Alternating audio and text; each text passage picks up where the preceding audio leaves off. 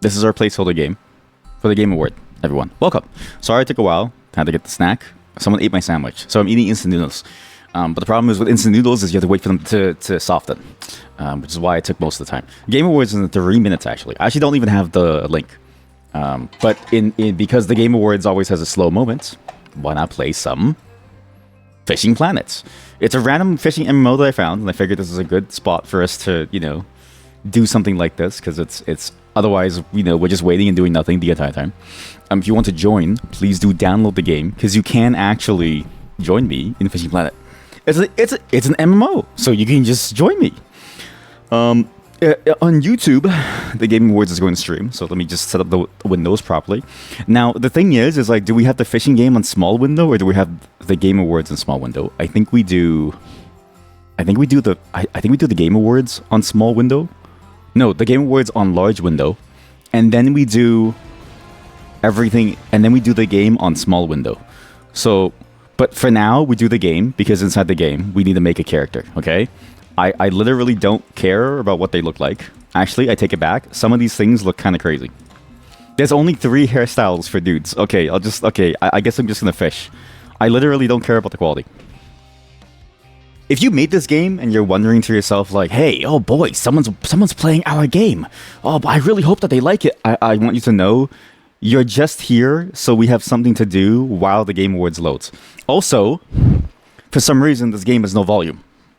Now, we have a bingo setup for the Game Awards, where we where we choose which sort of, hopefully some events happen and we fill out the bingo card. I'm hoping Half-Life 3 gets announced, among other things, because of the Steam frame.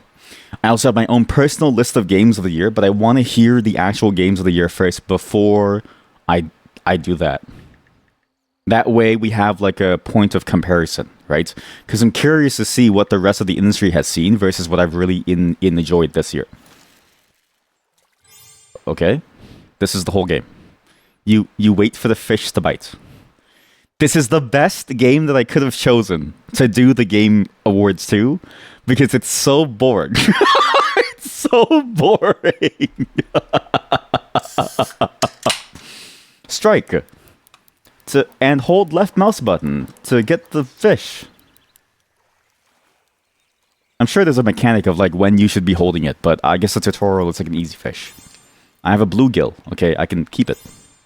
Try to catch another fish. Is it like a volume setting? I guess I don't really want volume, right? I guess the good part about this game is that it is quiet. That way we can actually hear everything else. Float fishing bite sound. Sure. Interface sounds. Sure. Environment volume. Sound of bells / bite alarms. How loud is that? Sound of the boat engine. Yeah, sure. I'm curious to see how the Game Awards is going to go this year. Every year, I always sort of complain about it, but at the same time, it's the only gaming event that I can really think of where I look forward to it. Because other gaming events are sort of interesting, but they're missing, I don't know, they're missing that strange live flair. I remember seeing things like the horror indie gaming show, and I was like, oh wow, there's not really much to it. It costs a lot of money to do these flares, and they've been adding concerts to the recent ones, so they've been getting better. And oh look at that, it's already starting. Perfect. And you know what? We put it where the chat is, okay?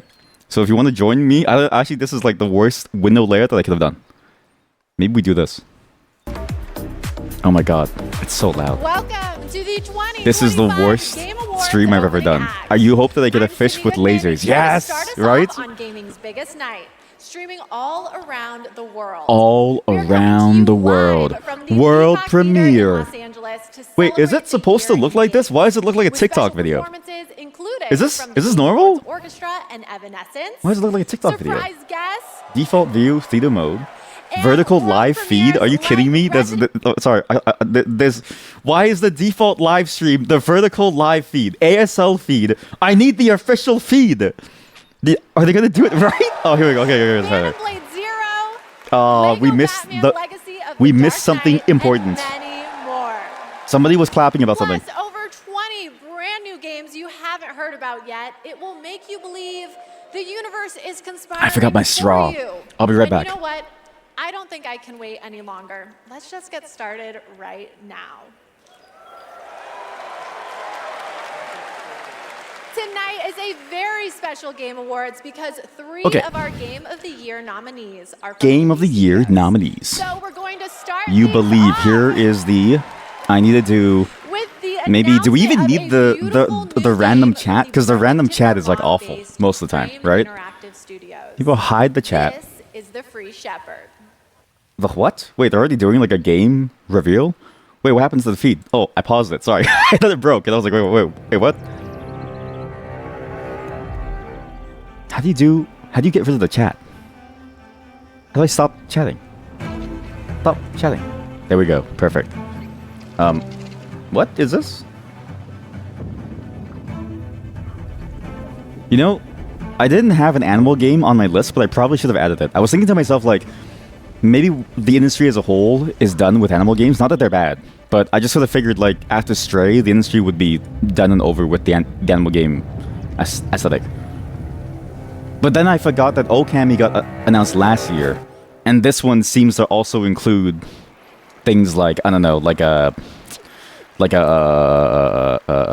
weird, almost like robot space. I'll say it. The protagonist is not only powerful, And also, but I'm proud I feel to bad also for the person who confirm paid for that it is trailer, because immortal. I feel like you did not get enough time there. Our very first game award. Here are the nominees for Best Family Game: Family game? Donkey Kong Bonanza, What the hell is a family game? Lego Party. Oh, so Lego we have a bingo. Voyagers, Okay, this is good Mario enough? Kart World, I don't know if this looks good, actually. Sonic Everything looks... Racing This layout's Cross kind of shit. and Sonic and the Cross Game World Award Racing. goes to Wait, what? Did Donkey skip Kong ahead? Bonanza. Wait, what? There's already an award? Wait, happened. Wait, what's going on? Chat, I feel like we're time traveling. What's going on? Why does it keep skipping? On behalf of all of us at Nintendo, especially Donkey Is it Kong just me, fans and or is it you two? development Please, someone tell me team, that thank you. that's you two. With this I'm game, freaking out the there. team had an objective of creating a thrilling Are we gonna game. herd sheep as a dog? Players could feel the It strength of seems like Donkey it. Kong That was the best as he mechanic smashed in through obstacles and discovered how music Okami was like world journey. the mechanic of As like a having the lifetime fan of animals or Donkey like Kong, the world I think react to they who did you it were. and so much I thought to me that We're grateful to the that fans was the and to best thing about Game that Awards for this honor. about It's that like smashing things that's is game. kinda fun. The simulation Thank of you you very much. being a dog, because right for like games, right? You never really get to experience what it's like to be not a And human, now we have because you're a two human more first and foremost. congratulations. So if you have a game And that lets you now be we have like an two animal, then that's more cool. World premieres ready to go. I need to keep fishing, by the way. Up first is another independent game that hails from a solo developer in Sweden. But also, family who's a games is an hardcore interesting Souls category, fan. right? Because He's like, built what if your a family's brutal hardcore and melee combat you're into experience things like backed spooky. and you're into things like This shooters, is right? Decrepit. Okay, Chad, it's something's going on. It keeps cycling back on itself. Oh God, there's a spider. 3 friends. What? 3 friends? Why is it doing that? I don't know. I don't think it's me, but I'm also playing an MMO at the same time, so it might be me. It might be me. What the fuck? When did you get here? Wait, what the? When did you get here, Em? Wait, this is the game? We're just here?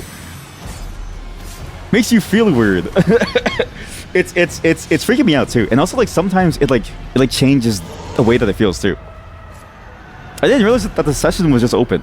Rise again and again. Oh, it's a zombie game. Or wait, it looks like a zombie game. Maybe it's another Souls-like. I was thinking to myself, like, maybe we can do like a Souls-like type of deal where it's like, oh, you have like yet another Souls-like style game. But then I was like, you know, for Souls-likes, right? Like that whole category, it feels oversaturated. So it's like, even though this game looks cool, and it's like a first-person take on the idea of it, so it's more similar to like Dark Messiah. It's like, do I want to play it? You were here for a while. Uh-oh. How do I invite you to like? It's like a party. Oh, sorry. I'm grabbing you a fish. Wait, this was cool. This is Music to Who. You like to be sneaky. Chill game became a jump scare. Like, you know what it is? The first thing that I noticed was the fishing rod beside me. Is there a way to make these two even? Because I feel like you have to see it from my perspective. From my perspective, all I saw was a fishing rod beside me, and I was like, "Oh, cool, someone's here." And I look at its head, and I'm like, "What the? Where'd you come from?" We need something for the bottom left. Yeah, I got it. Something to fill the space down there. That's good. Right? Oh my god, it's like yum. Wait! I can make it so it's like we're catching the like tongue. Oh, that's good. Now let's catch a larger fish. Okay, go to a local map, select the location then. But I don't want to leave. This place is nice. Aren't I here now? Wait, sorry, I just left. Uh-oh. Hello? That was Audio Oh, you're on that Surf, side. a Wait, new I just game went to from the Dylan opposite Fitter, side. the creator of Audio Surf. And starting What? tomorrow, you Wait, can play the creator an of Audio Audio Mac Surf made that demo game? Available Wow. on Steam. If you Oh my god, the live button stopped. Tonight's Game Awards broadcast is available on YouTube. I think the live stream with is struggling. dedicated ASL I mean, to be fair, and it's like audio feeds. the YouTube And feed is in that apparently in spirit, it's now 4K, time so for our next it's probably not as easy as it should be. Innovation in accessible. Or it's probably not as strong as it could This be, year's but nominees have all Okay, Heb is demonstrated invisible their now. commitment to I don't even know why. making games that are as You still hear him? playable as possible by as many players as possible. my game And is they breaking are. actually. Assassin's Creed Shadows. Young Boy 444. Adam Wall, Is there Doom, a The Twitch Dark Video Game Ages. Awards? So that's the thing, right? EA Sports FC 26. It's like I'm surprised that there And isn't something South like that too. Midnight. There's a friend list, and you just follow the map location. There's a And friend the Game list. Award goes to Doom: The Oh, Dark there is. Ages. Wait, instead of YouTube? Oh, stream you mean instead of YouTube? There is, but every single time I've like tried to check out. How did you get back here so fast? Every single time I've like tried to check out the Twitch one, it's always been slower. So and we couldn't be more proud of the team for executing on that. It takes such commitment. Thank you also to Xbox for their commitment to accessibility. I also love whenever and the support of the game. the game devs like it feels like they're obligated to thank their overlords. Not to say that they don't appreciate it, but like it's like what else were they going to do, right? Like not make you the console and then not make you the like thing. You pay attention. Congratulations, Doom: I The sure Dark don't. Ages. Who is Young Boy Still to come, 444? more Is this a brand new random game person? This isn't. announcements, awards, and at the top of the hour, maybe Jeff will Oh, finally wait, I can't reveal catch what that anything. I have to go to the statue in compost pile. desert is all about. I'm thinking it's probably not Sorry, I related have to go this do their Biggie, compost, who will also be here later. Pile We'll thing. be right back. Oh, it's ad time. Wait, it's crazy. They have so many ads that they play in between everything. Wow. The best time for you to play Guild Wars 2. I heard that they have a new Immerse expansion, yourself in a Guild Wars 2. realm of magic. I actually heard that Guild Wars 2 was like a Boundless adventure. very solid game now compared to what it was before, and apparently like it's really fun to play the game now. Sorry, I've bread as bait. Go to the center of the I love how I'm just walking back and forth trying to fish over here. Dive deep and explore a Actually, I'm surprised that the flow's on its side because the bait hit the bottom. Real bait. Oh. Increase the line loader to 19? What? What? 2's newest expansion, Visions of Eternity. What the hell does that mean? Oops. Download and play now. Why does it look like Lego Bionicle or whatever it was called? You know what? Because the game kind of does play very similarly. Oh my god, wait, isn't that like that game that we played? The Escape from Tarkov.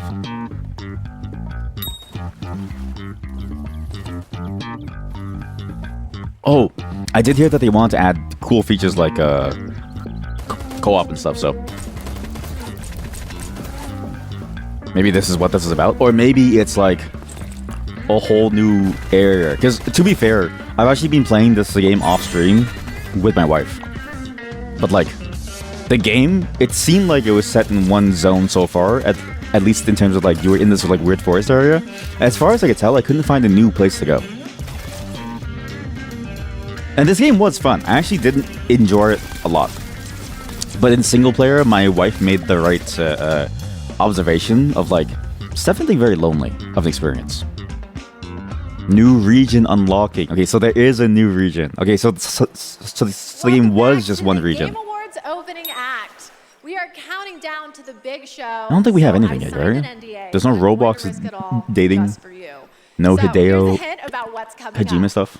There will be lots of new game announcements, including my Lara hook. Croft's return in the next Tomb Raider, Lara Croft's a return. deeper look at Resident Evil Requiem. So this is not the actual show. The So no. So announcement it's of a the really, release date for Phantom but like Blade it's not Zero. weird. But And the Game Awards Orchestra, conducted Wait, by something Lord Zero? Ralph, will pay tribute to our six but they do like a Game of the pre-show Year with her because And- it's Rest easy. I'm it able feels to like confirm there's like who a certain guy will category. There's like a category of like the awards But where it's for like some now, awards it's are less time for valuable our at, three than others, esports awards. and they do those first. So they do the first up family-friendly is one, the Best second one, Esports Game, and now it's like presented esports by game because it's like honestly And like the these games I don't think nominees anyone cares about. Not that they're bad, Counter-Strike 2, but of the games I can Dota think 2, of that I would want League to of like care about, Legends, I don't care about Mobile say Legends Bang Bang, Dota 2 or something. and Valorant. And the Game Award goes to And I also Counter-Strike 2. I wonder how these like votes even happen for these games because like isn't it just like a player-based thing? I guess for all of them it's like a player-based thing, but like especially for the esports ones, no? Forsaken, What? Kakaru, Mena RD, and Zaiwu. Who are And the these Game Award people? goes to- I only know about Chovy. Chovy! Do you think he's there to accept the award? What? They have an esports Genji, team? Oh yeah, they did this last year too. Team I wonder how they Valorant, decide these Team like Liquid these PH, categories. and I Team think I said the Vitality. same thing last time, right? And the Game Because Award esports is a goes very to very like niche thing. Team Not to say that it's Vitality. not interesting, but like you have to be into esports to care about Okay. any of these I wanna things take here, a minute right? to remind And I feel like the people that are into everyone esports are not necessarily live into like around the world on more than 30 like, platforms, it's not including necessarily for the people first time who on play Prime the game. Video. While you're watching, you can head on over to TikTok to share your favorite moments using hashtag the Game Awards. Wait, We what can't do you mean wait to favorite see your moments? videos. What? You want people to And clip the now Game I Awards? have What does that yet mean? Don't you have like a another video world editor? Premiere and new look for all you real ones. Oh, look, a Here's new some world important premiere. news about Capcom's Oh my god, Pragmata. must TikTok this moment. Oh my god, Counter-Strike won Best Esports. Wait, wasn't this that? Yeah. This was that other game that they talked about, and they showed very briefly, right? Of course I have. Didn't it have like a giant robot in the distance too? You're just gonna stay here when this is all done? And everyone said like What do you want?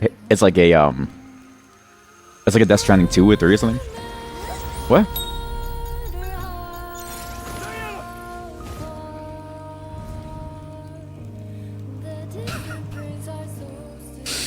I don't know. The sad music doesn't make me feel anything.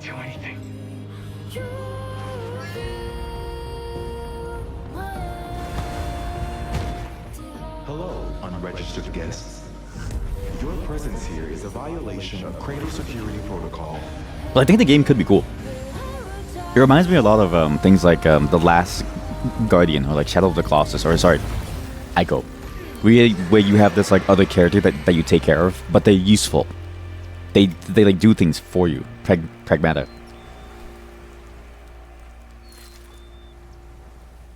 High five me. And you know what? I don't know if it's because I'm older, but I do enjoy a game that lets me experience parenthood without parenthood, in a way. Oh, there's a demo now. For only consoles. Stunning! I have the same beach in my research station back home. And surprise, you can play a demo of Pragmata on Steam right now. See, we're giving you lots of goodies tonight. How do I... And trust me, there's Who more are to these come. people? And now I have another award. These nominees are games that never leave you because they're on your phone. Here are the nominees for What? Best Mobile Game. Destiny Rising, I didn't think they would do this, actually. Persona 5, The Phantom X. Yeah, Sonic Rumble. it's unfortunate that this whole pre-section is sort of like the throwaway ones, right? But also, it's like And interesting. Wuthering What? No, Waves. Pokemon Pocket. Sorry, I think the Game Pokemon as a Award mobile goes game to died the moment that it was that Pokemon Go died. Because like in my mind, Pokemon was only good when it gave you an excuse to go outside and then find them in the streets everywhere. This was only possible. Not that I with the don't like support Pokemon of Pocket our and like stuff, fans. but I deeply there was something really appreciate cool about that all moment. the Umamusume trainers out there. To the people who are not familiar with science, we are dedicated to being the Oh, nice. best entertainment. Yeah. Yes, give yourself We will the ad promise space. you Yes. more wild content's coming. You know So what? stay tuned. You know Thank you so much. so you know all those Thank you. studios that like pay money for the ad spaces, right? Really? The winning play is to win the award and then talk about your next upcoming game as you receive the award. It's not my ADHD. It's professional development and my ADHD. But there is so much more to come, including 2 brand new game announcements. Does everybody have from ADHD brand now? new game Is this a new studios epidemic? Right after this. And you have ADHD, and you have ADHD, and you have ADHD. Kepler Interactive. Wait, holy shit, Chad, you actually might be right. Maybe there is like a new Baldur's Gate-esque game. Not Baldur's Gate 4, but like a Baldur's Gate-esque thing. More than I ever could. Also, sorry, you may hear me eating, but that's the whole point. This is the cool thing about this. What the fuck is this? Sorry, I just got like a gacha wheel of like, called the Reel of Fortune. Never forget. The bond. This game is an MMO with a gacha fishing mechanic. Spin for premium? No, I'm okay. $20! She deserves the peace of death. Gamba. What an interesting family you must have. Oh, this game actually looks interesting. Especially if it's a tactical game. I wonder how that works. I wonder if it's similar to Dragon Age. Stay in the light. Also, I love how they say the names of these actors as if I know who they are. I know it's sad to say, but it's like I can't recognize a person by their name alone. I need to see a face with it. Wait, also, isn't Baldur's Gate like an IP of the studio? Like, sorry, of the... Oh, it's Solasta too. Oh. I never played the first one, but I heard that it was good. Isn't Baldur's Gate like not actually owned by Larian too? Like it's actually owned by somebody else, and they just contracted them to make the game? Wait, this game looks sick.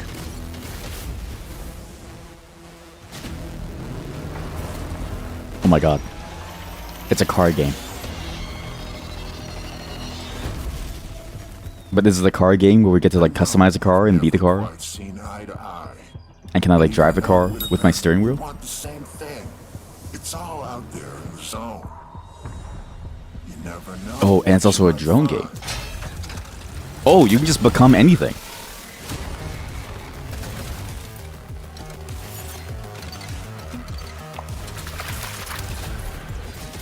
You know, this game was really cool. It reminds me of what's that other one? There was that something Star Frontier thing, Frontier, Star Space Frontier that we played, where it's like you can build the cars up, but less cartoony, more gritty.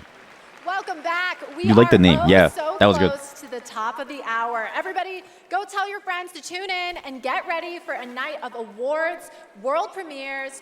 I wonder if people still do that.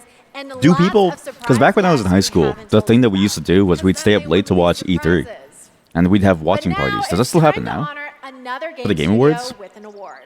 Maybe One of as my you get favorite older, you just categories. lose touch with your friends. Best independent game. Maybe I'm just old. This year, there have been so many incredible independent titles from studios around the world, and our global jury of media Wait, I can sell a selected fish. these 6 as the best. Oh, we lost something young boy. Oh, Heb's gone too. Blueprints, Wait, Heb's over there. Claire Obscure, Expedition 33. See? Best independent game doing it now, I feel like is a disservice to independent games. Not to say that this is the bad segment for awards, The Game Award goes to but it sucks that all the game awards Claire Obscure, Expedition 33. do the independent games on this section, because I feel like the independent games honestly have a lot of really cool things going on. But also, Angeline Error would have been my top picker, but I've also never played Claire I remember Obscure. Sunfall beginnings in He's early so nervous. 2021. His Just hand is 4 shaking of like us crazy. He's so painting the nervous. walls of the Calm small down, buddy. office Calm we had down. just rented. We wanted to make a small game then, but with big ambition and creative Do I sell my fish? independence. It was challenging I have too many fish. every day. For most Oh, of we're our done. team, present here tonight, I have to go to the local Expedition map. 33 is the first game I'll be back, ever Heb. shipped. We couldn't be prouder of what this team has achieved, and we dedicate this award to all the indie teams around the world, to those who put creativity first to those who push forward with limited resources. I'm not laughing at them. I'm laughing at the fact that this game is like actually a full MMO. There's actually so many maps. And on top of that, like there's actually so many things to like do. Inspire generations Missions? of creators and players. Thank you. Is it actually that good of a game? Speaking of independent I've heard teams, good things this about it next from game is various a people, special but one from a brand new independent studio. the thing about those RPGs is they take so long to play, and every moment to moment can like feel very samey. Dead Redemption, and the creative The catch rate director seems really of low. Mario I don't know Plus about you, Rabbids. but my pockets are full. We're excited to share this Do you have global baits? You might not have baits announcement with you for this in your action-adventure pockets. game that blends exploration Because I found with out you had to switch the bait. Did you? puzzles.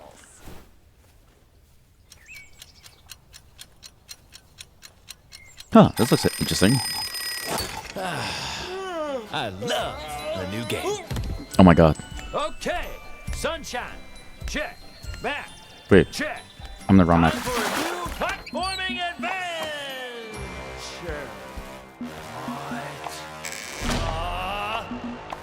My village was How do I? gone. 25 worms and a bread. Okay, you have way more than me. How do I find you? There's a chat room. Oops. Map. Did some jumping around. You know, the classics. It's what I do. Beautiful trophy wife 25? Life looks strange and weirdly unfinished. And that's when I found it. Beautiful trophy wife 25. Literally. Oh yeah! Make your own platform game, baby! These games with this like quippy dialogue, I had a new grasp I always think to myself like, I learned tricks. it has to be really entertaining for me to want to hear it a lot. And then on top of that, Transformed myself. I don't know why, but like a 3D platformer, Amazing! Made a bunch I of always new struggle to friends. feel excited for it because like most of the time they don't feel very fun. Most of the time they feel very samey. Think big. And small. However, I had it all. maybe they started off with the wrong And then sections. the code broke. Because getting to see all the ways to all the ways that you can manipulate the world, that's pretty cool. What?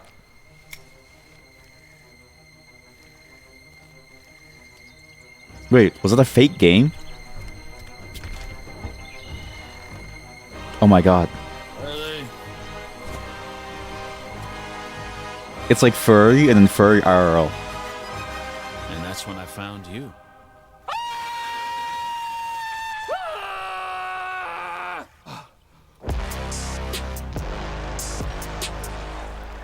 Okay, maybe it's cool. They also made that joke of like furry and then furry IRL. Okay, so I always expected it to be the AI chatbots that achieve sentience first, but I'm down for an animated Badger Singularity. And yes, that is actor Evan Peters playing the role of Bradley the Badger. You know what's crazy about the I furries, have right? one more world premiere. It's not the fact that they're furries, it's that everyone believes that they're rich.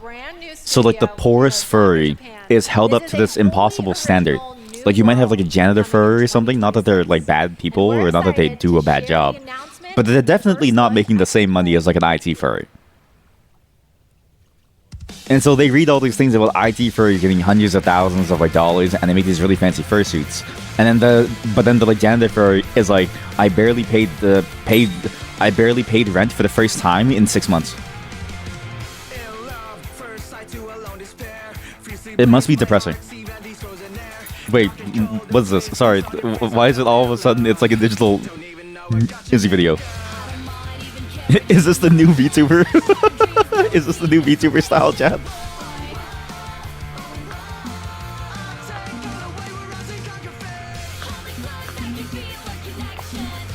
Oh, we have to be level 5 to fish together. Okay, Heb, I'm gonna rush level 5 and we'll fish all together in a single group. What is this game? You know what I mean? Like these trailers that they always do. I get that it's a cool music video, and I would do it too if I made a music video this cool. But like, it really does just look like an ad for like a VTuber agency. Because I don't know what is going on except for the fact that there are zombies. My boyfriend is a zombie? Yeah, right? Like it's just like my boyfriend is a zombie. But then it's like, what does that tell me about the game except that it's a zombie? Although, wasn't there a movie actually called My Boyfriend is a Zombie? Oh, you're only level 2. Okay, what map are you in? For some reason, I can't find you. And I added you as a friend. See if you see if you got my request. Maybe I can join you through right here. Oh, here's the game. Unless you meant the Steam friends list. Wait a minute.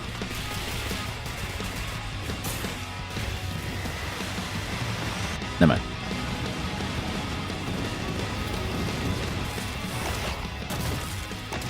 Wow. Reminds me a lot of what's that game called? What? Stupid Never Dies? GPT Track 70? What? Okay, if that doesn't get you hyped for the main show, then maybe you're the problem. Sorry, it's when she does that joke and the room is silent, and then she does the shrug and no one laughs. I just think to myself, man, that's a funny statement. That's a funny joke. Creating action games for action game fans. Yes. Okay, we're minutes away from the main event. I've heard that one more award for you. Oh, one more word. I've heard that if you're an MC, it's really hard because most of your jokes will fall flat. Movie and TV magic. Like, she's a trooper, and honestly, it is hard. She's a trooper for doing like, for just putting herself out there. Sorry? Devil May Cry. There's a Devil May Cry movie? Splinter Cell Death Watch. What? There's a Splinter Cell movie? The Last of Us Season 2. What do you mean there's a Splinter Cell movie? What? Until Dawn. And the Game Award goes to The Last of Us Season 2. It's a TV show with old Sam Fisher. And then what? Gabe. And then the Until Dawn show. I want to thank all the original devs that worked What? on The Last of Us Part 2, all my homies back at Naughty Dog. All my Partners, homies. fans, What up? our video game fans. This opportunity wouldn't exist. Okay, maybe we without need you. level 5 to see each other because Thanks to all I the think we support can't see got from each other PlayStation now. Productions, Sony Pictures. This is unfortunate. HBO, Maybe I can see you on the globe. Paramount, or whoever our streaming overlord is now. Whoever our streaming overload is now, sorry, buddy. Your show's contract has just been canceled. We're seeing him say homies. Why? We can say homies too. And did their best to bring our world to life in live action, and we're super proud of what they did. No, I get it. Thank It's you, like Game Awards. something about like it's just so funny where it's like, oh, friends only room. Oh, Congratulations, The Last of Us. private room. Oh. Okay, my guys. It's we like have it's like a reached the end of the opening it's like a. which means it's time for a It feels like someone trying to be cool, but at the same time, I get it. Like they're not trying to be cool. They just want to, like, maybe because it's like because you never really grow out of saying that stuff.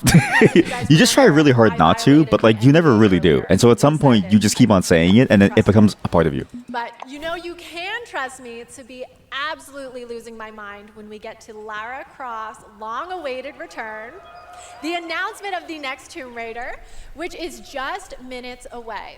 And that's just one of the announcements we've told you about.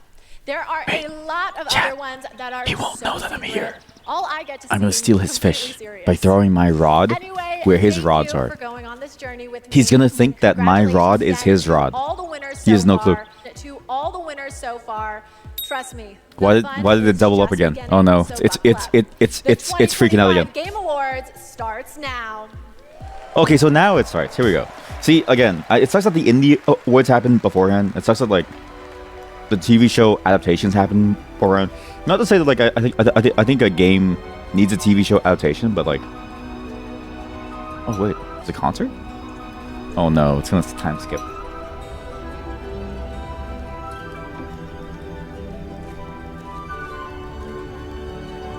What song is this?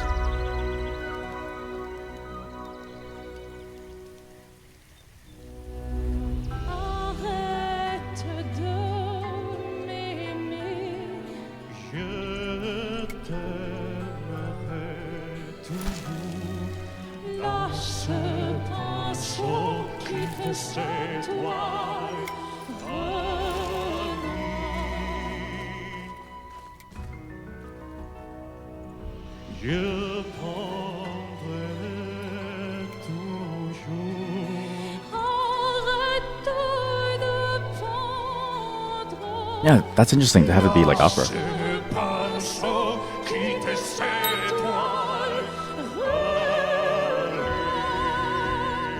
What?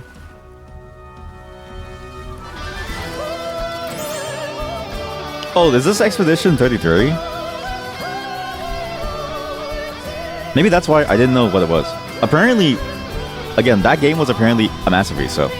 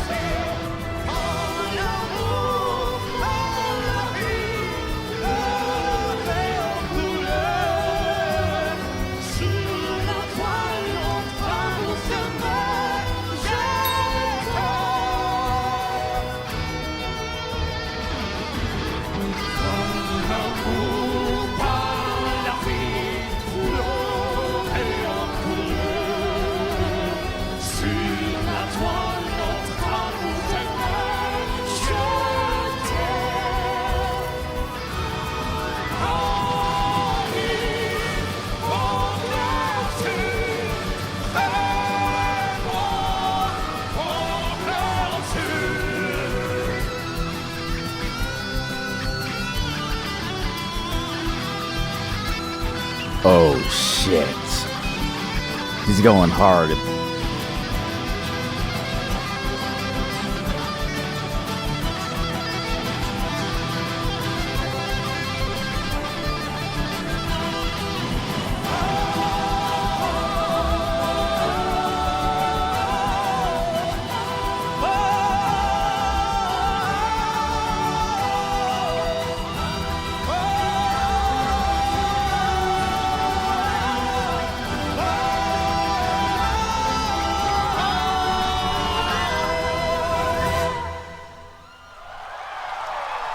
Wow. That song was cool. Go Power Rangers. That song was really cool. I actually really liked it. And this time the mixing on the song actually sounds great. I remember when they played the Arcane song, I was thinking to myself, it sounds very almost like muffled and then lost, right? But who is David Keeley? Is David Keeley like Jeff Keeley's father or something? They can't stay the same forever. That's what living is. And they cut into it trailer immediately? And to embrace change. Oh, it's two different games? Oh, it's like the whole trailer for the entire event. Yeah, isn't this like a real song? That last song that they did last time, Arcane, I remember it being mixed so strangely that you could barely hear certain parts. That one was mixed really well, and honestly, I commend those singers. It's super hard to sing with that level of like intensity and range on stage and like actually make it sound good. Especially in a non-opera hall, because like, as far as I know, like a real opera hall, the very design of it is to help your voice carry through and like project outwards, which I'm assuming that hallway doesn't even have something close to that, right? Because you could tell like they were going deep with their notes, like they were going hard into it, but you could tell that like something about the soundstage wasn't supporting what they were doing, right? But they did a great job in spite of that you still felt the feelings. I'm sorry, was it Fortnite? Wait, does Fortnite have K-pop Demon Hunters? Please don't say it so. You know me. How do I find you, Heb? I don't want to fish with these strangers anymore. I don't know how to find you, Heb. How did you find me? How does anybody find anyone? This MMO sucks. Welcome to the Game Awards shit. 2025. The heavy metal. Now, here's Oh, your and that's a host, cool looking the stage creator too. of the Wow. Game Awards, Jeff Keighley. Also, I see what you mean now, but the catch rate is low. I was thinking maybe it's just a you problem, but now I'm getting it too. Maybe we've overfished. Good evening, everyone. Welcome to the Game Awards, a night to celebrate the best and discover what's next in video games. Tonight, we are connected through our love of games. Thousands of us here at Peacock Theater and millions more watching around the world in places like China, India, Brazil, in the middle of the night in Europe. It's actually impressive how Jeff Keighley was able to make Kojima was able to make a Game Awards show that was like Lorient Testard and the music of Claire Obscure Expedition so 33. massive kicked off the show. Why are they all dressed like that? Why are they all dressed like And of that? course, that is It's the impressive most how they're able. nominated Did she say game in Peacock the Theater? Yes, history it's at the of Peacock Game Theater. Awards, and many members of the team from Sandfall That he's able to make a Interactive show that's so are here with large us so tonight. quickly. think I feel like you've E3 took a identified long based time on to get to that their size, attire whereas tonight. it seems like Welcome, guys. It's great to like have within you 4 here. years, the Game Awards is like a Every year global this show reminds phenomenon now. us why video games matter. They are worlds we share, stories we live, communities we build, and experiences that challenge, inspire, and connect us like nothing else, especially when life gets hard. I don't usually open up about pissed personal things yourself, on 07. stage, but 2025 tested me in ways I didn't expect. What tested you? Like January, what? my home burned Did you get down, raptured? Nothing but ashes here in the Los Angeles Oh fires. yeah, the Just a fires. few months ago, I lost my dad, who quietly Oh, sat in this shit. audience every single year, proud, supportive, always cheering us on. My mom's here tonight, and we've left an empty seat beside her in his honor. Aw, Miss you, that's Dad. sweet. You know what? If you have the opportunity to do something like that, I commend this that. show and all of you became a source of strength for me. I think about this night, this moment, and this community, and it gave me something to look forward to. It reminded me how important it is to celebrate games. Games have this incredible ability to hold us when we're hurting, to lift us up when we feel small, to give us somewhere to go when the real world feels unsteady. Almost I know like it's I'm a not real art alone form. in knowing that. All of you watching tonight, you've felt that power too, and that's why we're all connected in this moment. We're here to celebrate the artists, technicians, and storytellers who help this medium soar to new heights.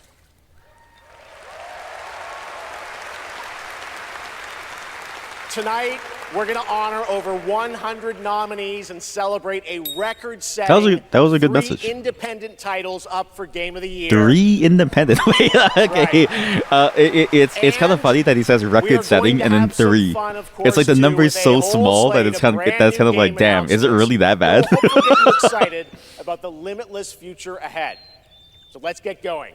To present our first award, a father and son, 2 remarkable actors. He is one of the finest performers working today, from Isaac in The Last of Us to Chase in Dispatch, and his son brings young Chase to life in Dispatch as well. Oh yeah, Dispatch. Please welcome to the Game Awards. Who is even up for Game of the Year? I don't know. Elijah Wright. So what's funny is that I have no clue about anything about this game, about the Game Awards. I didn't check any nominations. I didn't check it because to me, none of it really matters. It's just a for fun show. Because Jeff said it like clearly, right?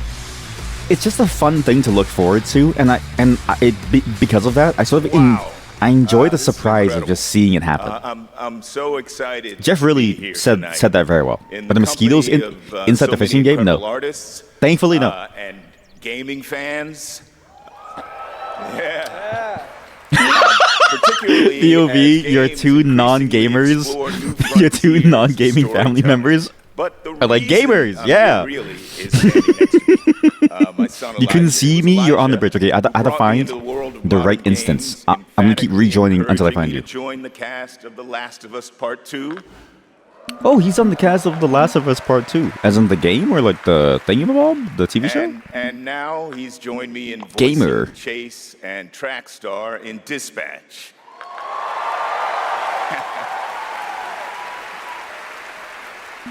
Some Dispatch fans out there, I think. Yeah. Yeah. Imagine If it working weren't for alongside your Elijah, father I'd as a still be voice actor, playing and it says, Tom "Son, you on sound an like Atari." shit." That's right. Keep up. I can't believe I'm standing on this stage today. As an artist, I'm thrilled. I grew up with video games, and getting to work in the world of gaming has been a dream of mine. I mean, I guess it's nice that you're here too, Dad. Thank you, Elijah. Gotcha, I got you. Do you The think next that was a award honors scripted? games Do you think that was a are scripted joke? High octane, high action, and combat heavy. Here are the nominees for the Best Action Game. Best action game. Like, I feel like the independent game category is so much more fun than the action game category. Let's say. Not that action games aren't important, but like when I see like stuff like Doom, Dark Ages, Hades 2, which I think just recently came out of early access. Then you got things like Ninja Gaiden 4. I didn't even know that this game released, mind you. As well as Shinobi Art of Vengeance. It's just sort of like, what? Maybe, you know what? To be fair, those are indie games, right? Shinobi And- one, no? Isn't it? The winner is Hades 2. Pew Pew is action game? It is. Yeah, it is interesting that it's like under the action category. I get what you mean, where it's like it feels like it's like more of a fighting game thing, or like a third person like fighter thing. Like it feels like first person shooter should have its own thing almost. Thank you. The 7 of us who worked on our first action game, Bastion, 7? all still work together at Supergiant Games. We've been joined by so many people who helped make Hades 2 and the original Hades what it is. On behalf of the entire group of us who worked on the game, we just want to express our gratitude to the other teams who make such Action, incredible exactly. work It's in like a this social industry construct, and yeah. inspire us. And we want to say thank you to our players who Just literally theoretically, helped right? make this game what it is. Puzzle is the action Thank of the you so mind. much. The ability to think, that's an action game too. He's like, hold this, please. But okay, that is cool. Of the teams that the award could have gone to, a team that's been able to stay together the entire time, that's All right, now we nice. move into one It's of like, my favorite it's like a and good yes, sometimes very feel-good story dangerous of like parts of the evening. the worker moment where we versus, look you know, ahead the at company. What's coming If that makes next from sense. some of the world's most talented game creators. Here we go. All World year premiere. long, there's speculation online about what may or may not appear on that screen tonight. Mhm. And as always, my only advice is enjoy the journey. Maybe you'll witness the birth of a brand new universe or the long-awaited return of a legend. That's the magic There's of a bug this show. flying next to your ears in this game. Wait, are you inside the game? Let's get started. How come It's we time need to, for our we need very to somehow first find world each other? premiere, something truly special that we're honored to debut here at the Game Awards. Hello Kitty, Island Adventures 2. What's this? Is it Starfield 2 or something? That's a good intro scene. Tells you just barely enough to like to say, oh, you mean from my audio? Yeah, sorry. There are mosquitoes in this game. As well as the like thing. To be fair, if I don't do it, I'm gonna get DMCA'd, so I kinda have to. It's one of those things I just have to do. What is this? Wait, is it Star Wars? It has like a very Star Wars tune.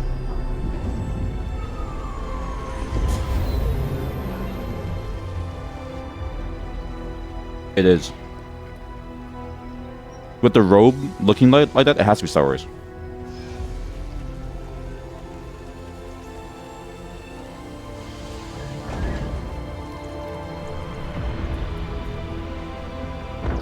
Or maybe not, actually. The alien looks weird.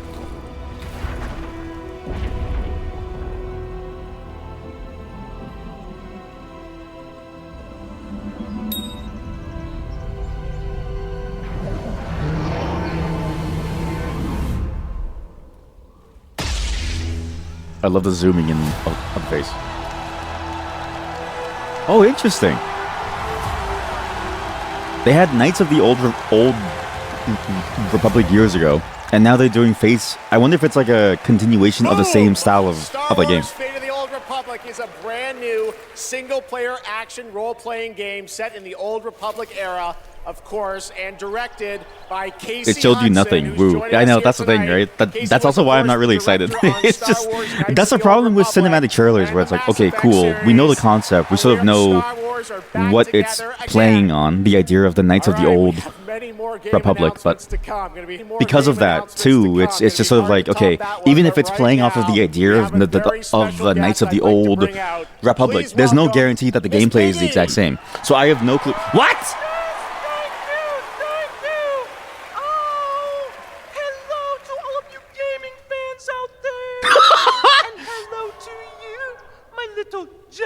So you know how it's like a puppet, right? Do you think the puppeteer is like on the floor, and so it's like, do you think that they're staring at the puppeteer? Because the people in the audience are there, right? Jeff is not on the green screen. Do you think they see the puppeteer at the bottom lying on the floor doing the like talking through the side of their like mouth thing? Yes. I can't wait to see the raw footage of the Muppets actor lying on the floor. Is it his own hand? So it's if you look at it, right? The way that the Muppets is like done is that under every limb there's like a metal rod. It's the rod that it's almost like you're playing with like puppets on like sticks. Dudes that cross exactly, right? Like either they're lying down on the floor and like Jeff is stepping on them, or like their mouth is at crotch level. Like Jeff's crotch is slowly getting hotter and hotter because it's like he feels the hot air from their breath blowing on it as they're trying to speak and like miss. The surprises do keep coming, I promise you. More awards and later. Oh, Evanescence rocks the that's stage. good. What? Evanescence? Survival training? Of course you are. I gotta mute the game for Evanescence. What the fuck? Training materials. So you can stand a chance against the If I change to friends only, can I see you? Oh, maybe. Oh, you're right. I should join the friends only instance. both of you. You're actually right. Out there. Oh, but I have to make a new one though. Instincts to escape the Okay, I made a new room. I don't know if that helps. Or to pick a fight with a martial arts master. I'm actually surprised that they got Evanescence of all things. Okay, so I made a new friends only room. I'm not sure if you can join the friends only room though. You'll face samurai and demons and Onimusha viruses. 2? Wait, oh, these are classic games. Samurai and demons. Hey! Well, this is survival training, not survival. The Sphere Hunter. Tucking.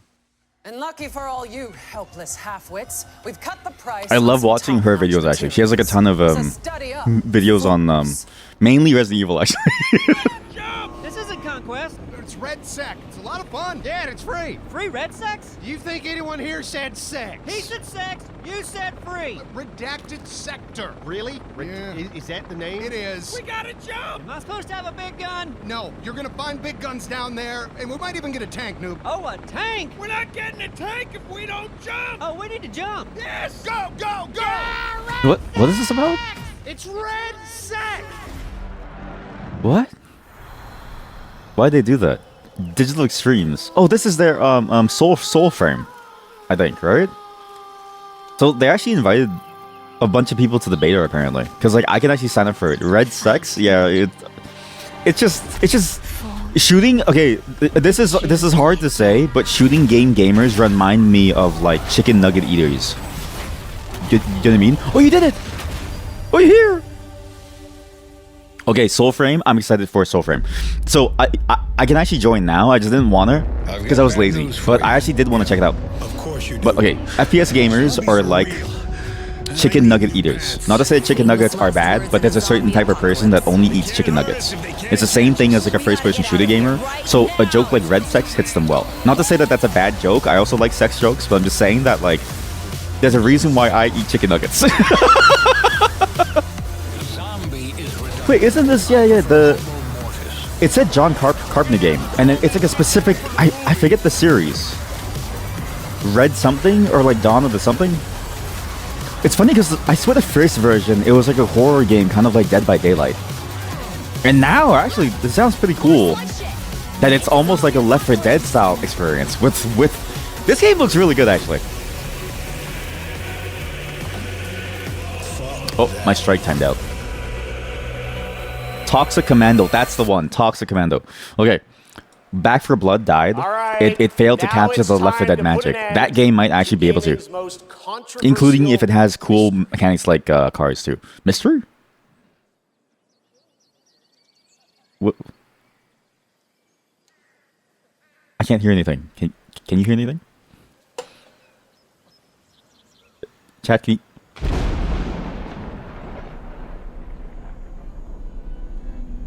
Is it supposed to be quiet?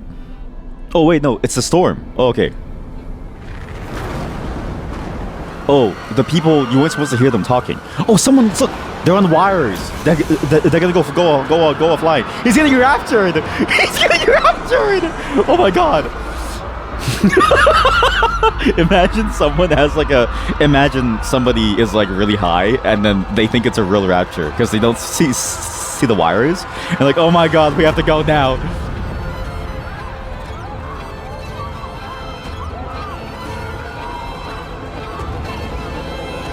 Oh, I got a good fish here.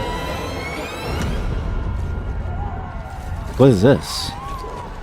Because they look like Midsummer characters, where it's like they're like very, very old-timey, but at the same time, the rapture and then the space thing felt so futuristic. Oh my god, he's been drained. The aliens have drained him. They probed him and they drained him. Wait, is that Sauron? This is Lord of the Rings.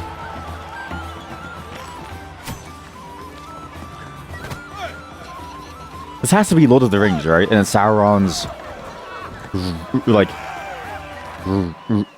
revival, right?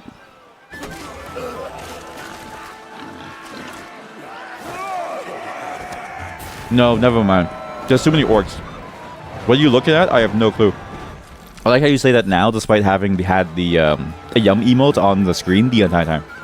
Web fishing is better than this game. Yeah, I was gonna say that this game sucks. I'm so sorry for making you download 10 gigabytes of it. It's really bad. Hey yo, stilts. Yeah, what is this game? I'm so confused. Is it the Burning Man? Oh, there's a person inside of it.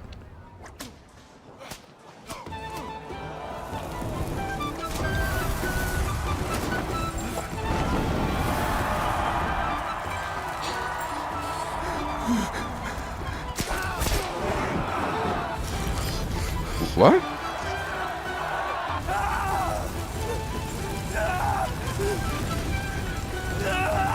Wait, maybe this is The Witcher 3. Or 4. Whichever one it is. With the Siri.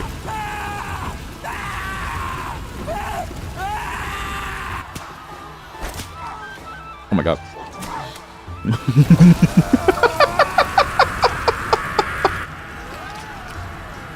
I'm telling you, it comes out of nowhere. I'm telling you. You just never expect the orgy, ever. Uh-oh.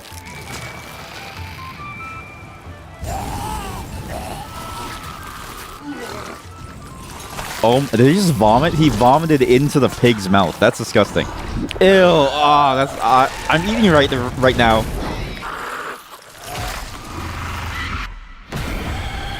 You're so confused. I am too. They should have shown the scene of the people having sex. Show us the orgy. Show us the orgy. Are they running away too? Holy shit. Chat, I can't believe it. I think you actually nailed the Baldur's Gate 4.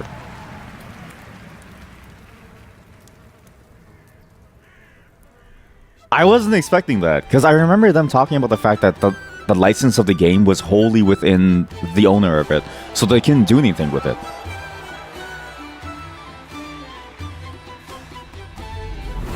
But maybe they actually got something to like do with it. Or maybe it's the Divinity series. The original series. It is. It's Divinity. You called it. Yeah. But not Baldur's Gate, but still, I mean, I actually prefer the Divinity series more, both from a gameplay perspective as well as like from like a story perspective. Statue or monument that has fascinated the internet. Because it's like a really interesting setting. The Hellstone, and yes, Larian, winners That's of cool. Game of the Year in 2023 for Baldur's Gate 3 are hard at work on their next role-playing game, a continuation. Didn't of the explain Divinity anything? saga. Yeah, it's Divinity is their biggest game ever. That's they're- right, even they're larger definitely- than Baldur's Gate 3. They're definitely banking on the idea of like people knowing it from before, but like it's basically just a Baldur's Gate 3, but with their own setting and Present story. our next award. Please welcome two previous Folk holidays winners were of in Best fact Performance here often at the places Game for Awards. orgies. What? Maggie Really? Robertson, Like in front of just random people, you would just have an orgy there? I guess if you're enjoying the moment, then sure, why not, right? I'll be right back. I have to get some more ice.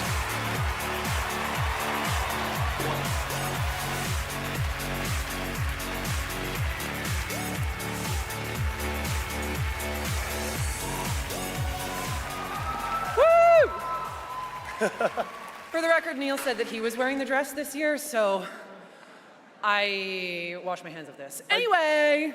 I just don't know why they keep pairing us up. All right. Right. Acting.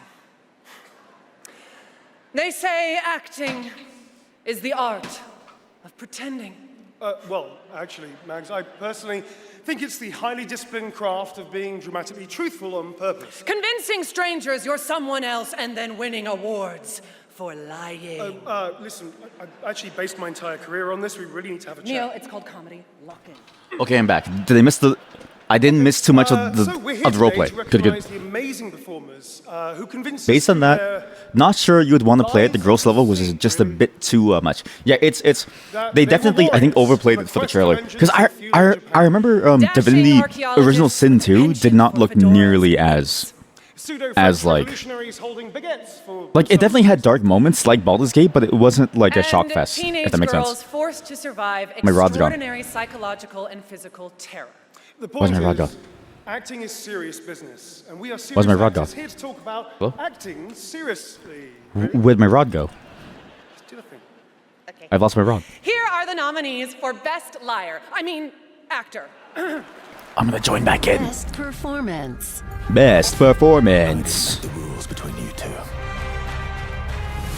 We'll break the cycle so she can't steal. Wait, anyone else's is it? Can you imagine all the best roles go through Expedition 33? Has Ghost of Yotei come out? I've never seen anyone actually play it yet. These relics hold a force that could change the course of history. And the Game Award goes to Jennifer English! Okay, I don't know how you joined me, Heb, but now I can't join you. And I also don't have a fishing rod. I think I lost my fishing rod. I think my character lost their fishing rod. This game sucks.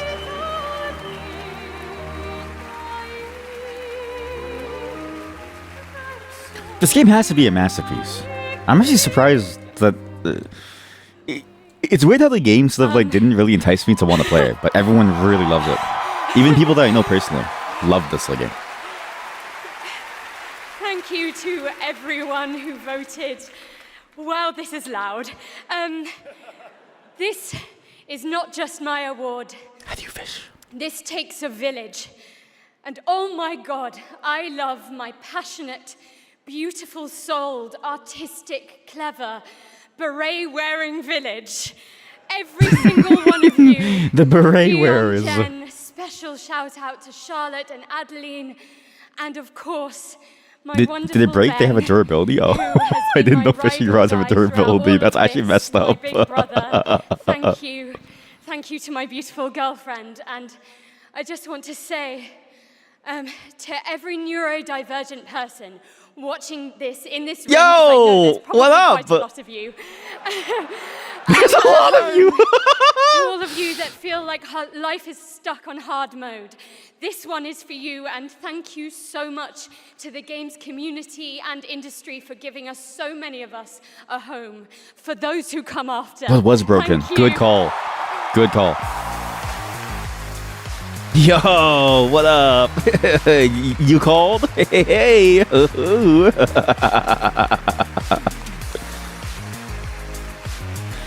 That was a sweet message. That was cool. It was because I really like whenever somebody tries to make it about someone else, because it's like, you know, like they didn't have to, and honestly, I don't really care if they do, but it's cool that they did. Bad Robot Games, please welcome J.J. Abrams and the creator of Left 4 Dead, Sorry? Mike Booth.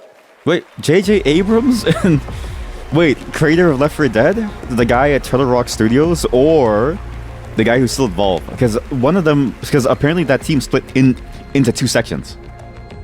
And why J.J. Abrams? We've been so lucky at Bad Robot to get to work with some incredible artists to tell stories on stage, TV, and film. And it's been an How did you join absolute me, thrill Pep? and honor to have spent the How last come I can't few figure out how to years join you? working with a brilliant Sus. Mike Booth on an original universe that brings It says our that passion I'm still waiting for and your storytelling to friend PlayStation request. and PC. You have a 3D fish. Thank you, JJ. At our Bad Robot Game studio, working with our friends at PlayStation, we've been creating a new kind of co-op game that builds upon what I learned making Left 4 Dead. How long's the show? It's like 2 hours. I remember it The being result 2 is hours. something entirely different. Or maybe, because An it's already been 1 hour and a half, challenging so. combat sandbox. Maybe it's where 30. you succeed I'm not sure. in cooperation and improvisation. Oh, wait. And now You I'm left? Oh, you leave excited the to room. Oh, share sorry, a sorry, glimpse sorry. into what we've been working on. In fact, we're also inviting all of you to sign All up right, for it's early coming in. playtesting and check it out for yourselves. But first, welcome to 4 Loop. 4 loop? The hell's a 4 loop? Welcome back, team. Now, I need you to brace yourselves. Earth was invaded. Uh-huh. Lost in less than a minute. All of this was our fault. We're the This only game ones sucks. left who can fix it. Chat, this game And sucks. you This fishing must game use fucking our sucks. I can't do machine, anything. the same machine that broke the world, to unbreak it. Now, I know what you're thinking. This bloke's gone insane. This plan sounds Huh. impossible, and we're I'm surprised that they're still trying to do like these like co-op games. You're definitely And I guess they rebranded from Turtle Beach from Turtle Rock for like from. Wait, no, Turtle Rock was the Left 4 Dead, right? What was their Back 4 Blood studio name? No, it is Turtle Rock. Wait, so who's the witch? Is this not the same studio behind Back 4 Blood, but this is specifically the Left 4 Dead studio, which became its own thing? How do you fish in this game? How do I can't fish? It's no tackle. It does have a tackle. It has a tackle. Trust me, the voice in my head hasn't been wrong yet. From now on, nothing. I'm gonna have to go to the hut and fix my tackle. Now get out there and fail. That's funny that they made a game called Left 4 Dead, and then they made a game called For Loop to like make it feel like that. I thought he was saying For Loop as like a programming joke. I didn't realize it was a reference to the name of the game. You bought a different rod and it's not in your inventory. The fuck is this? Yeah, I don't think this game is very good. How about we give up on the fishing game? I'm actually willing to give up on the fishing game. Do we both agree to give up on the fishing game and we just look at the Game Awards? I thought the fishing game would be a good placeholder for these down like moments in the show, but it's definitely not working out. It's actually like a surprisingly overly complex fishing game. It's like web fishing is a bit too simple, but like this is like way too difficult. All right. Well, it's a good thing this is just a temporary segment. Now, how do I fix the screens? I didn't mean to pause. Is that the grandma? What are you doing in my home? What? Replay. What are you doing here? Yes.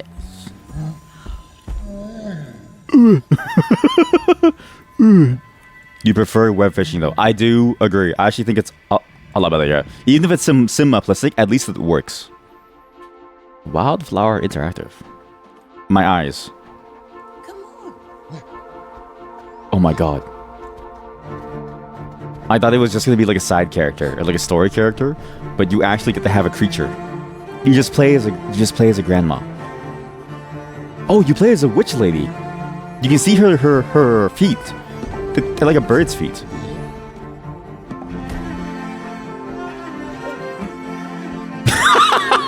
Get over here. Baba Yaga? Yeah, kinda, yeah. Maybe.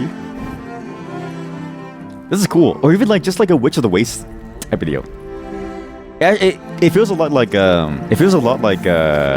Howl's Moving Castle. The idea of like the old witches. But then the creature itself feels a lot like Coven of the Chicken Feet. I like that. It only listens to you if you have a chicken's foot. It's like such a cute game, right? It feels like Ico, but in the reverse, where you're the thing that it has to protect. That's cool.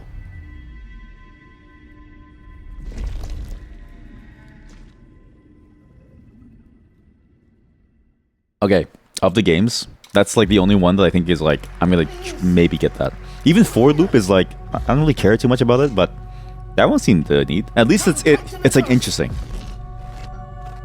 I can explain what's going on. What? Oh! Hey, you know Soma was set in Toronto? That threw me for a loop.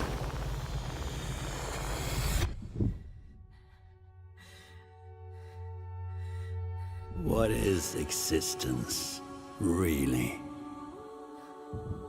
Surely You uninstalled your fishing game, and you're getting this off your list of games.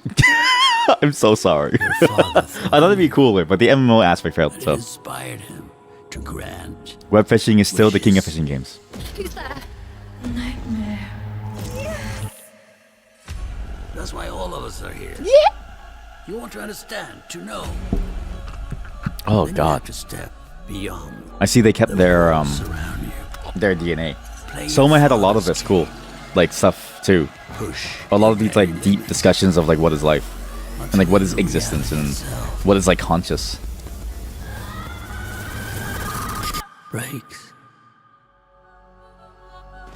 It was a cool idea. Not every fishing game will be good. Sadly, even though I feel like what's crazy is I feel like fishing is such a hard concept to mess up that they had to do exactly what they did to mess up the fishing game, which is add durability, make a confusing lobby system, and then make it so you have to earn money in the gacha game. And spiritual successor to Soma, set on a repurposed hotel on the moon, and yes, the unmistakable that's a cool Stellan concept. Skarsgård will star in the game. It's weird how you can't tell that it's a repurposed hotel until someone tells you it though. It's like I wish the trailer almost made that understandable. Zenless Zone Zero. Meet Ye Shuangguan, the first ever dual form agent. Okay, this is just a gacha game. I really don't give a shit about a gacha game, but I wonder how good Ontos is going to be, because I remember the biggest issue with Soma was that at some point the scares stopped being scary, or like it started to become very tedious the way that you went through the map. That it got in the way of the storytelling.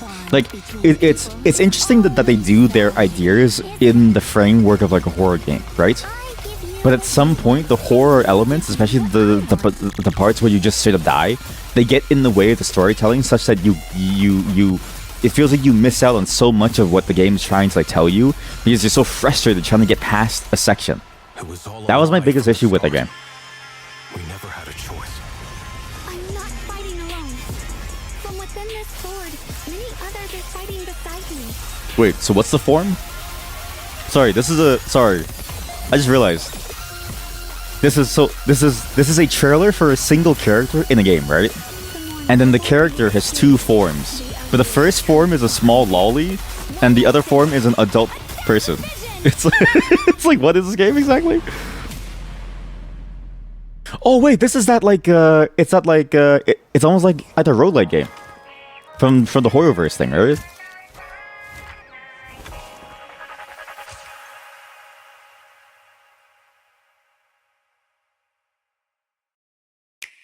Do people care about those? About that game to the point where they had to see a trailer for like a character? Switch 2. Someone's playing this on the subway, like, wow! Oh yeah, the Dusk Bloods. I forgot that they're doing this whole like separate game on the console. What? Final Fantasy 7? Really? The second one? Wow. Honestly, good console choice too. I got the invite to the beta of this game.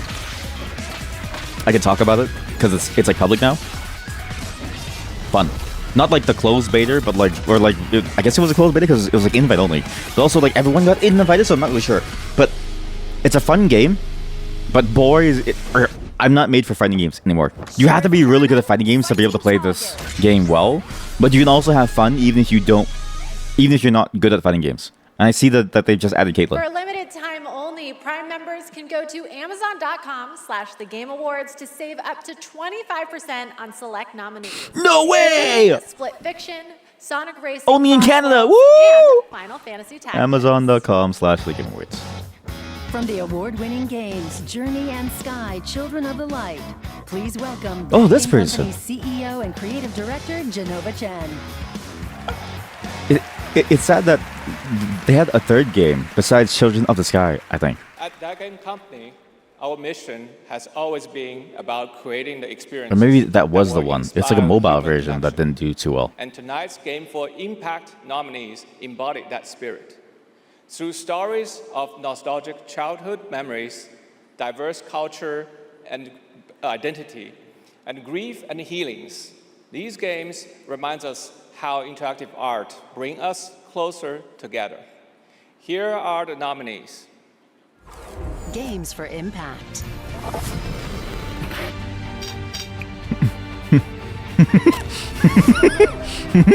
Consume me. Wait, these games look weird. I've never heard of these. We forgot for a reason. Have I been that far gone from it all that I don't even recognize any of these? Maybe I'm too old now for the games. Wait, wasn't this the game that was made by the the Stanley Parable thing. South of Midnight. Despelot is a soccer game about people. Tell South of Midnight. Wait, no one voted for the soccer game? But also, had the soccer game get in there? Hey, you know what? They did say that there's more, that there's 3 indie games, Game of Impact, and you never heard of any of them, right?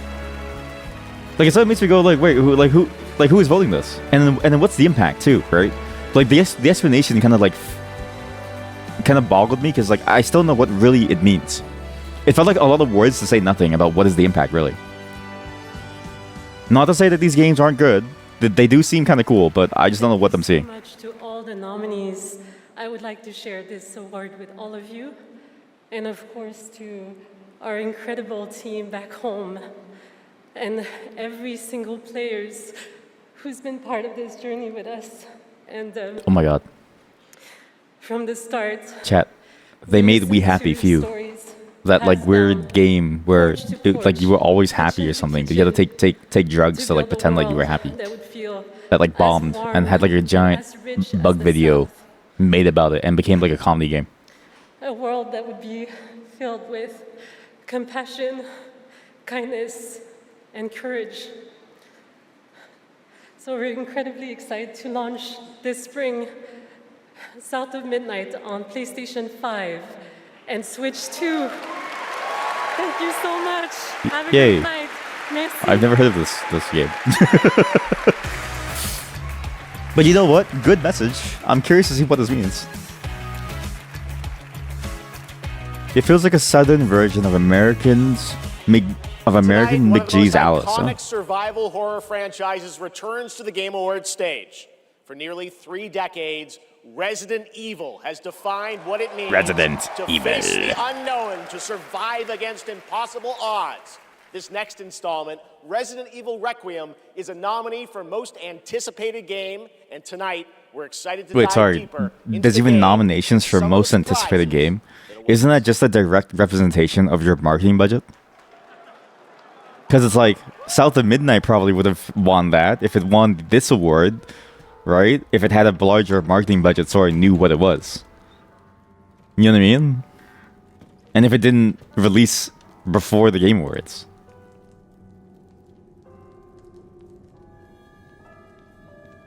They should do like an Uncut Gems style thing.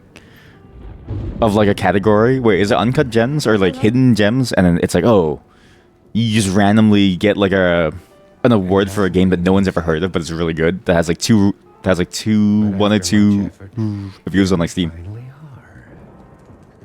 Who are you? I know now that you're the one that I've been searching for. The special one. The chosen one. Miss Ashcroft. Are we supposed to know the person? Resident Evil trailers also fail for this problem a lot, but I feel like Resident Evil trailers avoid the problem very well too. Like some of the trailers are bad, but I feel like most Resident Evil trailers are really good at showing the cinematic while also showing the actual gameplay portions. Hey, I just got a report. One of the few that do a good mix of story plus gameplay. It might be unrelated, but he disappeared near where the 5th body was found. Ew. Nice teeth. Through you, Elpis can finally be. What? Elvis? Oh, Elpis. I thought it was Elvis. I was like, wait, is the game about Elvis Presley? The team has settled on a person of interest. For a second, I was thinking maybe the entire game's plotline is that the Umbrella Corporation wants to take the world by storm via entertainment. So they try to bring Elvis Presley back to life. Grace! Grace! Victor purchased a building after Umbrella went under. Wow, this is a long one. I'll send Jesus. you the address. This has to be at least $1 million for this one ad. This makes sense that they won the most hyped up game thing award. Welcome. Or like will probably win. Gideon has been expecting you.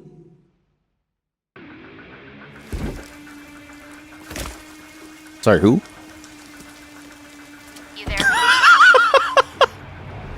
Why'd they make him look so cool? Why they make Leon look so cool? Oh, was that Leon? Over here. Yeah, it is. Yeah. FBI. What are you doing here? Would you like to see what's hidden under the hood? Don't do anything stupid. Me?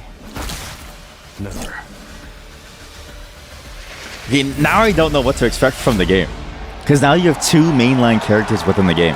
And a Leon reveal is interesting because it's like every trailer before focused on Ashcroft, which is presumably the daughter of the RE7 person. But the fact that you can play him, that's interesting. Oh shit. Chat, this game might be a banger, but also I can't see this game being scary.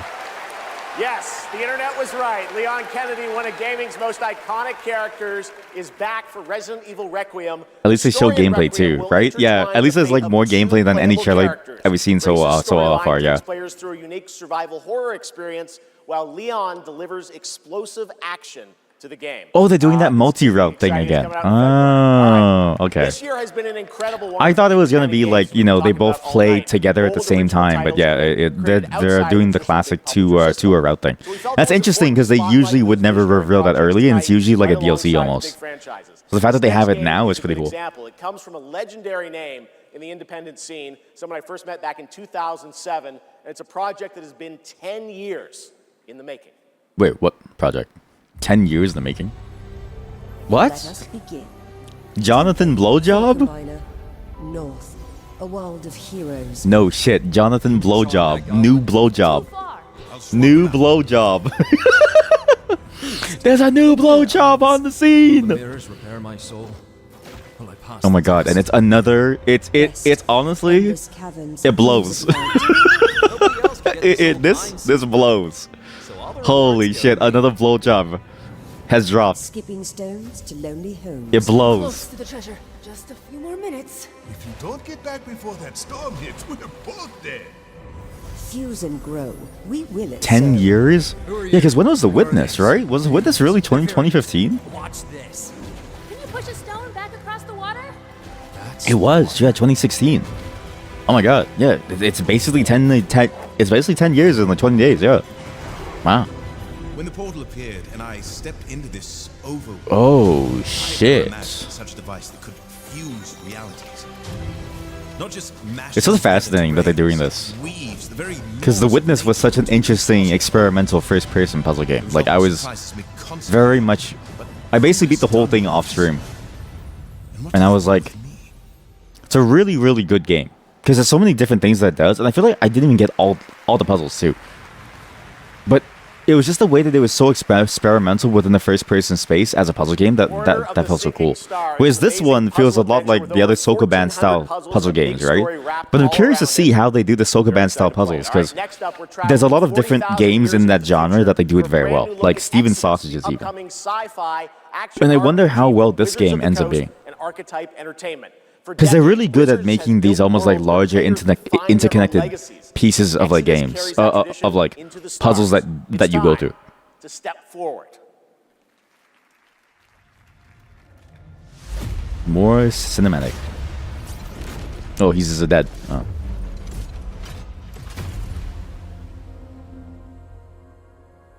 Who are you? I'm a friend. These trailers suck. Celestials are the enemy of humanity. You know what it is? I feel like game trailers have taken too much from movie trailers. And movie trailers are... I mean, because movies as a medium, you're telling the story, right? But I feel like games, you have to show gameplay more. Gonna head to bed because it's almost 2 a.m. and you're sleepy? No worries, thank you. And please have a good night. Thanks for joining me in that terrible fishing game, and I'm so sorry. I thought it'd be cooler. We need to find like a good slow game for these slower react segments. But I will try to find one. Good night, have a great night, and sleep tight. And thanks for showing up, Pep. Show me gameplay, right? Oh, here we go, gameplay. Our world is dying. That's it? That's it? That's all the gameplay that we get is a single scene where he punches the floor and then someone flies away? Well, that's fucking terrifying. Ha ha ha ha, swearing in my trailer. Ha ha ha ha ha.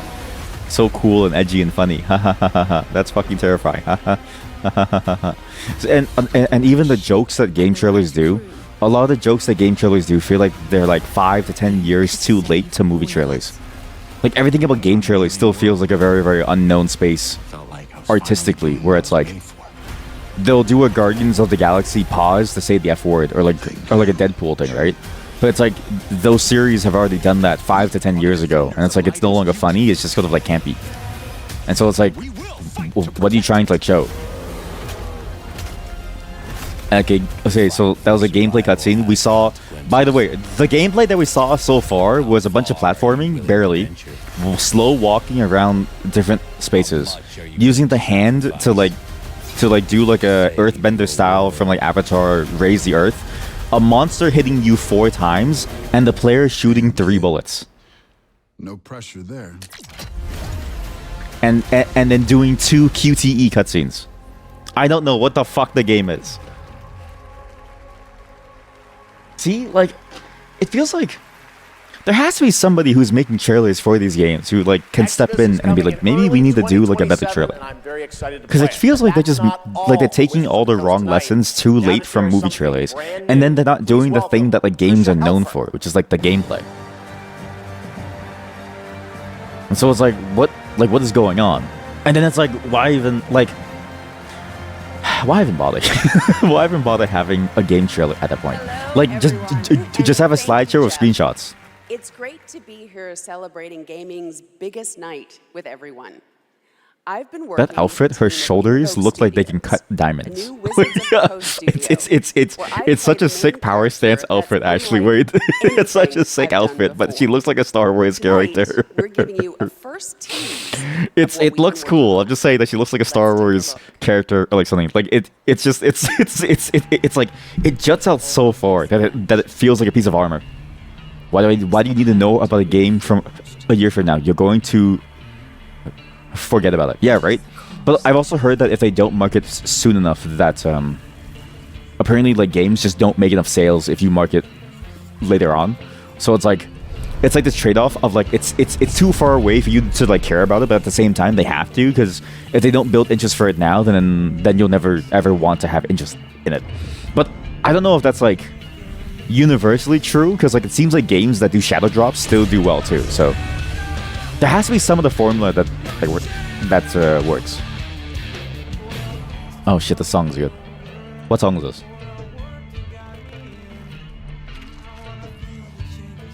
And also, again, I don't know what this game is.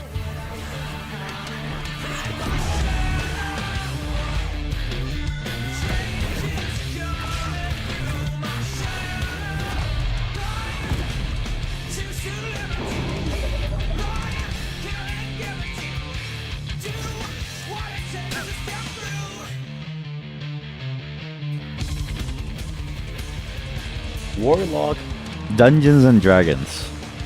Yeah, I feel like the owners of D&D, they seem to go for the movie trailer thing the most.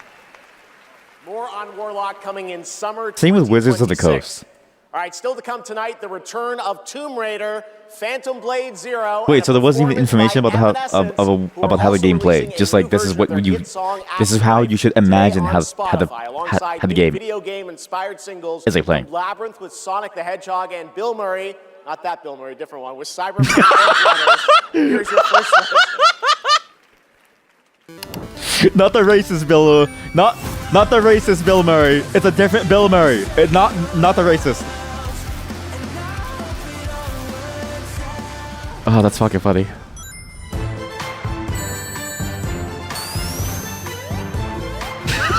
He had to cover himself. He was about to get cancelled. Evanescence. I didn't know that they made a song for the show. I've actually been meaning to watch the show because I've heard it was good. The Devil May Cry one. Now that I've seen it now, I remember seeing clips of it. And I remember my friend telling me that it was good. I thought it was a live action, like a new one, because I know about the live action movie from Japan like years ago, but I didn't know that they made it. I thought that they made like a new one. Is this Fallout? Other Worlds 2. Sorry, I'm just not really like excited about it. Other Worlds 1 problem was that it had a perfectly fine setting, but it didn't, like, the gameplay wasn't fun. It also didn't have VATS. Like, at least for Fallout, the gameplay for Fallout, it's bearable with VATS. Wait, this is a power washing simulator ad, is it not?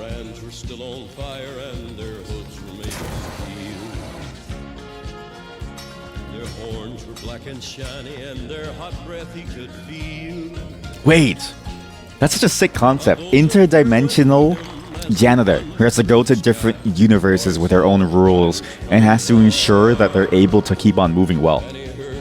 That's sick. Grounded 2, that's really good.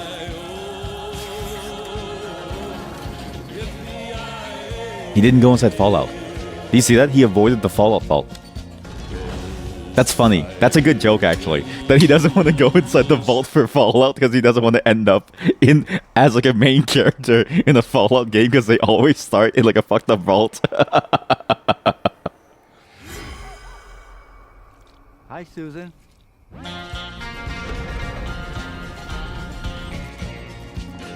Hey, so once you're done cleaning out the body from that cabin, you want to go get some lunch later? Oh hell, Hank! Yeah, I'll be glad to.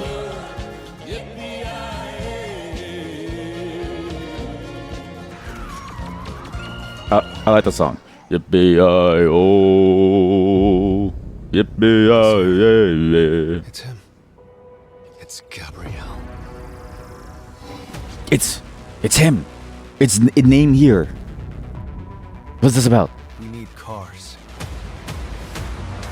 Sorry, was that Dorito? I swear I just saw it say it said Doritos.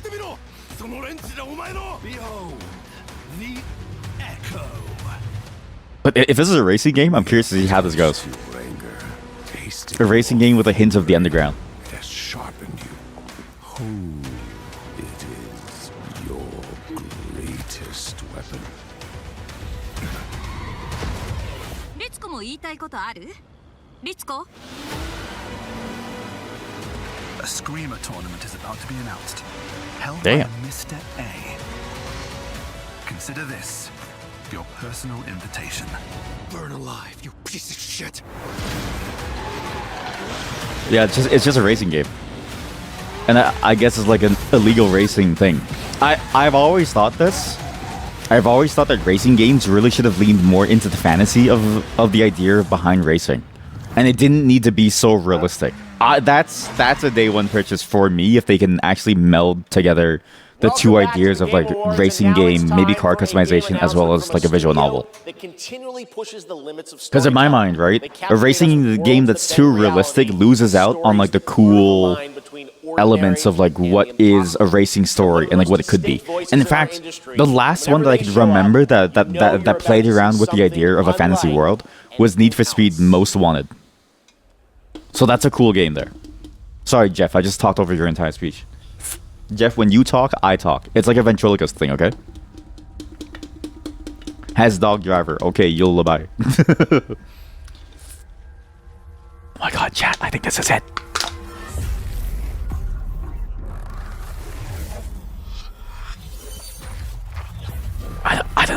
I don't know what it is, but it looks sick.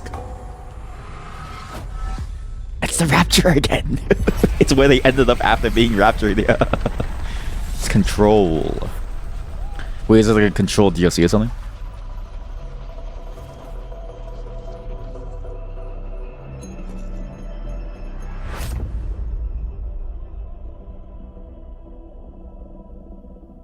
I maybe should have listened to a Jeff, or maybe it's like a Control 2 thing. Oh my god, they get to put him inside the tank? Wait, that's sick.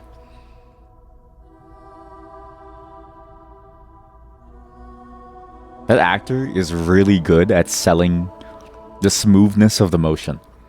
When you can do that motion to that level of smoothness and your clothes don't even feel out of place, like that's good.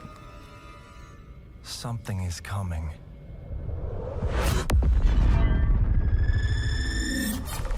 Hey, what the? It's not fair. He gets a front row seat to the screen.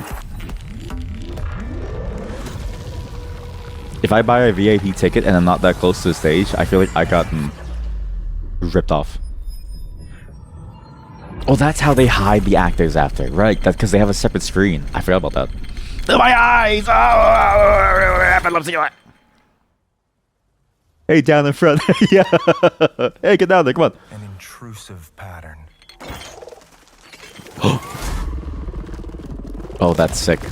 That's a cool effect. Of staggering power. That bird's like, what the fuck is going on to me? The bird's like, somebody please, God save me.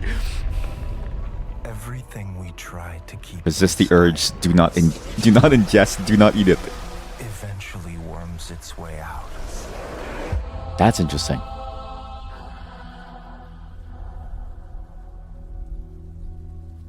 So I know more about the lore of Control than I do the actual game itself, in terms of like the gameplay, because I never played it.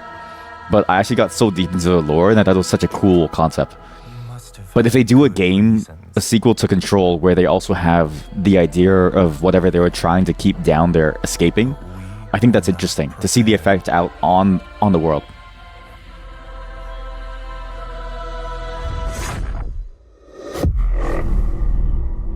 It's him. He's the guy inside the cage. Oh my god.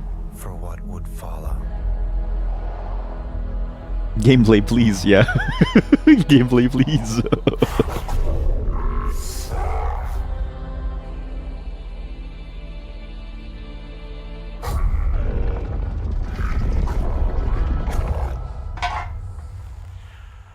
They even did that interesting thing with the dialogue where it's like they've gone rogue/fishing. Like it's like almost like trying to explain the intent, but whatever the creature is doesn't know how to.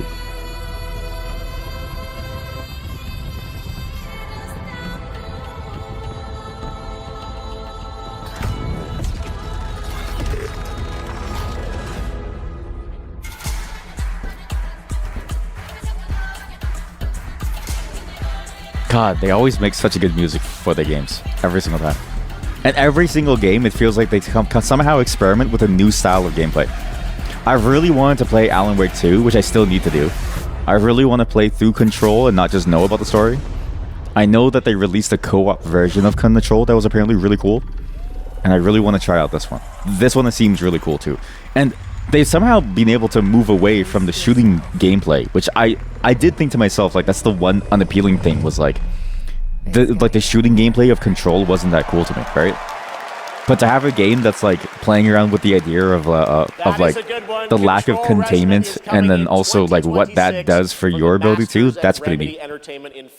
You kind of like it. I feel like you can't go wrong with their games. Like at least from what I know of them, it seemed like everyone was good except for Alan Wake 1. I remember that game was not as fun as it should have been. I remember feeling very underwhelmed by it, even though the story was cool. Plus awards including Best Score and Music, Best Narrative, Best Game Direction, and Game of the Year. Plus, we'll introduce you to this year's TGA Game Changer recipient. And of course, there are more new game announcements ahead as well from studios big and small, including an extended new look at Phantom Blade Zero and Lara Croft's return in Tomb Raider. What the hell's Phantom Blade Zero? Brand new original game to share with you. Not that I don't care about Lara Croft, but like I've never really cared about the games beyond like a certain level. I just think that they're cool concepts, and then at some point it's just like I don't like. You know what it is? I don't have that same level of attachment that I do to the idea of like a character or like an IP that I wonder if other people do. What the fuck? Isn't that the actor? That's a real life actor, and he always plays the like gangster character, always. Oh god, he's so sick. Even in CGI, he's so sick. He has so many good like shows where he's like the strong guy. Really fun actor to watch. Motherfucker.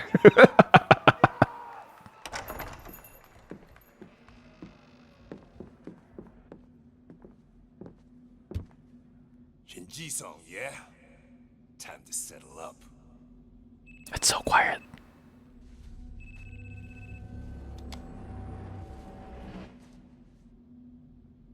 Hey, Daiki. When'd you make it back? Excuse me, sir. Shut your mouth. All right. Talk soon.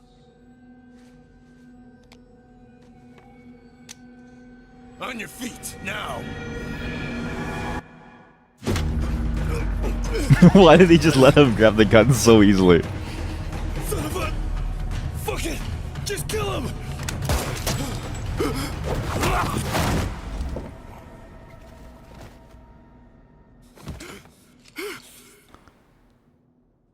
This is a very interesting trailer.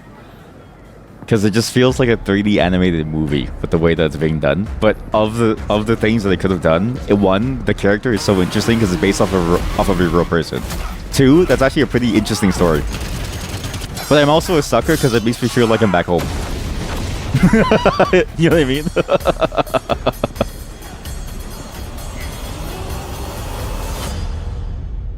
Gang of Dragon. What an insane name. Gang of Dragon is deep into development. Nagoshi-san, thank you for that announcement. All right, next up is something very cool and very unexpected. Get your quarters ready because one of the most iconic game series of all time is coming to the big screen. We're taking it back to the 90s. Wait, it's a movie? When the ultimate rivalries were settled Dragon in the Gang. arcade. Right now, It's interesting to sort of see that because it's like of Street Fighter. Let's take a look. the way Street Fighter movie. Oh yeah, wasn't it like a Street Fighter movie made by like it was like a comedy YouTube duo? No. Yeah. It's fascinating to see that type of game being made because like usually those are games that have like real life player like actors playing someone, usually bombs, but that character always plays those like gangster types, so a gangster game based on that does seem cool. I'm actually when I heard about who's making the movie or like rumored to make the movie, which is like this a YouTube duo, I was excited for it because I actually think that every Street Fighter film is at least fun to watch. What's that?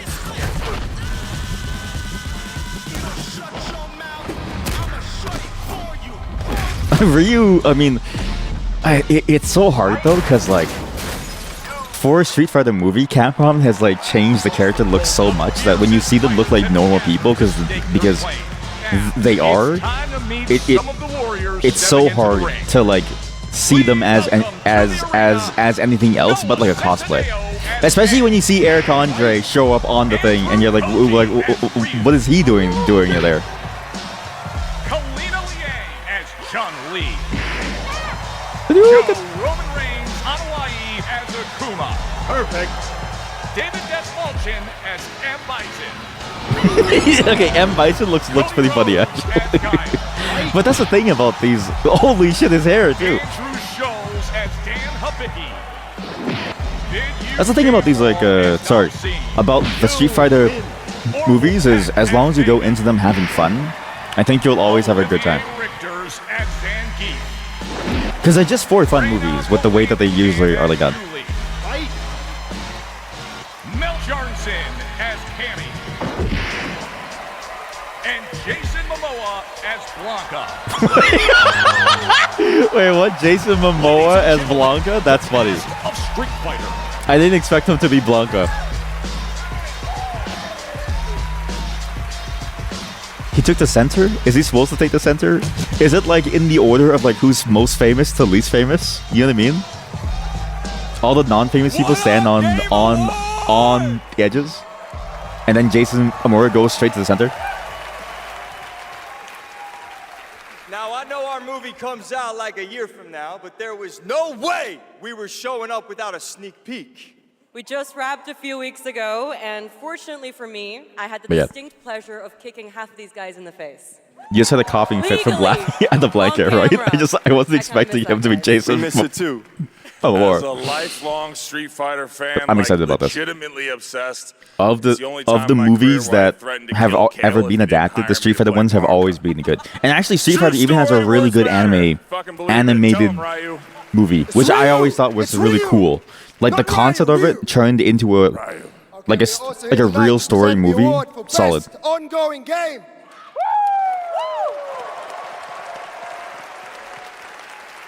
The games in this category are the ones that never quit delivering all year long. They keep us looking forward to what's next.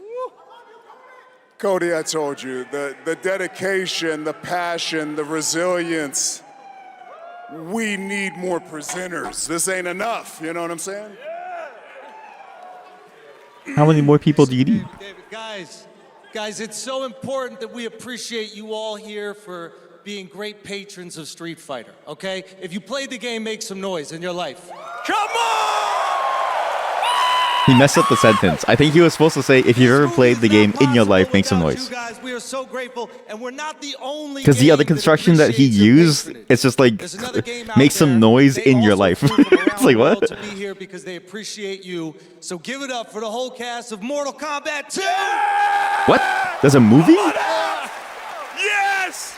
Yeah. I'm just kidding. They didn't come. They don't care about you. They only care about money. Okay? They don't give a fuck about you. Street Fighter forever!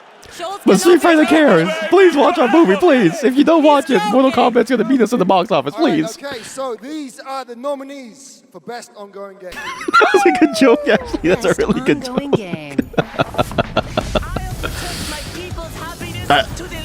Is there actually a Mortal Kombat movie? Because I feel like a Mortal Kombat movie does so much more poorly because it's almost too serious, right? Like Street Fighter has a naturally comedic feel to it that like makes it very easy to like adapt to a movie because it's so fun. It's so fun and so almost like wacky the way that the story is, while still having serious elements. Like M. Bison is basically just like he's just a neo-Nazi, like basically, you know what I mean? But so it's like it basically works and it's like really bad, but at the same time, there's like a comedy element of like you have this like green lightning beast that is apparently Jason Momoa Blanca. Didn't No Man's Sky win last year's too, as well as the year before that? I swear No Man's Sky has like won this thing like 3 years in a row. I actually thought this year it might be Marvel Rivals, because Marvel Rivals has actually had a lot of really cool updates, especially recently. Hey Mod, how are you? Hey Mod, when are you gonna join us on some Marvel Rivals or some No Man's Sky? This is wild. I guess, so thank you. I would say a massive thank you on behalf of the whole team at Hello Games who have poured so much into No Man's Sky. But also, maybe this is their strategy. They keep doing it. They keep getting more sales. Wait, chat, I have this theory that they're going to release their next game to be really shit. And then they're going to fix the game up like miraculously over years. And what they're really doing is just a development live thing, or they've already like pre-patched the game, but they released the first shitty version to do the exact same thing twice. That's my theory for the next Dragon open world thing. Impossible space game still means something to so many people that we get to keep on making a game that we love. That is a real privilege. You know, that we are able to be here on a stage surrounded by so many incredible games. Like that is really and Jason Momoa and, you know, as the whole Blanca. Team is so great that it means the world to our team. So thank you so much.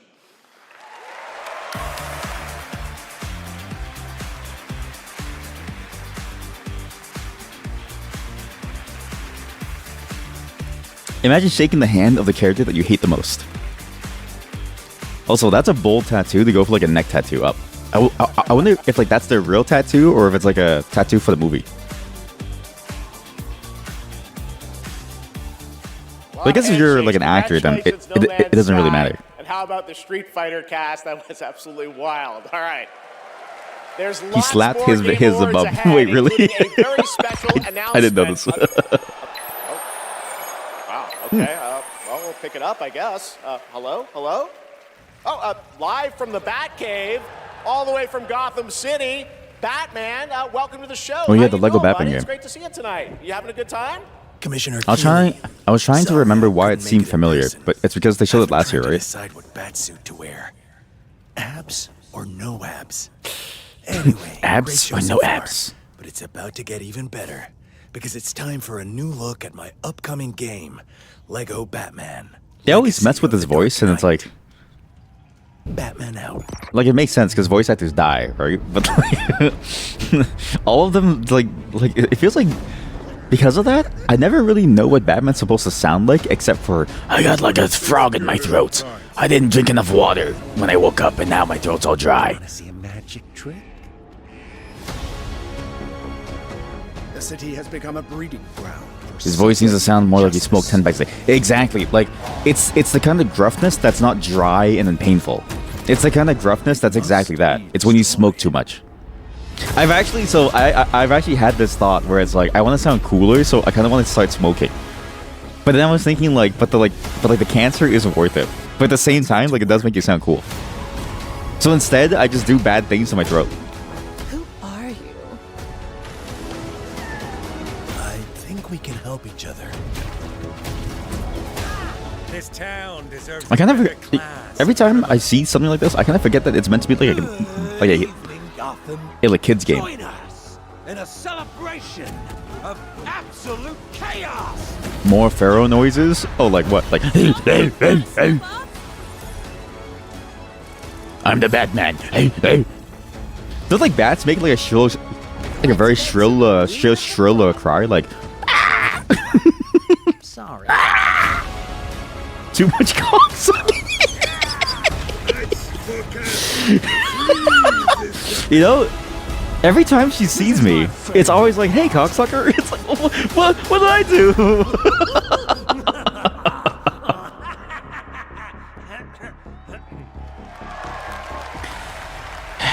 You know, I didn't think that Lego games were that fun until I played one, and then I realized that they're really fun. And so I actually wouldn't mind getting this. But I don't know how to say this. I'm so tired of third-person action games. They all play very similarly, and very few of them do something interesting.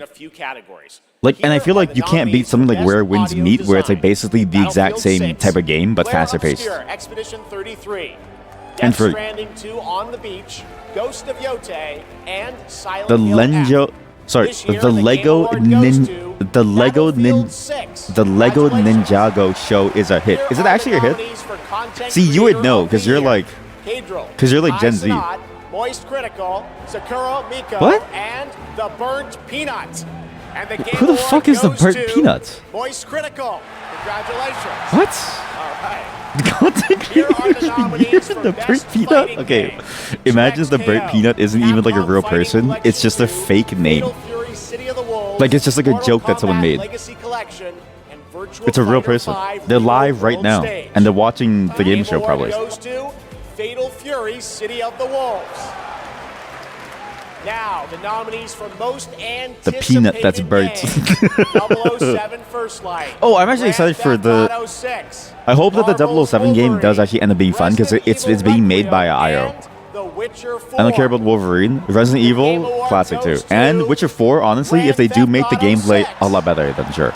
But GTA, like it's so hard to beat that. Some of tonight's biggest surprises are still ahead, and of course later, the Game Awards Orchestra and Lauren Balfe pay tribute to our Game of the Year nominees. I really can't wait to see Valve come out and say Half-Life 4. That's VTuber of the Year. Yeah, he actually has like a VTuber thing. I'm watching him right now, and he's literally just a burnt peanut. He's just a peanut VTuber. You thought GTA 6 was a myth? I mean, it basically is. Also, this game, like the older ones of this type, I remember having so much fun with these games. I can't. Holy shit! It's out now. I kind of want to get that game because I remember the older ones were like really fun. This game's been out since December 1st. How did I not hear about this? GTA 6 is in the timeline where Yum doesn't exist. He beat Iron Mouse. Wait, what? The peanut beat Iron Mouse? That's crazy. Oh yeah, you're right, because she wasn't there for content creator. Okay, maybe we play some Marvel Cosmic Invasion, because that game is really fun. We got the bad path. We're on the bad path. Iron Mouse lost the peanut one, and there's no GTA 6. What? I would take a sailing game. I actually really want like a boat sailing game with its real massive waves. I think sailing games have gone too far into the unrealistic version with like Raft, and you're just too busy trying to like build a survival thing. I just want a sailing game with a bunch of waves. That's it. Just give me a really realistic, shitty storm weather and try to get me to try to survive. Wait. Anyone got a power bank? Rust Mobile first global test begins now. I can't believe they made a mobile version of the game. While they're making Sandbox. Yeah, there's a whole drama about it. Wait, really? There's a whole drama about the Iron Mouse thing? Oh no. I mean, the thing about streamers that I really hate is that it's not their audience. Well, sometimes it's their audience, but like just in general. I think streamers invite a level of drama that you don't really see compared to other industries. Like it feels like way more drama than any other category of thing. Like I feel like not even movie drama gets that same level of vitriol, and I feel like it's ruining the entire industry, if that makes sense, because it's like it makes it seem like a child's game of like, you know, like everyone's just like having temper tantrums, and I feel like when you do that, like the entire streaming industry as a whole feels like it goes downhill. Girls aged 8 to 18 from all around the world to create and share their own video games through I'm trying to remember if I've heard of this organization. I swear I have, and I swear they have a local one in my to bridge city. the gap for young women as they enter college and careers in the games industry. Yay. True to their mission statement, the founders of It this is here. incredible Yeah, here we go. organization chose two Yeah. inspiring members of their community to accept the award on behalf of Girls Make Games. And I'd like to invite I always like initiatives like this because like GMG truly has I feel been like a game the right time to step in to like Please give welcome Ellie Freeman someone the motivation and the resources, and especially to like help foster like someone's enjoyment of doing stuff is when they're young. That to me is like the best time to like do it. So I love these initiatives like Girls Make Games because it's like the right moment in someone's life when they sort of need it the most. Hi, so Ellie, you've been going to GMG Who do I summer have camps beef with? for You. several years now. You mod you. And this past summer, you and 3 friends created a game that won the grand prize. Is that right? Yeah, our game is called Paper Trail, and the premise is you're a kid who's stuck in the hospital with a broken arm. You Paper trail. draw when you're bored, and Oh, the shit. drawings that you've made have now come to life and start attacking you. You have to go from room to room, solving puzzles in order to escape. And we wanted this game to be Man, creepy, even but the not kids too are scary, making so cooler everyone can games than like play. me. We haven't even made Snow Job yet, Chad, and the kids are doing so well. Soon we're going to start working with Am I a loser? professionals Probably. to fully publish our game on Steam and PlayStation. This is the SpongeBob episode with the big pencil. Yeah, kind of, yeah. But I'm the SpongeBob with the big pencil who hasn't done anything, while everyone else is like them. I'm personally super excited to see the prototype we made at camp turn into a full-fledged game. I mean, it sounds amazing. I can't wait to play it. I mean, hopefully with my daughter, because she's actually the brave, scary games girl, not me. I like to play cozy games and grow virtual turnips. Do you have turnips in your game? Okay, you can work on that. So Monica, Okay, don't answer. Your journey is a little bit different with GMG. She's expecting she's expecting like a 13-year-old to be able to do to like do like improv speaking. Okay, that's a really hard skill. So I grew up. They're loving already video shitting their games, pants being love on all that stage. you do. And then my high school robotics teacher actually encouraged me to apply for the scholarship. He knew I was interested in game development. Then I got it. Now I'm attending USC, and I've been doing some game development. For a second, I thought she said the UFC. And now I've I was actually like, had what? some game development experience with our club there, Open Alpha at USC. Wait, that's sick. I didn't know that they have like a. It sounds like I didn't it's know that they really have like a helped you pathway set to you the up clubs, for success. unless she meant like she actually joined it because it happened to like Girls be out there. there who Because that's cool. might dream of making their own video games one day? Yeah, I think if you're someone out there with an interest in making a video game, explore it, give it a shot. You never know where that interest could take you, and there's a ton of amazing programs like Girls Make Games who want to see you succeed. Yeah, well, obviously, I really wish that there had been an organization like this when I was a kid, but I'm very excited that starting next year, Yeah, my no, for 8-year-old real. daughter can go It's to GMG. it's cool how these programs started like when people my age realized that we needed them, and then we started making it for the generations then. But I wish that the generation above me made it for me, so Oh I my had God, them. she's thick. Okay, it is my honor to present the TGA Game Changer Award to Girls Make Games.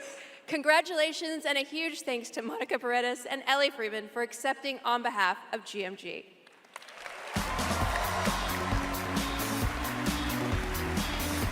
Those kids did a good job. They're very well spoken on stage. I would have been shitting my pants, but I also stutter. So it's a good thing that of the kids who like did the program that they don't stutter.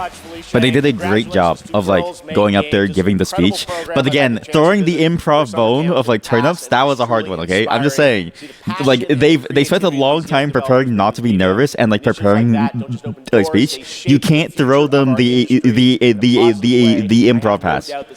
Give them some credit. Give them a lot of credit. They did very good for like they basically lived a fuller life than most kids, right? But improv is hard. It's time to move on to She our thick. next Yeah, exactly. This is a thick award. Oh, she thick. You think it was because he's not in the VTuber community, in the VTuber audience? Like, who's that? You know, I kind of get that, because it feels like VTubers specifically have their own culture. It's a very, very specific culture of like what a VTuber is. They think does sort of like deserve a level of respect for who they are. Is this a Thief game? No, this is the Lara Croft game, right? But at the same time, it's like, man, the way that the drama plays out, I can already imagine that the way that the drama plays out is like super, super toxic. No gameplay again, yeah. Especially for a Lara Croft game, like I feel like Lara Croft is almost such a generic style of game name, because it's like, do you go for the old school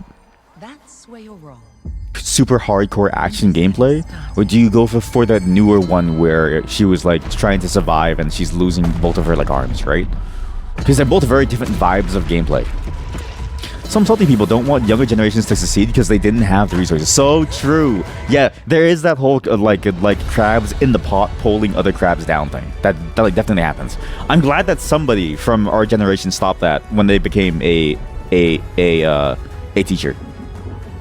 Because now that my nieces and my nephews are going into the programs, I think to myself, oh cool, like take advantage of it now. And I tell them, I'm like, if you're bored, take advantage of it. I know it seems annoying now, but you're gonna regret it when you grow up and you don't try it. But even if you don't regret it, just do it, because you're not doing anything else and you have to live your life. Like you have to go out there and try to live. That is a sick effect for the entrance as well.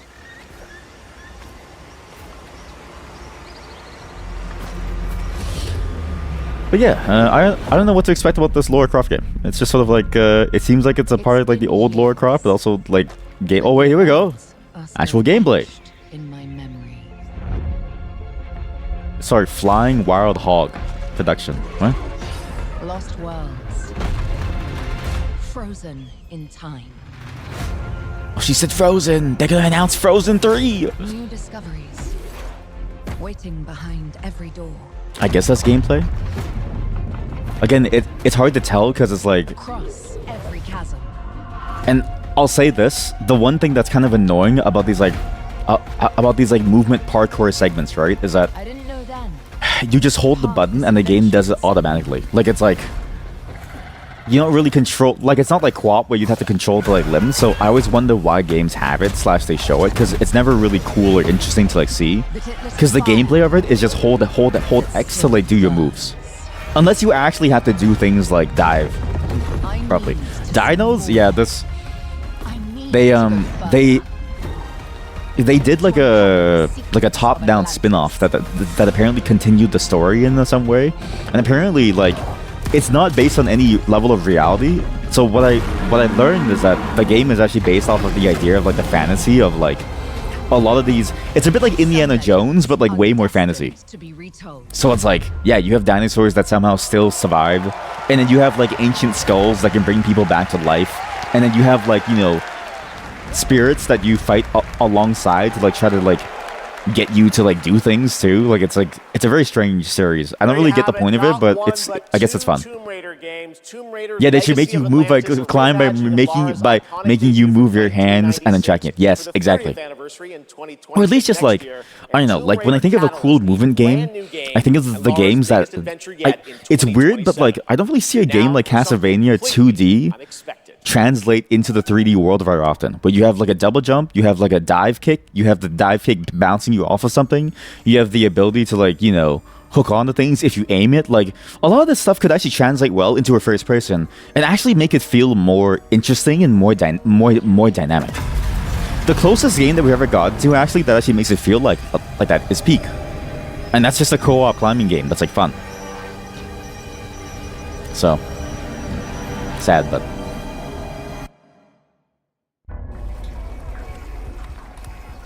I thought he was gonna take a piss.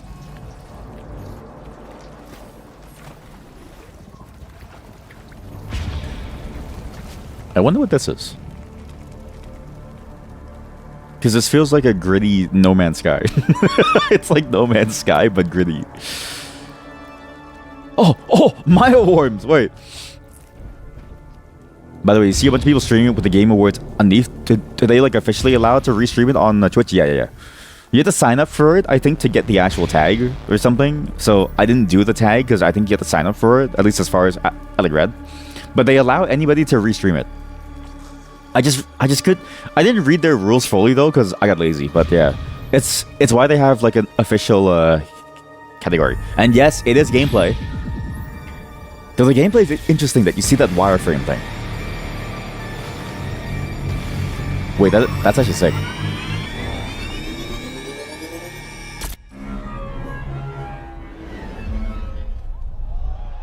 What? Hi, I'm Robert Kirkman, co-creator of Invincible, and I'm here to introduce a brand new character to Game Awards. Who gives a fuck about Invincible? Wait, sorry. Forest? Like Sons of the Forest. Rex, I was just here to introduce a world Because premiere. that's the cannibal game. That's the open world cannibal game. Cue the orchestra. Cue Forest? the seething jealousy, Forest and meet 3. the Because there was best character in our 3v3 fighter, Invincible versus Forest 1, Sons of the Forest was the second one. They're both about cannibals on an island. And now Sons of the Forest 3 is you going to space. I'm actually curious to see how that goes. I thought the gameplay was really good in Forest 2 and 1, where it's like kind of weird and like interesting. But the thing that made it really cool was just the fact that they were cannibals. So I'm curious to see how it plays out here. But I enjoy the idea of them playing with like the same elements of like all these zombies and stuff, and so the awakening of the occult. But how they combine it with like space. Compared to whatever this is, the Invincible fighting game. By the way, do you remember when they announced this game initially? And I said, I really hate whenever a cool IP like Invincible becomes a fighting game instead of like an interesting story-based game. Not to say that like a story where you rehash the story of the show is necessarily good. But like I feel like there's a million ways that you could make it really, really fun from a single player perspective compared to just making it yet another fighting game. I would have even taken like a shittier spin-off story if it meant that you could play like a weird superhero All game. right, next we're excited to share the global announcement of an upcoming game coming exclusively to Nintendo Switch 2. Wait, what? Oh my god, there's a real Switch 2 exclusive, chat. What's this? It's not ringing a single bell yet. What's this?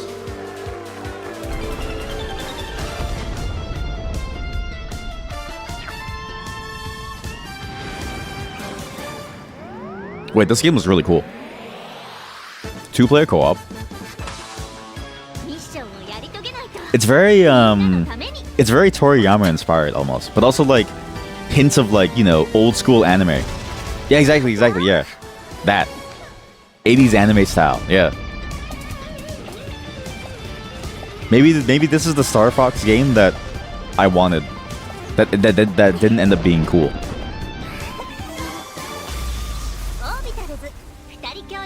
Orbitals, a co-op space adventure. Yay.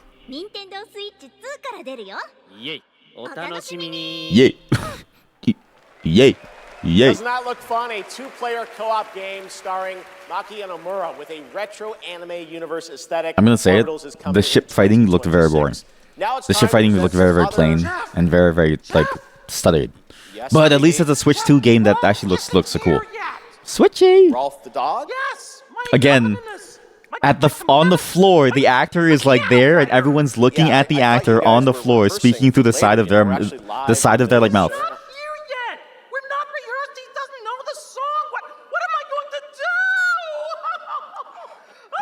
Piggy, we have awards, announcements. You know what? Go with this guy. He's going to help you. He's ready for later in the show, okay? Yeah, exactly. Right there, Piggy. And scene. All right, well, I'm sure that's going to work out. Ralph's probably just stuck in traffic. It's okay, Piggy. It's okay. All right, more of that later. Now we're here to honor another. I feel like the Muppets must be really good at improv. First up, here are the nominees for Best Action Adventure Game. Death Stranding 2 On the Beach, Ghost of Death Stranding 2 came out. Hollow Knight Silk Song. I kind of forget that Death Stranding 2 came out because it's like PS5 only. And we still haven't finished Death Stranding 1. I swear I will finish these games at some point. Same with Silk Song. I swear I'll finish it at some point too. For Best Art Direction, Claire Obscure Expedition 33, Death Stranding 2 On the Beach, Ghost of Yote, Hades 2, and Hollow Knight Silksong. It really is the same names over and over And and the over. Game Award goes to Claire Obscure, Expedition It's interesting that they 33. have the art direction too, but it's like Now another genre. it seems like it's Nominees just for like Best Sim whichever Strategy game had like the Those most are Final Fantasy budget for the Tactics, quality of the Evolution art. Chronicles, Whereas like Jurassic World, we've had some pretty Evolution weird 3, looking, interesting Sid indie Meier's games for like art Civilization direction too. 7, Where it's like, oh, like Tempest let's say White Rising, Knuckle. The The art direction is very, very Alters, strange and also very, very Point interesting there. This year, the Let's say. Game Award goes to Final Where it's like I could Fantasy see it being Tactics, up there Evolution too, so Chronicles, maybe it's just more of like Square. it's like a bunch of Now like. the Also, I can't believe nominees that for won. Best Really? Debut Indie Game: Blueprints, Claire Obscure Expedition 33, Despalote, and Dispatch. Thank you for helping me how to pronounce it. Award Like an goes to elote, despalote, Claire Obscure Expedition like a 33. desperado but like a desperado All the winners. elote. We'll have much more Game Awards ahead, but right now, I heard that one of the games for debut indie game actually withdrew their game. It was Best Mobile Game. Megabonk, because apparently the Megabonk dev is actually like people have a good feeling that it's the creator of like the crab game, the spin-off of like the Squid Game thing, because if you reverse the name of like dev, it's actually their like name. So they pulled it themselves because they're like, wait, I'm not a new indie dev. I've actually had multiple successes. They just wanted to actually like make a game not under their normal name just to see if they like could. Claire Obscure seems like it would be Game of the Year and you would be okay with it. Yeah, exactly, yeah. I mean, I don't care which game either way. It's gonna be Game of the Year, but yeah, like all I've ever heard about the game is that like it's like the best JRPG that we've had in like 2 decades or something. So I'm excited to play it myself. I just haven't really been in the mood. You know what it is? A JRPG, it's like a child. I need to be willing and ready to nurse that child over the next 4 months. And I don't know if I want to commit that much time. But I am excited because it's like I really enjoy games like a Final Fantasy X, you know what I mean? And I've heard that it slaps it, so. Oh my god, game that's already out. Metroid Prime 4. By the way, I don't think our single bingo has been hit yet. We haven't had a single one. And I messed up by not doing something like Baldur's Gate 3. Heb was right. I've been waiting for this.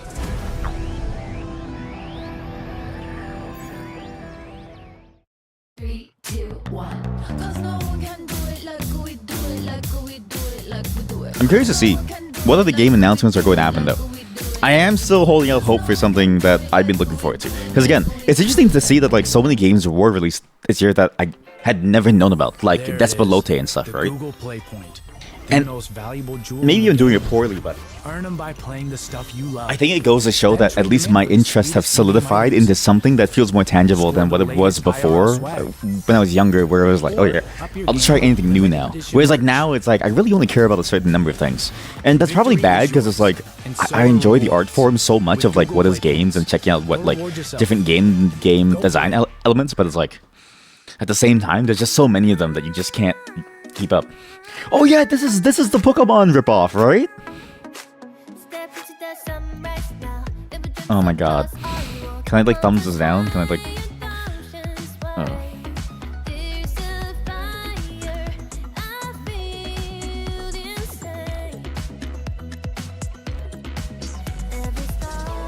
Did they get sued? No. Well, Palworld did, but apparently I think the case got thrown out in Japan. So they said that the patent was like unlawful or like not even like a good thing or something. I think it was thrown out. But I don't think this game got sued. I guess if like Palworld, I guess if the lawsuit against Palworld didn't go through, that they can't try it again. But also, this song really does sound like, you know what it is? K-pop Demon Hunter. So this is not Palworld? No, this is, yeah. It's like a whole different rip, yeah. K-pop Demon Hunter had a much better take on the idea of like a good feeling pop song that makes you have hope and like feel good. What, is this Diablo? Would-be heroes, influencers, executives. You, how far would you go for that trophy? Death, decapitation. I bet you this is like a Doom/Diablo 4 thing for mobile. Shroud, you've corrupted more minds than even What? I can imagine. They're calling out streamer names? Again, like it's weird to think that streamers are now in the mainstream for like the games industry as a whole. Like it's cool that they're there, but I feel like streaming is like a... It's just sort of funny that it is, because it still feels so almost like... It's almost like meaningless. In the grand scheme of things. Like people outside the space have no clue. It's still like a very, very niche thing. What's happening? I didn't have... Okay, I was thinking to myself, maybe there's a new Diablo expansion, but I didn't want to put it down just in case.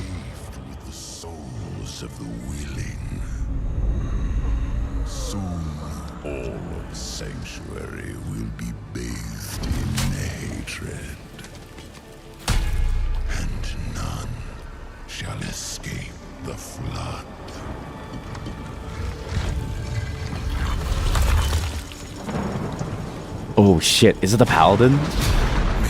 Oh shit, it is the Paladin.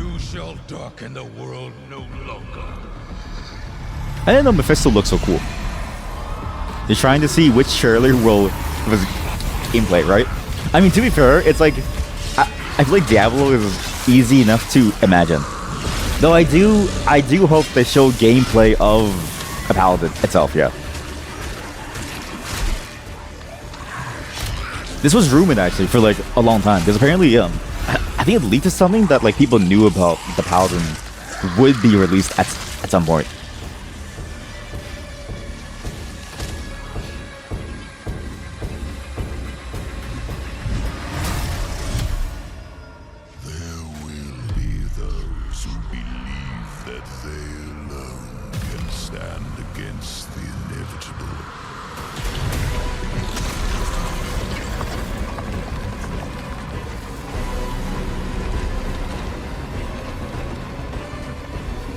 So remember how I got this game and I played it day one and I immediately dropped off of it? Apparently they've made the game a lot better, but that initial iteration of this game was so painfully boring. And I'm a huge Diablo fan, but my god was it painful to play initially. But I'm curious to see how much better it is now, so I'm going to play it without the actual expansion. But also, the first class that they released, that like weird druid huntress sort of like thing, it really didn't feel cool. They stole your forearm design. Want to know who else is here? Patent it now! Sue them, sue them! Update from Marvel Rivals, a nominee tonight. Oh yeah, they did mention that they were gonna have like a cool update. Marvel hero set to join the game in 2026. Oh, it's just a trailer for Rogue. Okay, well, I'm gonna talk about the Diablo 4 thing. Wait, what? Oh yeah, sorry, it was leaked or something that they were gonna do Deadlock. So this game is fun. Okay, if you like Deadlock, just know that this game is actually significantly more interesting because they somehow been able to like deal with the problem of having diverse styles of gameplay where the MOBA structure means that you can't really do that because you need to make money within a MOBA game somehow, and that usually involves everyone having a gun to do last hits. This is the worst trailer I've ever seen in my life. Anyway, so the Diablo 4 thing, right? That game was so painful to play because I remember exactly like it just felt very empty to like play, and it never felt like it was like an interesting game to play from like a gameplay mechanics perspective, right? I feel like it's like gotten better, but even despite all their efforts, like that initial pass sort of like took me out of it, and it sucks because like that whole game series has so much potential to be something cool and interesting, but they never seem to be able to like nail it well.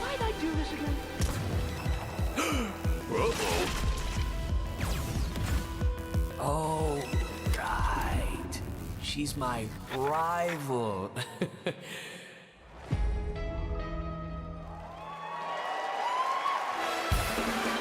I really don't know why they do trailers for like the like live service ones. Not to say that like a live service game trailer isn't necessarily cool, but like I don't know how to explain this. Like a live service thing, we know that it's just a single content drop. Whereas like a real game trailer for like a whole new game, it's sort of like, what could the possibilities be, right? Tactical simulations for QLab in 007 First Light. She sounds like a James 007 Bond character. has long had the fortuitous, some might say daring habit. Is it just because of the crossing accent? paths with Probably. rather dashing antagonists. And this one is undoubtedly unforgettable. Take a look. Her voice is really cool though.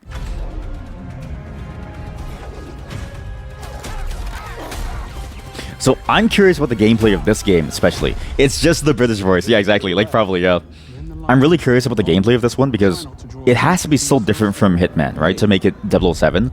But what does it mean? Because Hitman wasn't... I will say this, Hitman as a shooting game isn't really that fun. Sometimes asked, Bafma, So I'm curious to how they make the game fun when it's like a very 007 thing to be shooting things. and I answer, I built Aleph with my will, my blood, my whole self. This city is an extension of my being. Lenny My Kravitz? body. Today.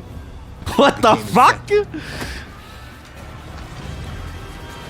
Easy girls. Lenny Kravitz? Girls. Of course.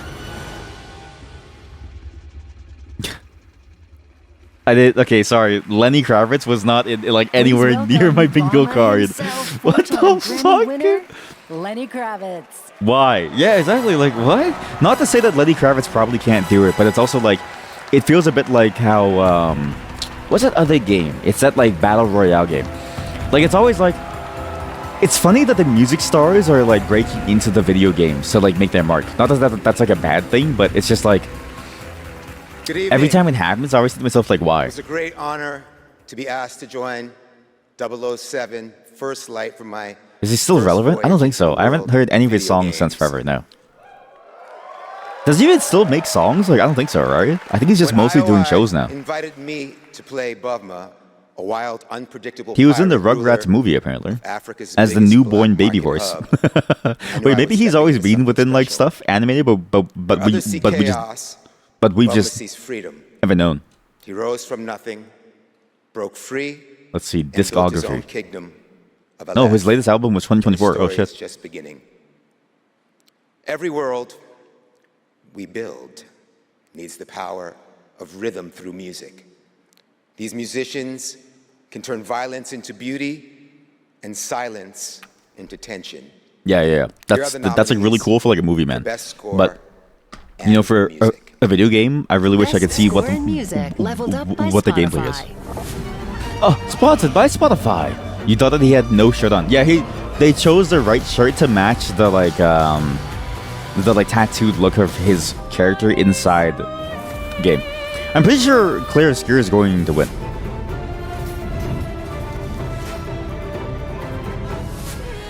Not that the other songs are bad, but wait, what the fuck? Woodkid made a song for Death Stranding 2? Really? And the game award goes to Why is the font so pixelized? Wait, am I crazy? Testa. Am I crazy? Is that font size like really messed up or something?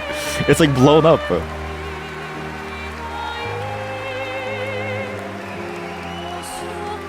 So, hearing this version of the song, where it actually has all the effects on the voice, I really do remember it, because I remember hearing it everywhere. And I remember looking up the song, and I was like, oh, this sounds really good. But I've also heard that the rest of the discography is really good too within the game, so. Incredible to play in Vietname. It's also sort of like, live with you. It's incredible. it feels rare to get those types of like opera songs within games in general. Those like very heavy feeling opera songs, so. Sorry.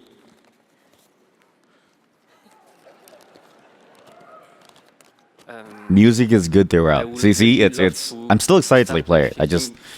I need like a moment. Like I need a good 4 month stretch where I'm willing to nurse a JRPG. To the sound of the music. I also want to thank you, Alice, to standing by my side. It's an immense gift to share this journey with you. Thank you for carrying each note within you, and for letting Alicia's lost voices Oh, that was sweet. resonate in the world of Clarobscur.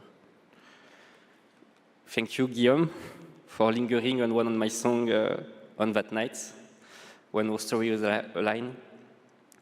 And thank you to all my loved ones for their love and their support during all these years. And to all our players, thank you for letting Clair Obscur and our music find a place inside you. You are the lumière that makes us want to keep painting, keep loving, and keep dreaming. Thank you for reaching out your hands to us. We don't know the colors of tomorrow, but we are ready to paint them with you. Thank you. To the Uncharted Tomorrows. That was a great speech. That was a really good speech. Just like the thank yous to the personal people, the way that he sort of like conveys the meaning of everything through We are it. so grateful to receive this award tonight. It's a wonderful recognition of our work over the past 5 years. A hug thank you to Lorient, who made this world adventure possible. And a big thank you to Sandfall Studio for their trust and unwavering support. Thank you, everyone. Tomorrow comes.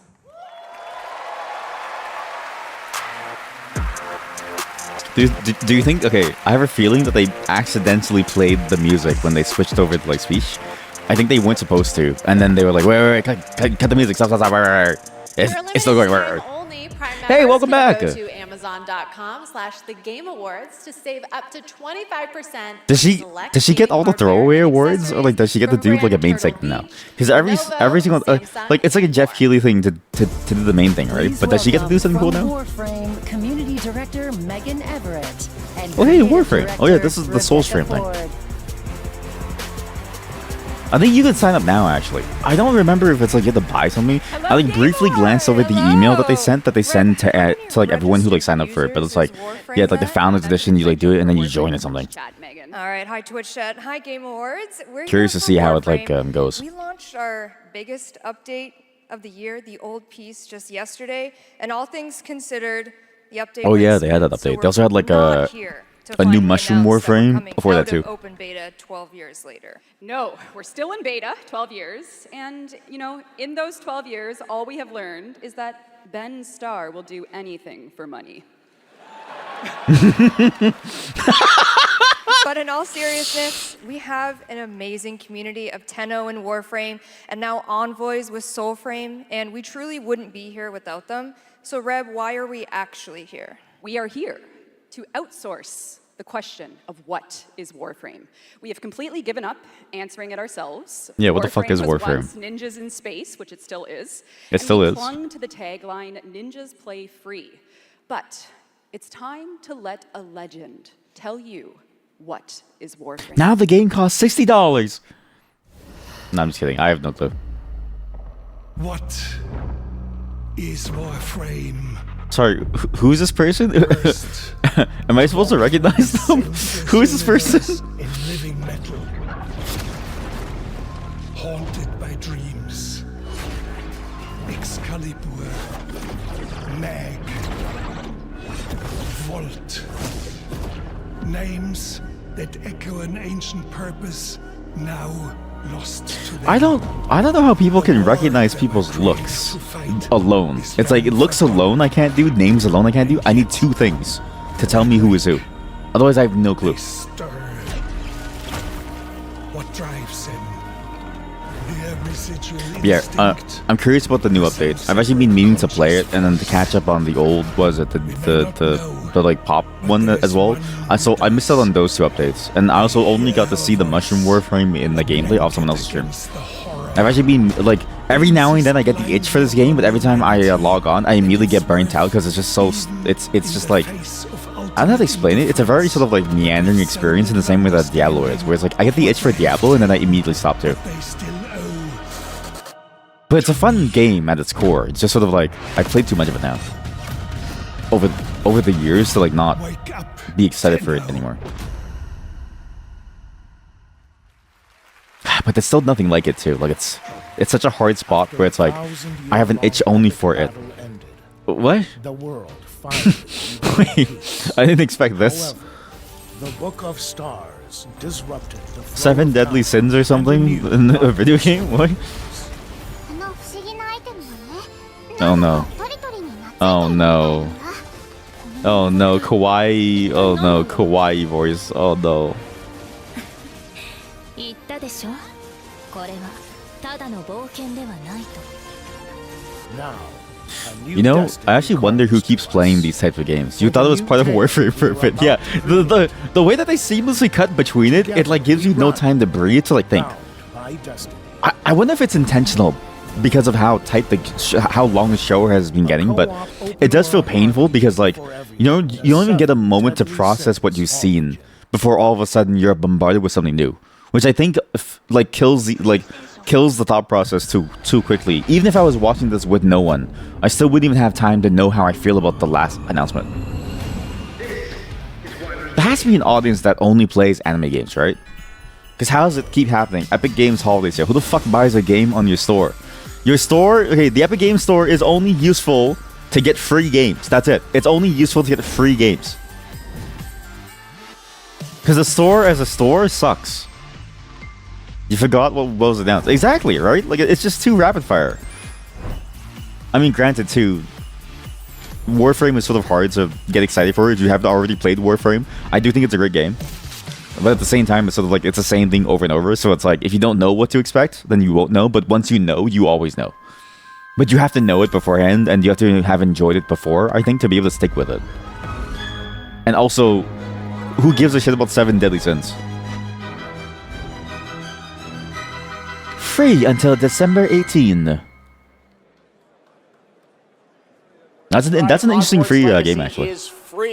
Not only for the controversies around it, but also like that game was like a huge moneymaker early. Customizable Hogwarts house outfits. Play Hogwarts Legacy on EGS before December 18th and unlock a Harry Potter chocolate frog back bling in Fortnite. It's the world we live in, guys. All right, back in 2023, Lords of the Fallen surprised and impressed players with its brutal combat, dark fantasy world building, and stunning dual realm design. What's funny about Lords of the Fallen is I don't know anybody else who actually talked about it ever. Like, I feel like there's so many of these types of games that at some point no one cares about them. One must travel many paths. Was it actually a popular game? I didn't see a single person play it, and I didn't know a single one of my friends who like played it. And they're all really deep into like Souls-like games too, like more than I am. And I feel like I'm way more than a casual person, so they're extreme. But even then, I've never seen anybody play Lords of the Fallen 1 in my personal circle. They may lead, no matter the cost.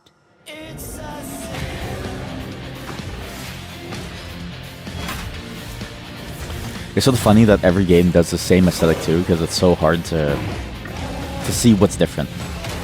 And because it's so hard to see what's different, and they all sort of look the same, it's sort of like, why would I play this over the other one? It's sort of like a weird way that they saturate their own market with themselves, by themselves. To the point where it's like, I don't even know if it's like something that I would want to play. And even if it was something that I would want to play, I don't know if I want to even bother trying. Because there's already like a million others like it that were out there that I've already played. Forgive me.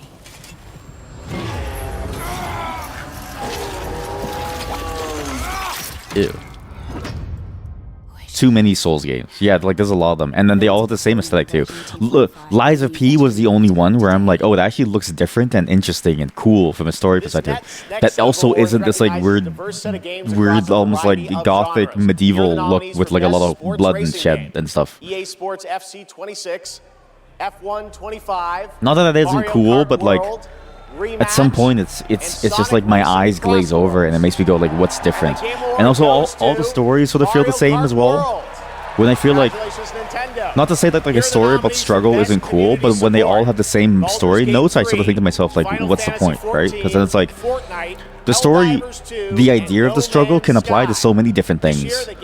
But I mean, Lies of P, you know, with the story, as far as I know, at least sort of looking at other people play it and also like reading it too, seems good. Yeah, Mario Kart on there, sorry, I was gonna say it too, that like Mario Kart on there, yeah, it seems kind of funny because they've only ever had one update, and so it's not that good.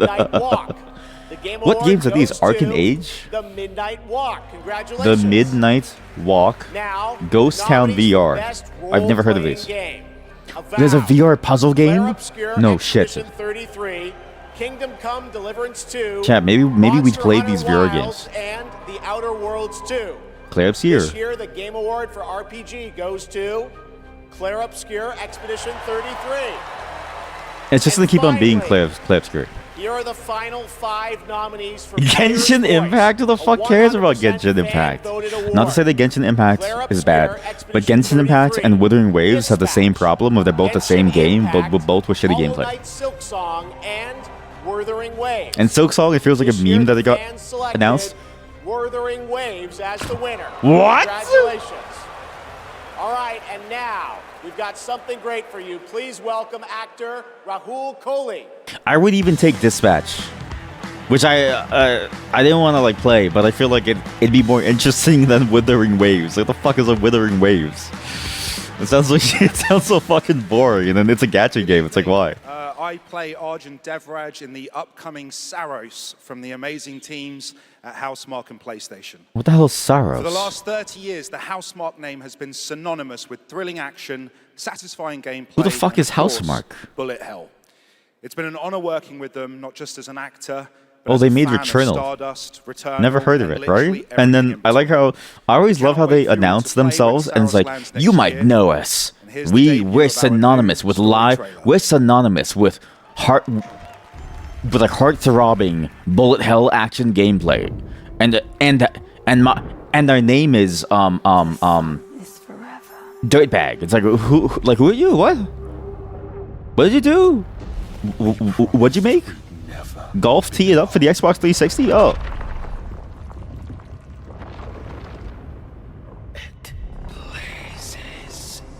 We've actually been getting so many titty shots today. Like it's like I never planned for it too. It's just constant titties everywhere. Made the right decision. It's me, boss. Wait, how long? Since the last Wait, it's him, the guy that was on stage. I thought he was the bad guy because they showed the image of the bad guy, and I was like, the bad guy sounds so human. But it's just him. Like even with his beard, it's just him. It gets in our heads, and it twists, and it turns.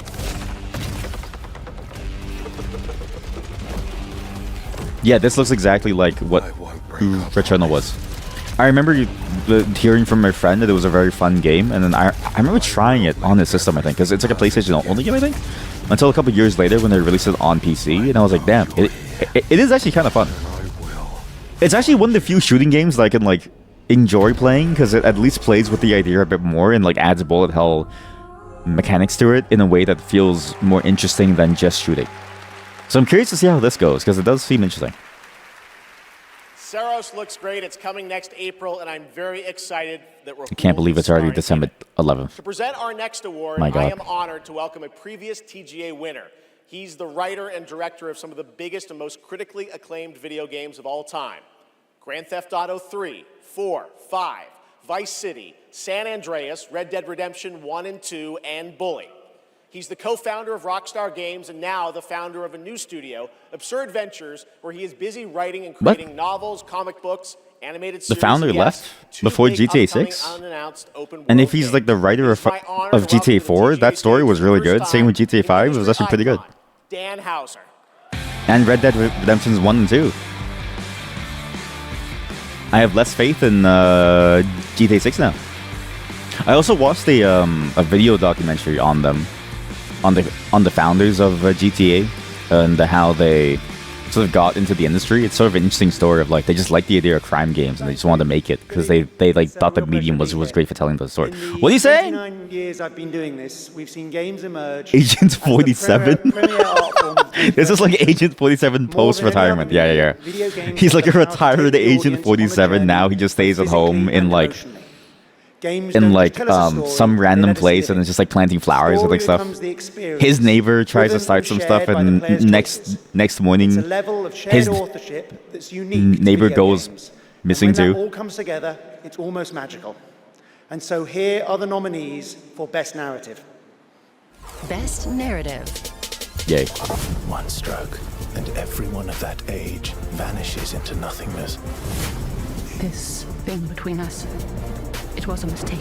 Wait, is it the entire plot of Claire Obscure that people who are the same age of whatever gets like erased gets like killed? That feels like a major spoiler to use as the plot point for what you have here. But I guess it makes sense because like how do you do a best narrative award but without telling the story outright, right? And the Game Award goes to Claire Obscure. Claire Obscure Expedition 33.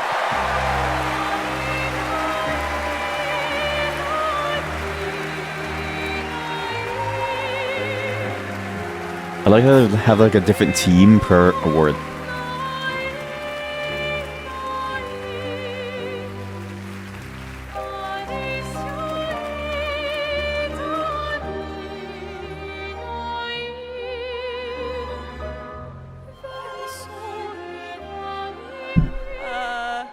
Wow, there are a lot of people here. Hi.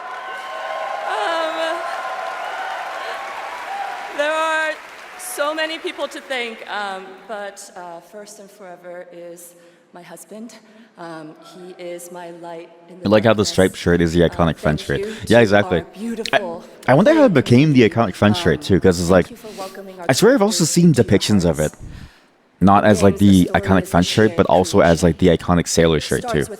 Maybe it's because of that association of like the French naval dominance that started to become like the French character niche. and environmental design, quests, combat, UI, cinematics, acting, music, VFX, and through localization into other languages. All of that is supported by our producing and our technical teams. The last ingredient is our players, who interpret the story in the context of their own lives, and who keep our story alive through their own creative expression. You know what? and That's an discussions. interesting. I like the The marvelous speech. thing about games is that we create that experience together, our team with our players. Thank you so much. That's cool. That was a great speech. And I like that idea of like, you know, saying thank you to the players in the sense of like the way that you interpret the game is interesting too, because that must be such a joy to see the thing that you make in the hands of players and see how they take it, how they think about it, seeing the thoughts that like they have about it. Do you think, by the way, that they get to go back to the audience, or do you think they take into the back and then they're stuck there? Like, do they get to rejoin their coworkers? Bundled with a Wait, no, they 12-month do, because the play voice actor also rejoined them too. Next, I have the honor of announcing a world premiere. The next game from a small studio in Uppsala, Sweden, Neon Giant, known for The Ascent. This is No Law.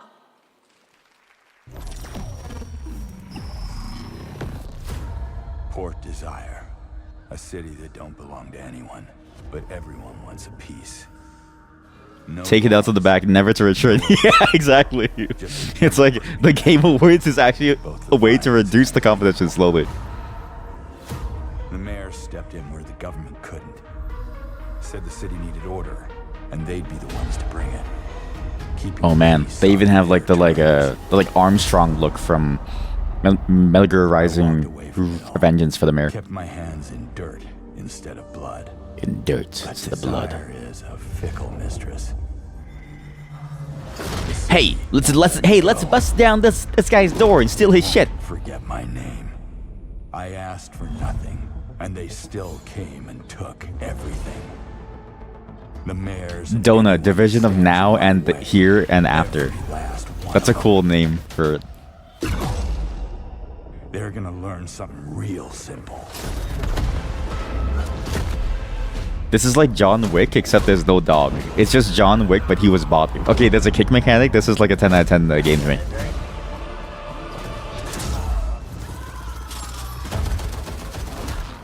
See, at least make the shooting fun, right? Because like if you're gonna make shooting like just shooting, then at least add other things around it to make it fun. This game looks cool. No Law. I'll add that to my list. Just to check it We'll out. all be looking forward to that, and good morning to everyone in I'm curious to see how the game Europe. goes. Late night. We got a lot more It is a show late for night, you, Jeff. but coming up, we've got Jeff, more how much longer awards is like this? Best Game At least the whole Direction. thing was Todd gameplay. Howard is here to present that from Exactly. Yes. Bethesda, Yeah. And more Fi- announcements, including one I like promise finally. you that nobody could have anticipated. But right now, Game Awards, get ready to get on your feet. Earlier this year, Netflix's Devil May Cry brought Capcom's iconic game franchise to life as an exceptional animated series nominated tonight for Best Adaptation. The show also featured a #1 single from our next performers who just announced their 2026 World Tour. Here to perform Afterlife, please welcome Evanescence! Oh, fuck. Here we go. This is massive DMCA, but I love Evanescence. Do you know she started when she was like 15? Her first hit song.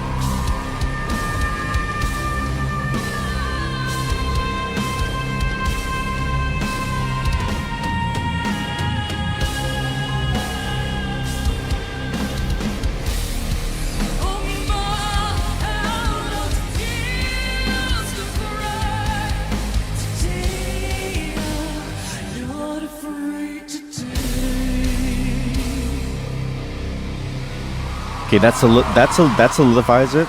Something about the music mixing that they're doing, like it I don't know what it is, but like, mind you, I haven't heard the original song, right? But like, I know Evanescence is really good, but especially with the opera song, like something feels off about the live performances. And it's something that's been an issue at every single Game Awards show, where it never sounds. Obviously, it'll never sound as good as studio, but it doesn't even sound good live. Like it's sort of weird, where it's like it just sounds okay live, but not like good. There's always something about it every year. It sounds clean, but it never sounds like good, and I don't know why. And also, like, the voices seem very, very muffled there. But maybe that's just the way that the song is. Your eyes! Your eyes!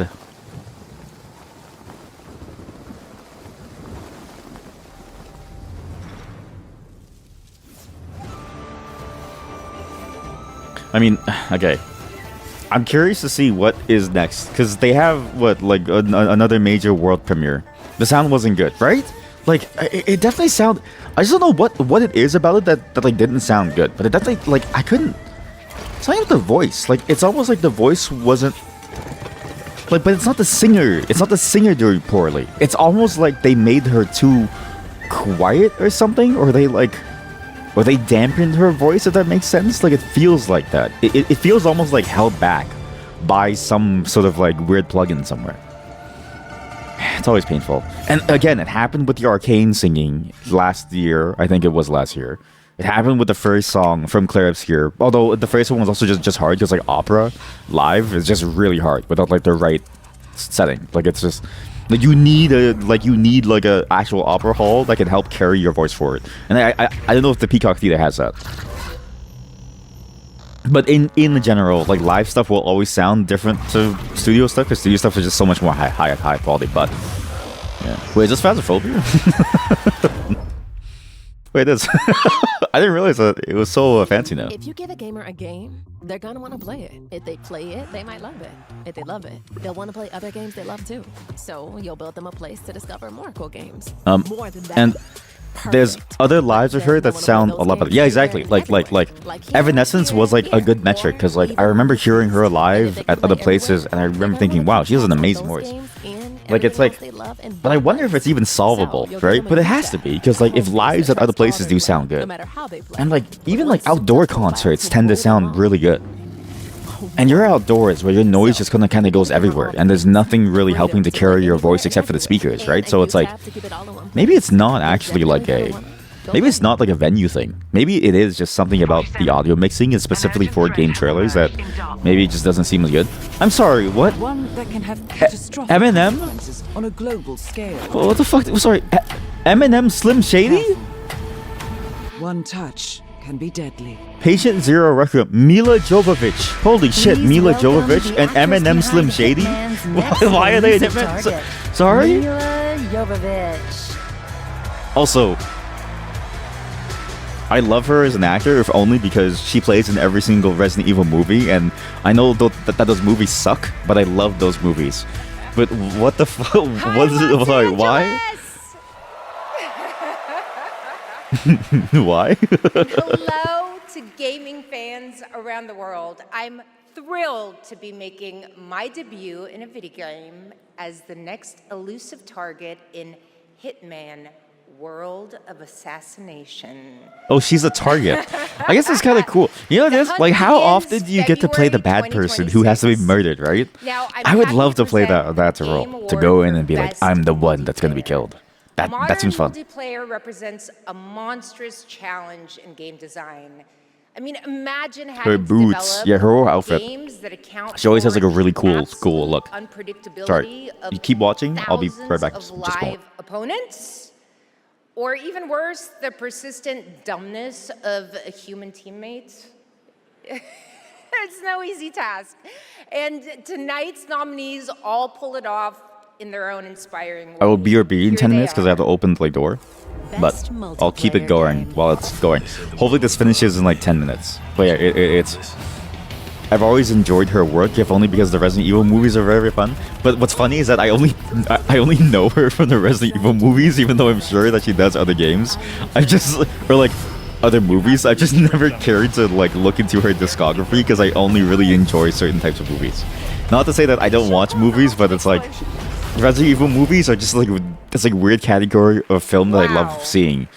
And every movie that I've ever seen, it's like she seems to be the only one in those. Or those are the only ones that they seem to have her. All right. I got it right here. And the game award goes to Arc Raiders! Arc Raiders! Yay, didn't this game just recently come out? Yeah. Best online multiplayer? Yeah.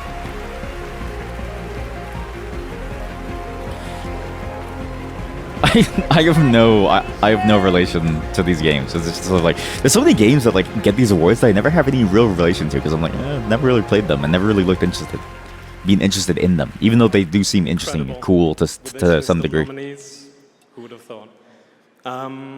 First of all, thank you all.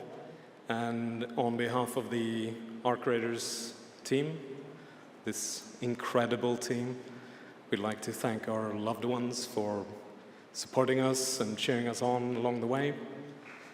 Embark Studios as a whole, because as we all know, it takes a village.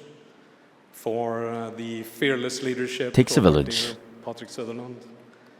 The partners in Nexon, whose unwavering trust in us took us all the way here and made it all possible. And of course the players, whose love and engagement just means the world to us. Thank you all.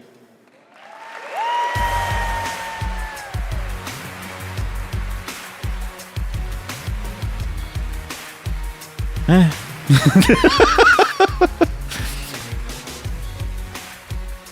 think this is where I start to check out. Until there's like new game announcements.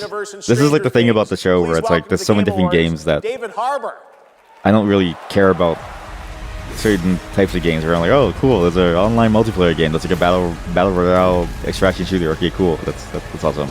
Wow, best multiplayer game. Who cares? Also, I just don't care. Again, it's funny how this show has all these awards, but it's like I do like this show for the devs because it's really cool. I just don't care about the games that are being shown, which is not to say that they're bad games. I just personally don't feel any connection. That's the hard part about these shows. Is like, the Total War franchise. and it's probably why it's so full of controversy. Is that like, announce where Total War is going next. okay, I don't give a shit about Total War because again, right? It's like the people who care about it a lot. People who don't care about it, they don't care about it, and so it can feel rigged in the sense of like, oh, who cares about this? Because you'll know about it, but it's just like everything is so niche that it's hard to know about everything. Total War is headed to the grim, dark future. That's a mustache. David Harbour's always had like a... Wait, has he always had like a thing? But every time I've seen a David Harbour in my mind, I always think of him as having like a really good mustache. Okay, wait. Total War Warhammer 40k? I'm curious to see how this goes, actually. Know this, but, maybe. Some of you may not know this, but I am a huge fan of tabletop gaming. I've painted endless miniatures, spent a crazy amount of time dropping Hello, dice fellow gamers. How do you do? I too paint miniatures. Not that he's doing that, but like the way that he opened it up did sound like gun to your head. Are you a gamer or no? You know what I mean? Like, because that's the shit that I would say if like someone put the game to my head. That's the kind of thing that like I would say if someone put the gun to my head and was like, gun to my head. Do you like Warhammer? It's like, yes, I too paint the miniatures. Did you miss something fun? You fell asleep. Not really. I think they're saving all the cool announcements for later, the ones that are guaranteed to make a splash. But there's a Warhammer Total War. I guess if you're into Warhammer, which is kind of cool, but I'm not into Total War. It's weird how I like strategy games, but I don't like them. It's like a weird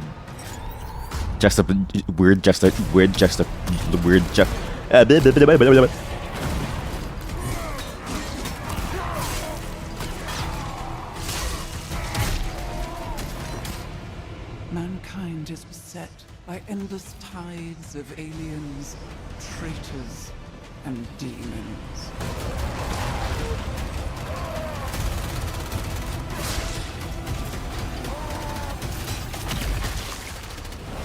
And I'm also kind of like you, where I'm starting to sort of like glaze over too. Because the thing about these shows is that I feel like every year it gets longer and longer, and I start to feel myself just wanting to sort of give up and just see the recap. Because the thing about the shows is that like, except for moments of like the Street Fighter one where it's like, and now Jason Momoa as Blanca, it's like, what? Except for that, it's like everything else has been very plain. You know what I mean? Like there hasn't been much comedy to keep you going.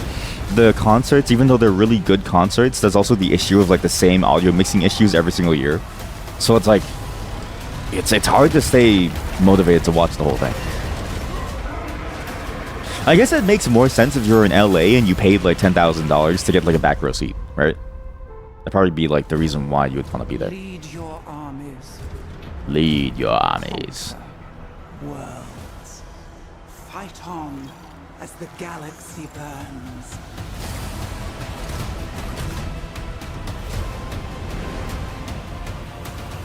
For there is no peace amongst the stars. There is only Yeah, exactly. It's like not worth it sometimes. But at the same time, it's like, dude, like you just can't predict what's gonna happen, right? Because at least we saw the Jason Momoa moment, and that's like funny there.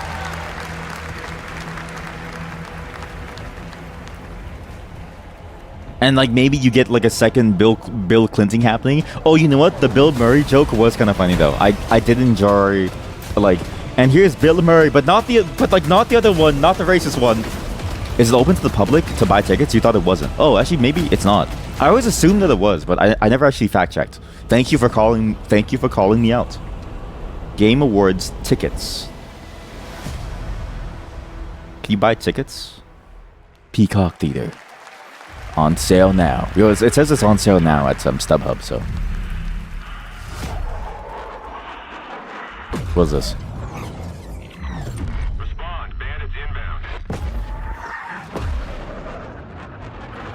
Imagine this is like a Top Gun game. From the creators of Euro Truck Simulator. Top Gun. The one gun.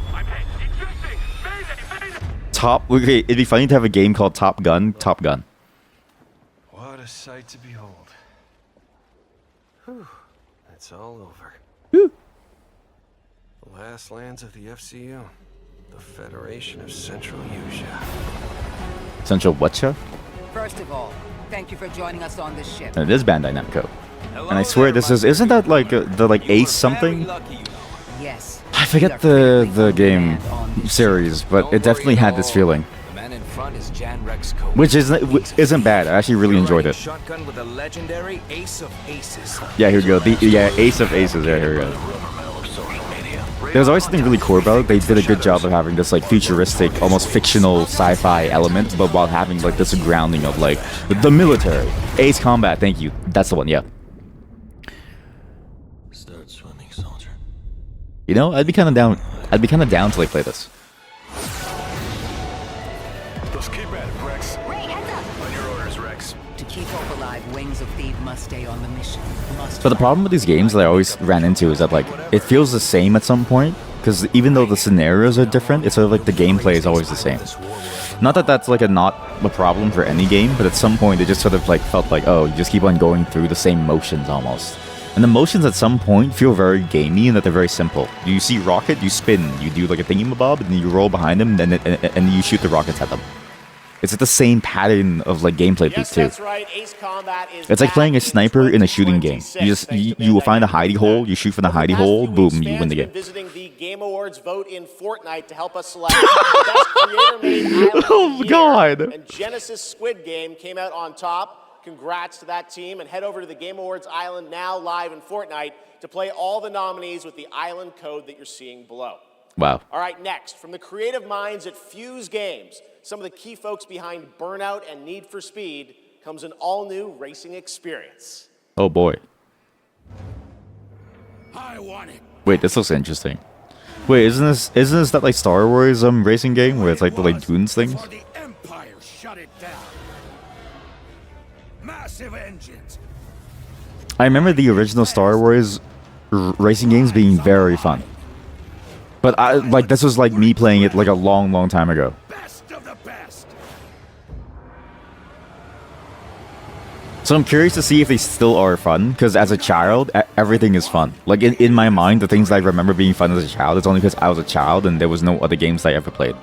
It's like my scope of experiences was so small that everything just sort of felt good. What the fuck? Yeah, it's very out of left field.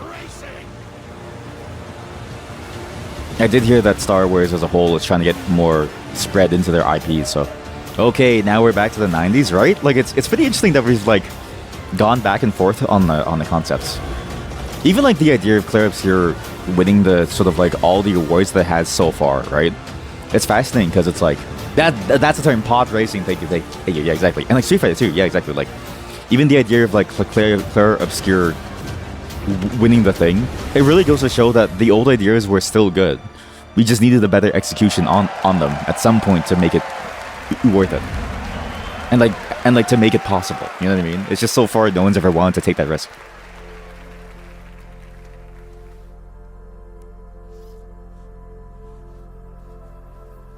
What's this? Oh. You?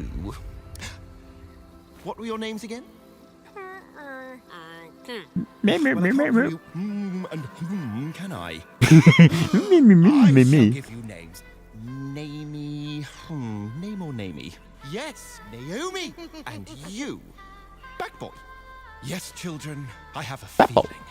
It's a feeling of destiny. I like that name actually. Papo. Follow me, Naomi. If I had to name a child, but I didn't like that child, I'd probably name them Papo. Hello, Papo. Come here. Hey, Papo. Can you get me a beer from the fridge? Hey, Papo. Your mom and I are getting divorced.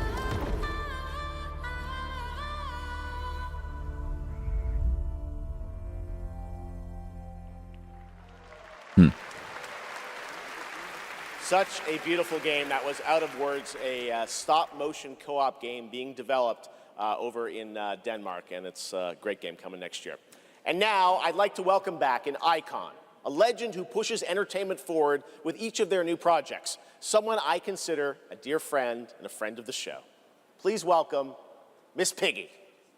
I always felt like a real person. Oh my god. Wait, I never noticed, but like Miss Piggy does her breasts. I've like never noticed this. So sorry. It's all because company. Again, now there's two people on the floor. So now you have. Do you think like the two puppeteers on the floor are like side by side, or do you think they like lie down feet like a feet to feet? I've actually never wondered. I've never realized how difficult it must be to have multiple Muppets in the scene at the same time. Because if you do feet to head, then you smell sock. If you do feet to feet, then you run the risk of like being too far in the scene because you're using your like hands, right? But if you do head to head, then you run the risk of like two people spinning on each other. They might be on a rolling thing. Oh, what's a rolling thing? Wait, is it like a specialized thing where they like? Oh, you mean like those rolling boards? Maybe.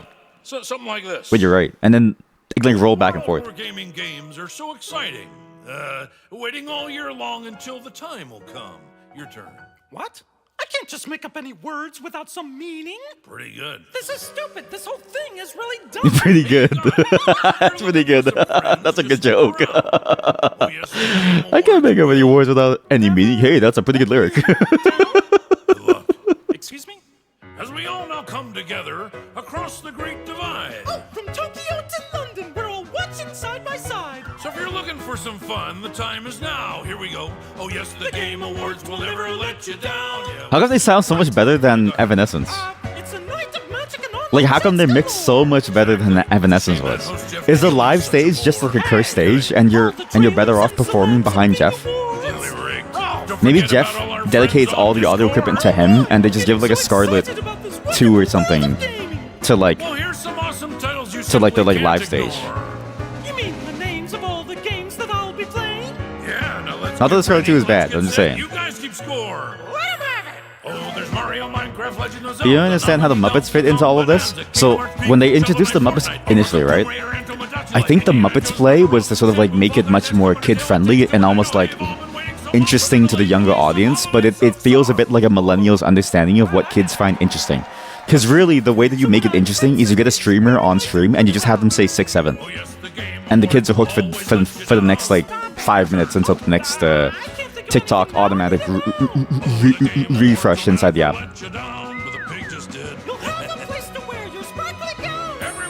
Because there is, like, the Muppets aren't really like a game thing. Also, I'll be right back. I have to open the door and I'll see you all soon. But I'll keep it going.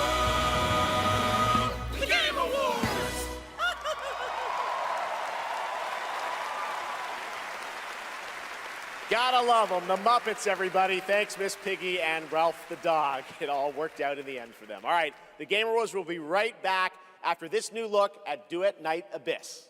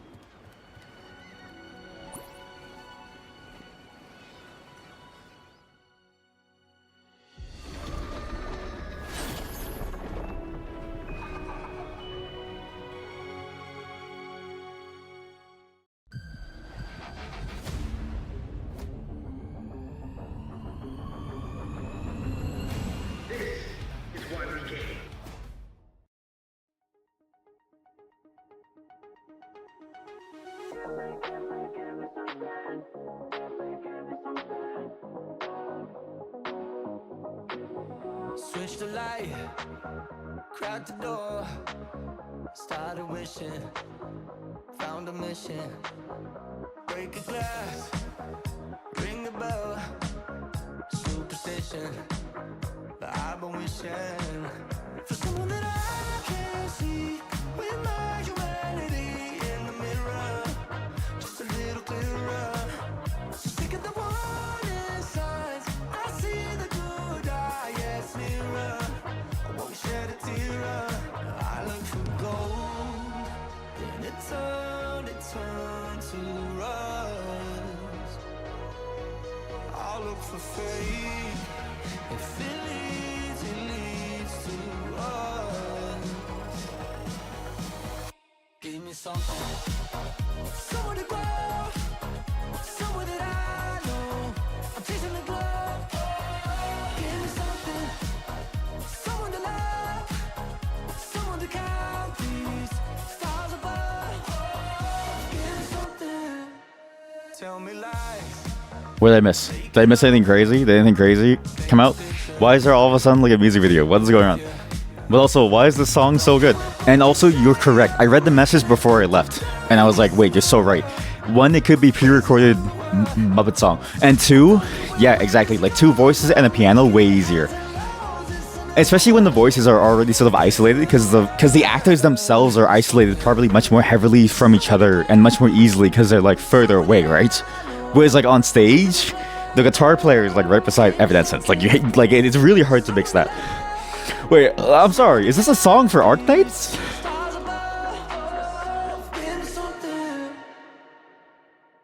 Yeah, the Enfield game. This is like the Factorial Gacha game. it's Factorial Gacha.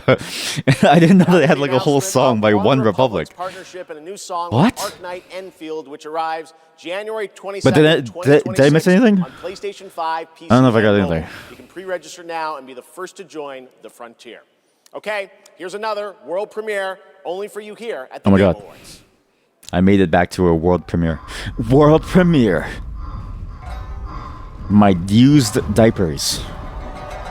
My used underwear. World premiere. Live footage of a firefighter saving a family of 7.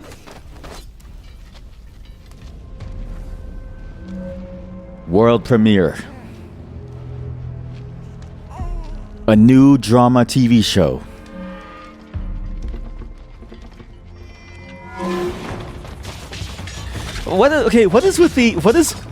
This is 2 games now that we've seen that involve you playing a character that has to fight while you're holding a baby.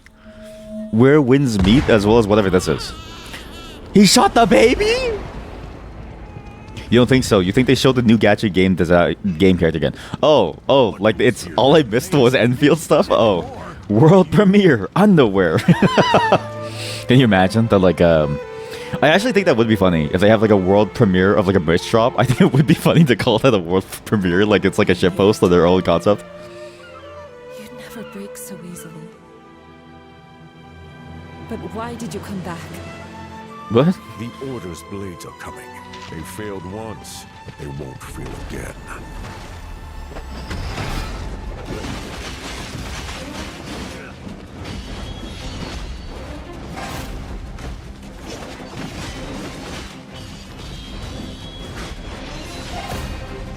What is this game?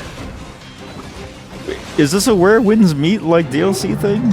Or is this like an actual like its own game? But also like every time I see the gameplay of these games, and Where Winds Meet has this problem too.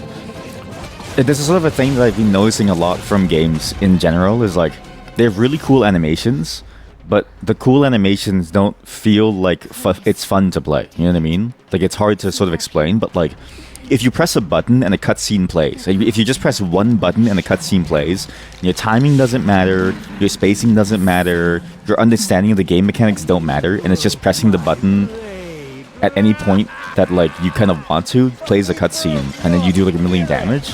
It's not actually fun to do. Like I've been noticing this a lot within games that like seem to emphasize this idea of like beautiful looks and animations, but whenever I think of a game, I always think to myself, like, isn't the point of a game to be playing it? So it's like, what is the fun in just playing like a one-button cutscene game almost, right? It's just a little weird to me.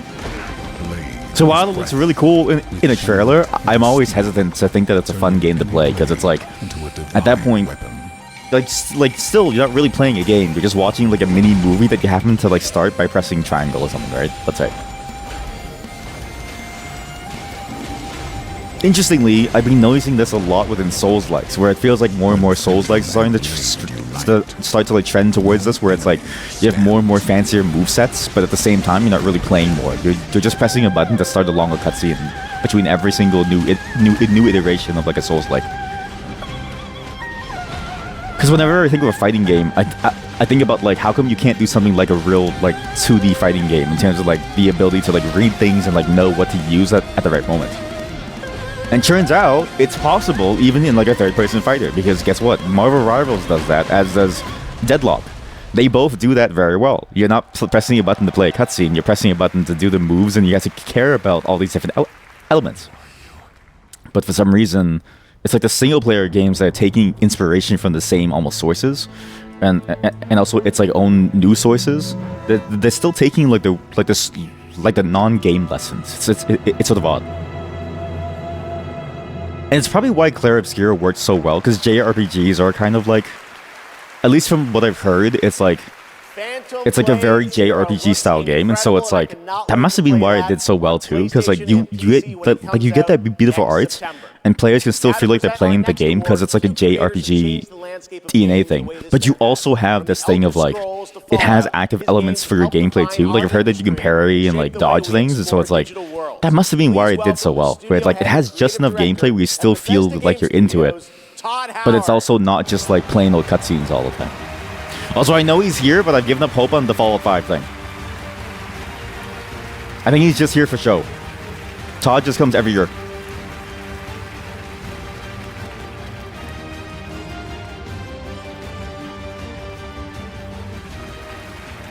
Game development is Damn, that's a nice suit actually. Goddamn. Team sport. And it doesn't matter if it's a The team belt of on the 10 suit is really or a nice team too. of hundreds. I like how the belt is almost like its own. It's like the same material as almost like the inner sheen material. It's not like a leather belt. It has that same sort of look and feel. It has a nice blending And the games that have had between the them all two come together, sides. well, they touch us. And the lapel of the suit, like that like bent over collar thing, it's a really nice length and a really nice shape. Here are the nominees for Best Game Direction. And the cuffs, honestly, really nice cuffs.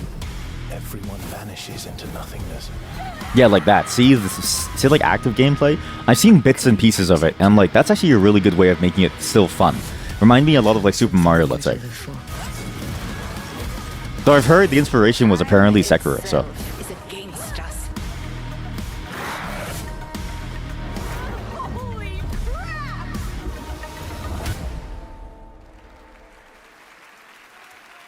And the Game Award goes to Expedition 33.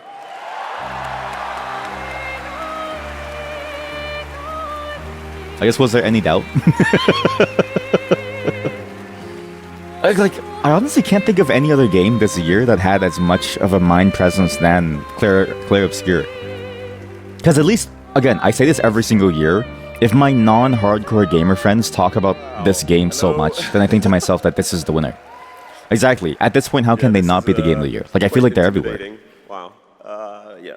Whoop. And again, it's crazy that I still haven't played it, but it's just I have to really want to nurse a JRPG for 4 months. It's really painful. Like my friend who played it casually, he was like, "Yeah, like you have to have time." And I was like, "How long did it take you, boss?" Because we call each other boss. And he was like, like 4 or 5 months. And I was like, "Yeah, I'll probably need 4 or 5 months too at my pace of doing things too." So hard. Even though I love JRPGs, that's like the biggest thing of like, it's like reading a book, right? You have to get into the mood of it. It's a timeline, however, where we're eternally grateful for the support and love we've received as well. All the ones with us tonight and the ones abroad, friends and family who believed in us and made this dream come true. And yeah, I love to thank my wife as well. She couldn't make it here tonight, but I think she's watching it. She's in Brazil, so the time difference is quite huge. But yeah, anyway. Thank you all so much. Have a lovely evening. Yeah. Thank you. Again, I'm sure like even if I would had played this game and I had like a connection to it, I still probably wouldn't be all like, oh yeah, I'm excited for this. Like I still would probably just be like, yeah, it's a cool game. Santhal, a big night for I'm just not a big games. All right, awards we've guy. come to a I'm just here very for the special world. point in tonight's show, especially for those of us who have been playing games for decades. Over the years, there have been many games, characters, and franchises we've all wished would return, and certainly many I'd hope that we'll be ready to announce at an event like this one. Introducing Duke Nukem. I'm excited to share this piece of news with all of you. Okay, will I get a single bingo? I'm not sure. Wait, what's the news? It's just an orchestra.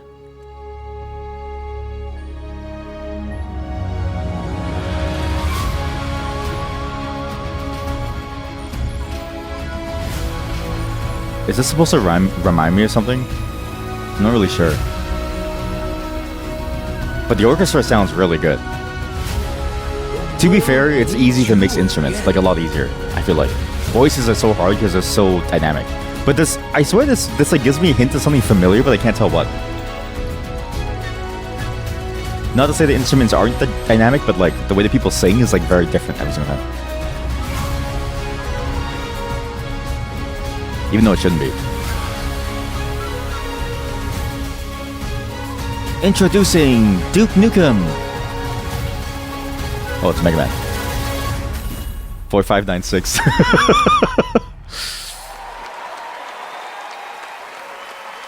I mean, yay, I guess. I've never been a big Mega Man fan except for the 2D games involving Zero and stuff because the gameplay was actually like kind of fun.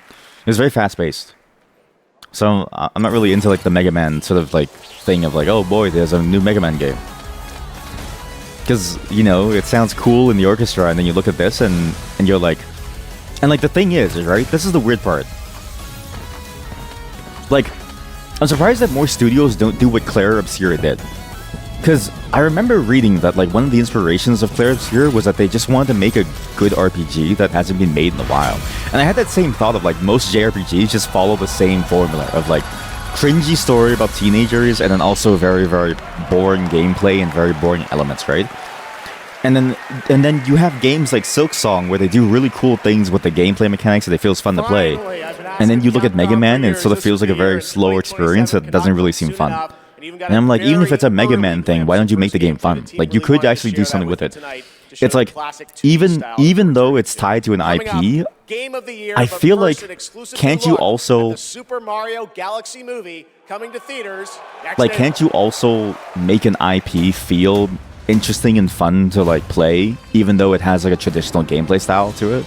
Back to the 90s, yeah. Also, it's another Super Mario film. Hi, I'm Luigi. Hi, I'm a Luigi. Yeah, it's just like, just sort of like, It's my big thing of like any new IP sort of like revival thing, right? I wish more studios did the thing that like apparently Claire Obscura did, where they want to make a game that's good and they just like decide to make it good, even if it means you have to break a couple of like traditions in the genre. Because having real-time QTE stuff in a JRPG, while not necessarily new, is still breaking away from it enough that it's now like a different flavor, right? But sometimes that's what you need. And honestly, like Mega Man in the face of the Bloodstained 2 that's gonna come out soon, as well as like Silksong, it's sort of like that gameplay that we saw. It's like, do I really want to play that of all things now, today, after having played it a million times for every single Mega Man game on like the Game Boy Advance and like all the other systems? Probably not, right? And you know what it is? That's probably why games like Sonic fail. Like, they tried to do something with Sonic Frontiers where it was really cool, but for the most part, like, every Sonic game that they do is just still the same old Sonic. And not to say that that's necessarily bad, but, like, is there really no way to make it interesting, despite the IP being a dude that goes fast? I'm not really sure. Look, you may hate me for it, but I heard that Sonic Frontiers failed, okay? I never played it, but I've seen it, and it doesn't seem that fun. This game is interesting, so I didn't realize what this was. So I played the mobile game for a bit, and I was like, this is shit, because there's so much gacha. This is apparently a full single-player version of the mobile gacha game. But again, it has that same problem of other such games of its type, where, and this is especially prevalent with this game, where it's like,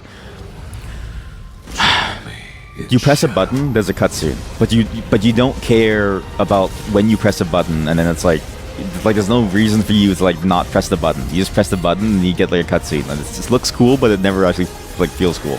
That's how I felt like playing the mobile game. It didn't fail. Wait, actually, did it make sales? What's funny is that everyone that I know that was really into Sonic didn't play Sonic Frontiers. So it's like it's funny that like no one ever tried to like play it.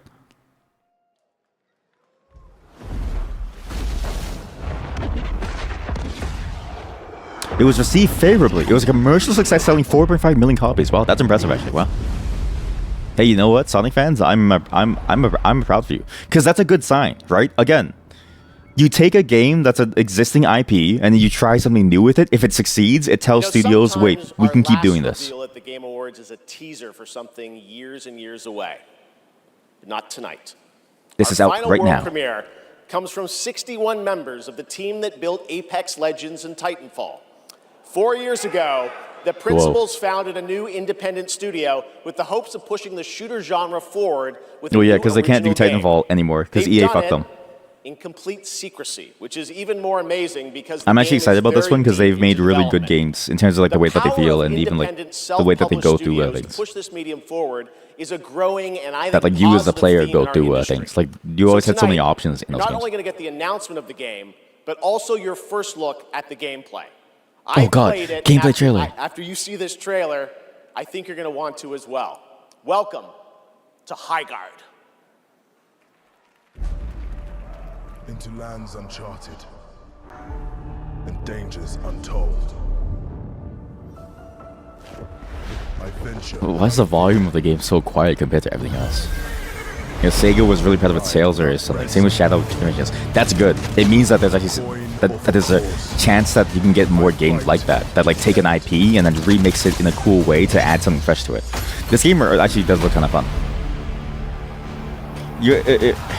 It's like that weird high techno Norse mythology thing.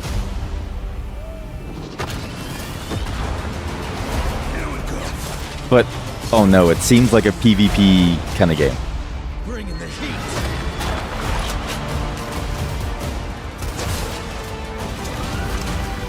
Oh no, it is like a PvP game. Your light belongs to me. Oh no, it's like a PvP tactical MOBA thingamabob, isn't it? It's not a single player game. Moving in for the attack. Shield breaker forming.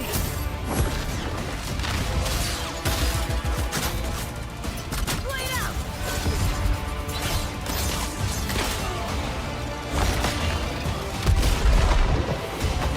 Wait, that's actually kind of cool. You have to get this. You have to get the sword of King Arthur or something. That's sick. But you can't use the sword because it's like his sword.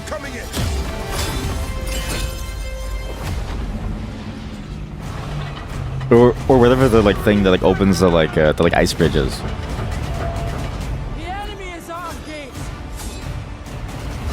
I'm coming for you! Marking baddies from above.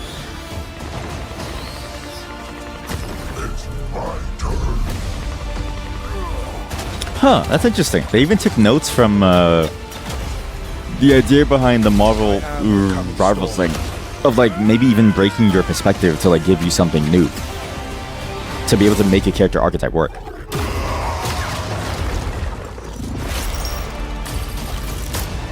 If somebody ulties in my game and they reload mid-fight because they forgot to reload before they ulti, I'm gonna throw the game. I am a warden, and this is my oath. Man.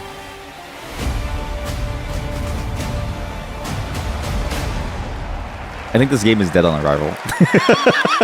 Or like not dead on arrival, but Crazy, that's right. Highguard launches in just 7 weeks on PC, PlayStation. I don't think it's gonna last long because it's yet another online multiplayer game that's in the sea of online multiplayer games. It's time for our final award. Last year, Like I feel like online multiplayer games are so hard to make work because there's so many good takes on the genre that it's hard to move away from. But I will say, taking something that's like Overwatch, but taking it into like a more, I guess, like slower pace in terms of like moving across a world, with the same hero character design, but being able to even break more of the rules, I think it's interesting. I'm just sort of thinking to myself, like, oh god, there's another multiplayer game you have to get good at, and you have to like learn all the tips and tricks for to be able to play the game on a basic level. It's like, it's kind of hoping that it'd be a single player game, maybe because it's like, oh, like the Titanfall 2 single player campaigns were amazing, even if the multiplayer was like really good. So, yeah, well. No Half-Life 3. To all nominees tonight with your games. No Hideo Kojima. Dream, No nothing. Sweat, love, Just and more sometimes Astrobot. also very often cry, actually. I maybe every year I should add Todd Howard and Astrobot. Something for everyone I wanted to this year for the bingo. I wanted to dream, The games but my dreams have now nominated this year gone were awry. created by teams from all over the world. This is a testament that our industry feeds from various world cultures. And in this day and age, this is something we should really, really appreciate and celebrate. I was just surprised that like what games don't do that. Like there's a lot of games like stick with the same status quo, and I was thinking to myself like, why don't you like look at what everyone else is doing? I get that there's a lot out there, but like the one thing that's nice about consumption is that you sort of know what's possible out there, and you also absorb ideas from other people and just try it out yourself, right? Not to say that you can't make things up on your own in isolation, but it takes a lot to come up with your own interesting thing. Game of the year. Yay.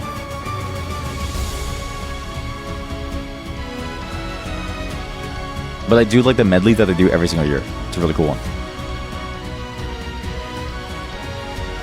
Wait, the guy in the guitar is going ham. The guy in the guitar is having a hell of a time, look.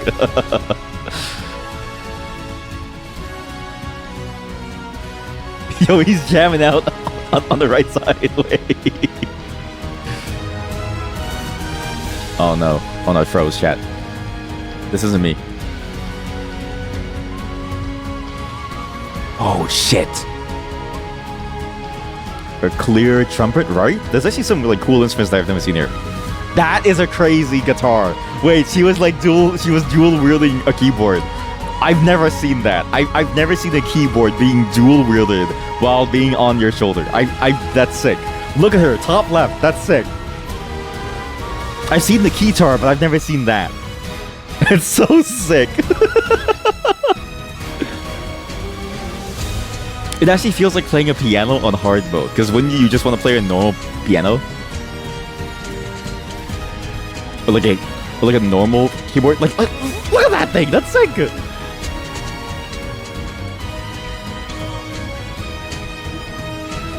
Yeah, that clear trumpet's so cool too. Like everything is so cool.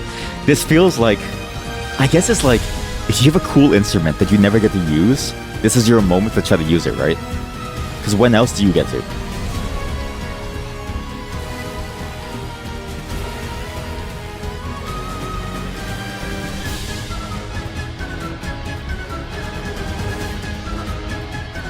Oh my god. I remember having to play fast notes on the flute, and I was like, I'm gonna pass out here. It's really hard to play those wind instruments quickly. You need really good breath control.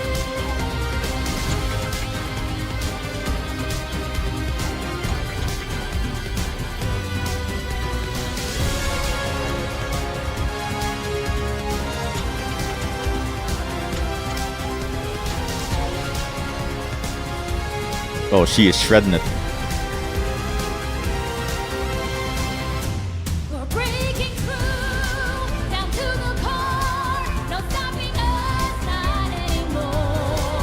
I wonder if every other song had lyrics, but like Donkey Kong was the only one that had the singer, because Nintendo paid like bonkers bucks, banana bucks to get the singing in, right?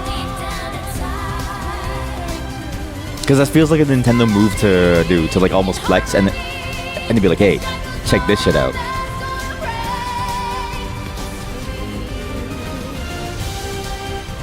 And then she leaves. Look at that for her. What the fuck was that instrument? I've never seen that configuration for that instrument. Well, it has like a triangle at the top. What? Dude, he has like a sword. He has like a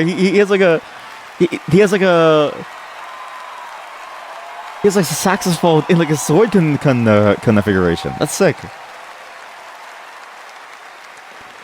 Where the fuck do they find these people with these instruments? Like, can you just sign up to be like on the application? Did they ask you, hey, do you have a sick instrument? Please show up. And the game of the year is... Mon ami Clair Obscur, Expedition 33! Mon ami. The French once again. We're distantly related, right? We're distantly related, right? In like French Canada, right?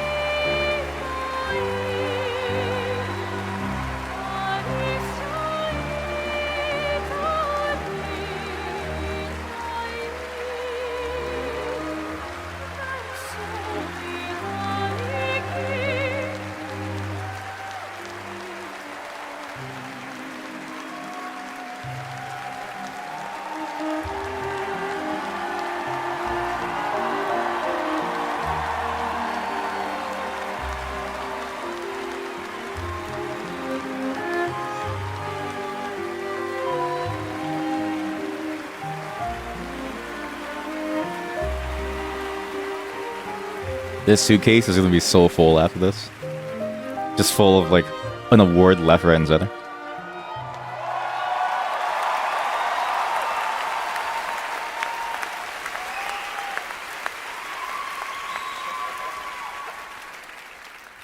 What a weird timeline for us. This was supposed to be a joke. The Barry and Narnia. I have no idea what's happening. Well, I want to thank first the incredible team at Soundfall Interactive. They are not watching from home as we brought literally everybody here to celebrate with us. So I love you guys.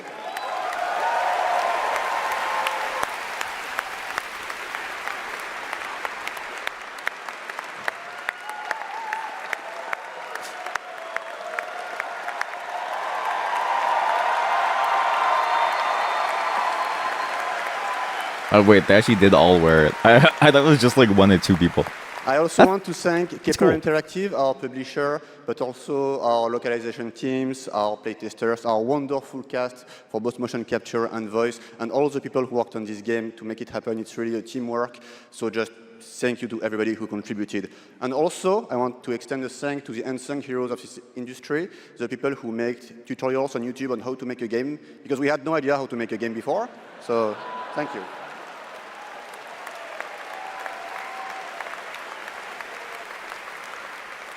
And I'll extend a personal thank you to an important man in my life, Mr. Hironobu Sakaguchi, who made me fall in love with games and inspired me to become a game dev. So thank you, Mr. Sakaguchi-san.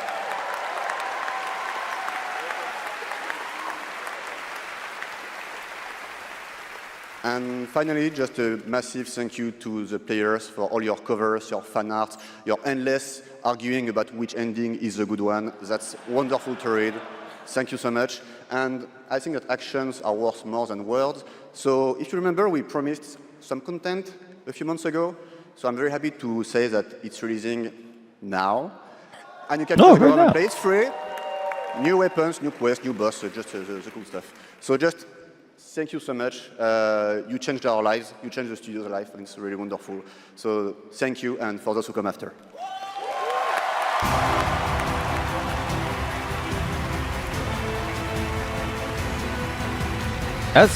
That's crazy to like go from like just having your first game as a studio and then you like go from like that. Not to say that like they weren't game devs before, but like to like go from making this new studio to come out of nowhere to then being like the hottest game of the year. That must be an amazing feeling. That is going to do it for the Game Awards 2025. Baguette emoji. And congratulations to all the nominees, winners, and teams who debuted new games tonight. We'll see Alright, we're finally done. I think it's 11 p.m. For our So biggest summer game fest ever from the Dolby Theater in LA. And we'll be back we do right a here final at Peacock recap, Theater and then I finally for get to Game leave. Awards next December. Thanks to our entire Game Awards team and everyone who helped make this show possible. Happy holidays. Good night, everybody.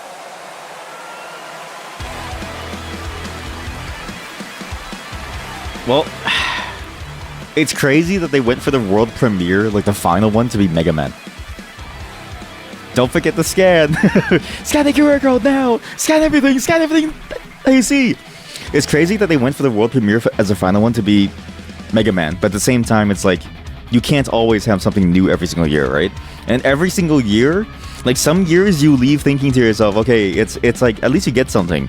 But this year it definitely felt weaker than last year in terms of like the weird live antics, if that makes sense.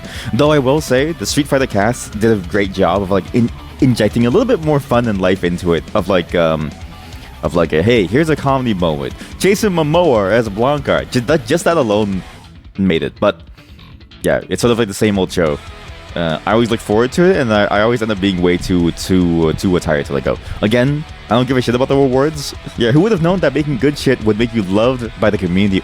Yeah, exactly, right? Like it's like, and again, it's why it's interesting. It's like the juxtaposition of that world premiere of Mega Man, and then what Clair Obscur is in terms of like what I know of it, because I haven't played it yet, but also like just sort of the stated goals and like what they wanted to like do. It's like to like see those two extremes, to see like yet another rehash of a thing that's been done a million times, but also that has no soul behind it almost, because it's sort of like they're just doing it to revamp the franchise, to make almost, it just feels like they're just doing it to make money from it, because it's just like the same thing over and over, to something like Clair Obscur, which is everything that I've ever read about it has been crazy.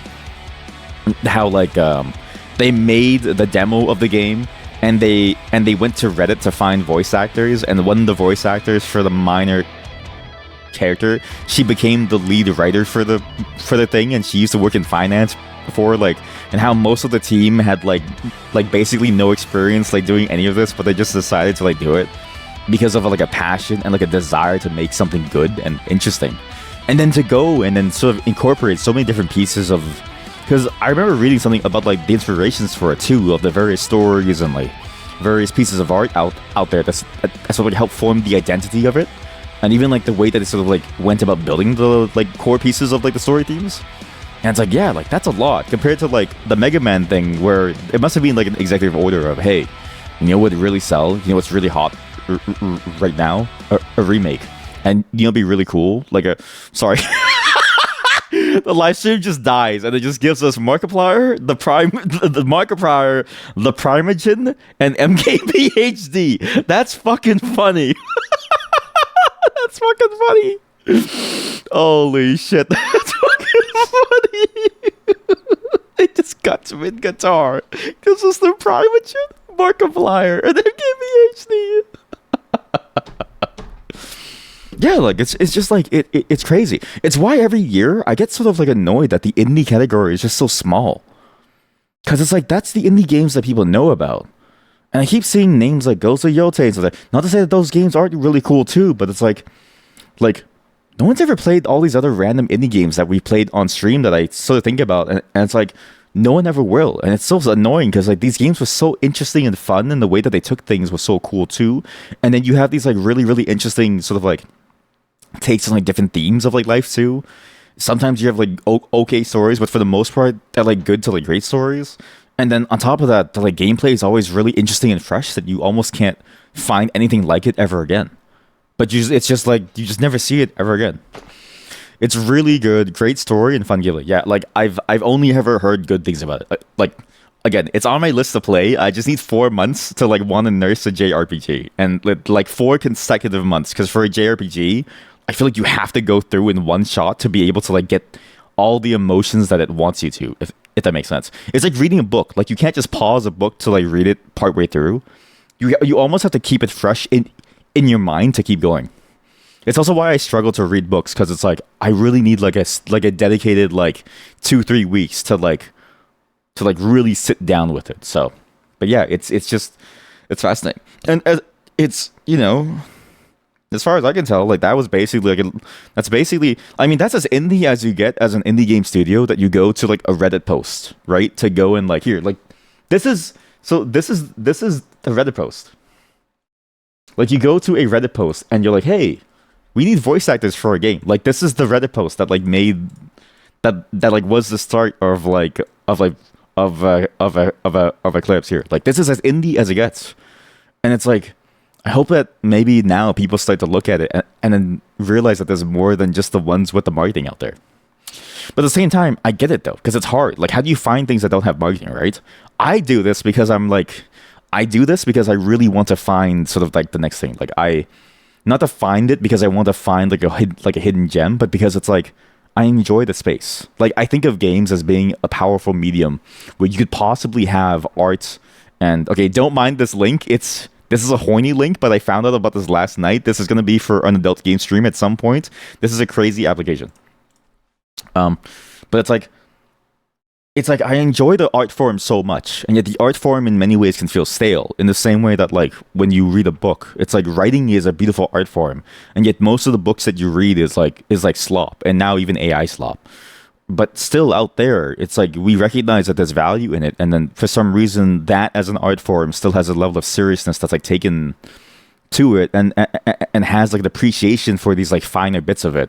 Whereas for games, there's always some weird, almost like a guillotine hanging over it, where if it breaks away too far from the mainstream, off of like its head comes off, because it's just not going to appeal to like the larger audience, and then at that point, like, you know, it's like dead, and then you get like 14-year-olds commenting saying this is shit. Not that they didn't also say it for like books, but like people recognize that their opinions are tainted by like a lack of experience. Not to say that you need experience to like see these things, but like, honestly, like my taste at 14 was shit. You know what I mean? Like, it's like not everyone has like perfect taste, and not everyone even has a good taste. It grows over time, right? But then the problem is that it fuels the market, where it's like the market then keeps on making these things and keeps on chasing like the safe bets, the like AAA things, and it's like there's so much more that they could do, and we see this every time we like play these like random games, and they're amazing, right? And then it takes a game like Clear Obscure to make people realize that no, JRPGs could be enticing. Hell, all they did was the Super Mario RPG thing, but a lot better, you know, incorporating other modern takes on it. And they just had a story that wasn't yet another teenager story, and all of a sudden it's amazing. And it's like, we could have had that, but nobody's willing to take the risk because of this like endless cycle. It's sort of weird. It's very weird in that sense. It's almost like the art form behind the industry is sort of gone. It's sort of annoying. How do you find the games that you play? I actually don't know. Actually, that's a good question. I actually don't know how I find them either. I just sort of like one day, I just wake up and I'm like, huh, this looks cool. And I get down this rabbit hole and I'm like, hey, I'll just play this now. Like Angelina just kind of pops up out of nowhere and I'm like, hey, this looks cool. And I'll just try it. I have no clue. A game that's about pure movement, which honestly would have been on my indie games year, like game of the year, you know, at least one of the top five, at least one of the five selections, if it was released earlier, masterpiece. Because it's like, it's stuff like this that is so interesting, but yeah, I have no clue how to find them yourself. I just find them and I just find them. It's like they enter my corpus. But I will say, Steam's recommendation system, the more that you play of their games, the better that it gets at finding the things that you might like. It's also very quiet now. Sorry, I can't deal with silence. Do you guys want bardcore music, or like what's like a good song? You want bardcore? I'll just do bardcore, okay? You get comedy clown music, okay?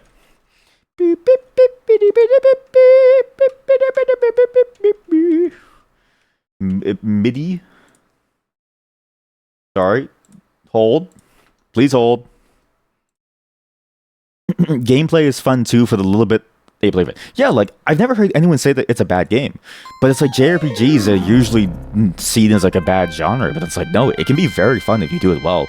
Just no one ever bothers to try to do it, and everyone that seems to do it.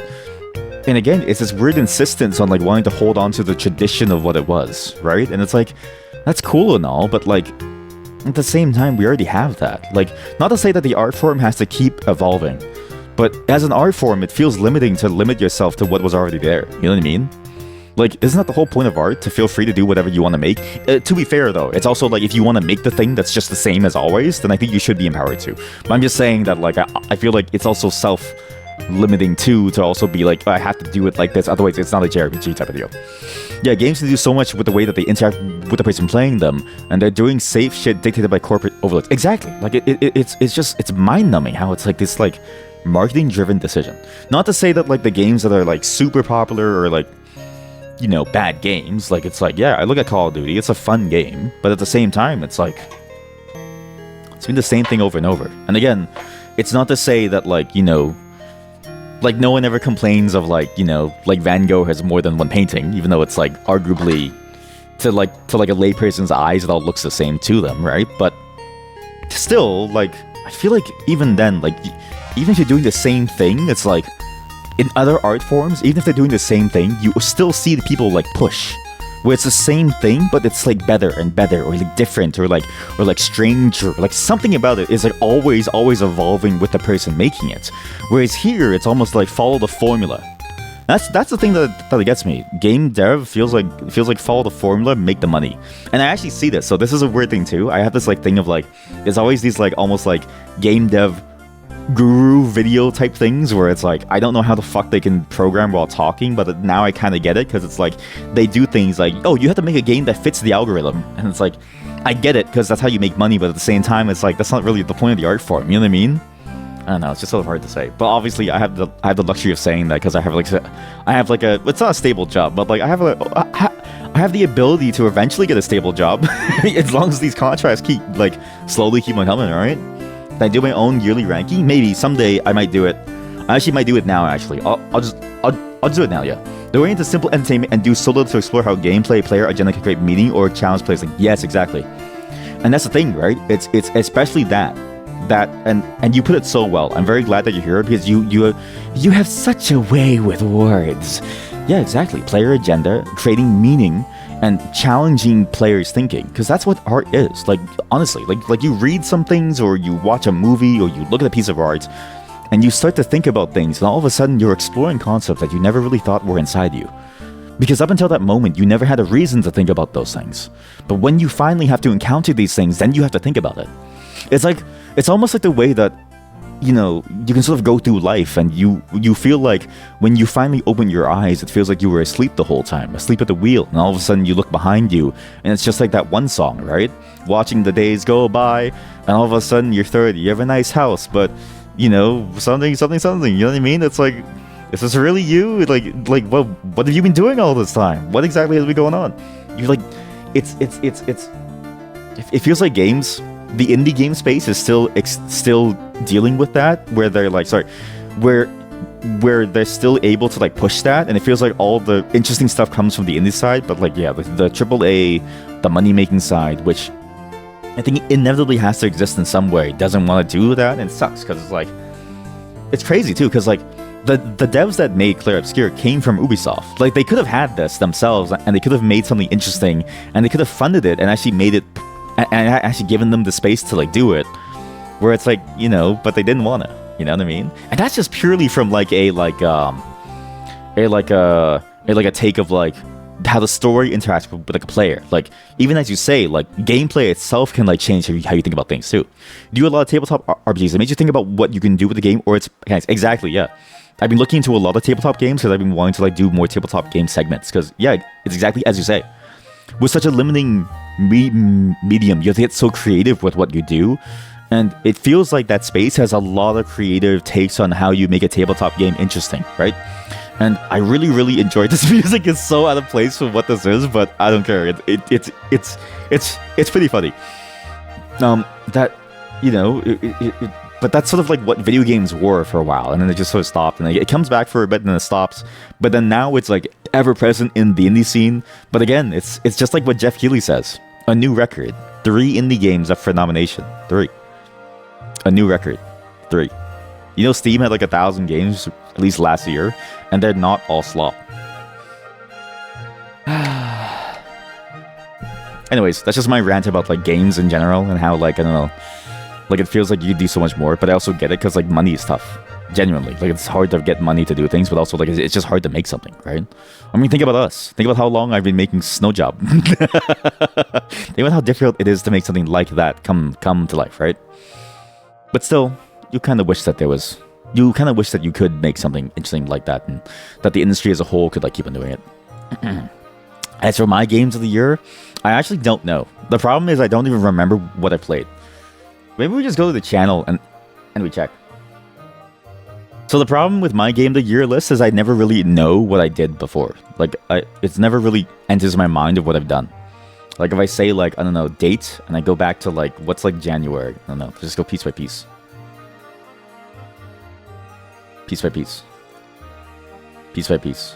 Holy shit, I stream way too much, chat. I'm gonna have to stop streaming.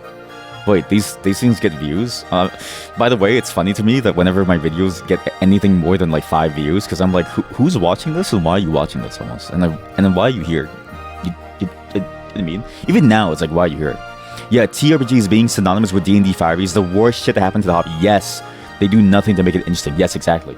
I was recently looking at this one tabletop game called Slug Blaster. And I was like, wait, this is a really interesting concept where it's like, oh, it's like almost like a sandbox freeform campaign. But then it's like, this isn't the only tabletop game that I've seen that like tries to like play, like do something interesting with like the tabletop game genre. Oh my god, it's so loud, sorry. And like there's like there are tons of these tabletop games that are doing something really, really cool with it. And this is just one of the things that I found of like a list of many that I still need to look into that I want to try.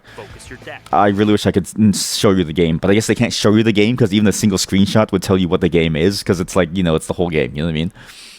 But yeah, it's just sort of like interesting that, you know, everything is sort of, it's like, it feels the same thing with like other similar types of games similar to tabletops. Like, you know how like all the war games, it's just Risk or Warhammer. It's like, I feel like there's so many different variations that you could do something that you could do with that goes beyond just the idea of like Risk or Warhammer. Like, it's like you could do so much with the idea of like a freeform movement grid with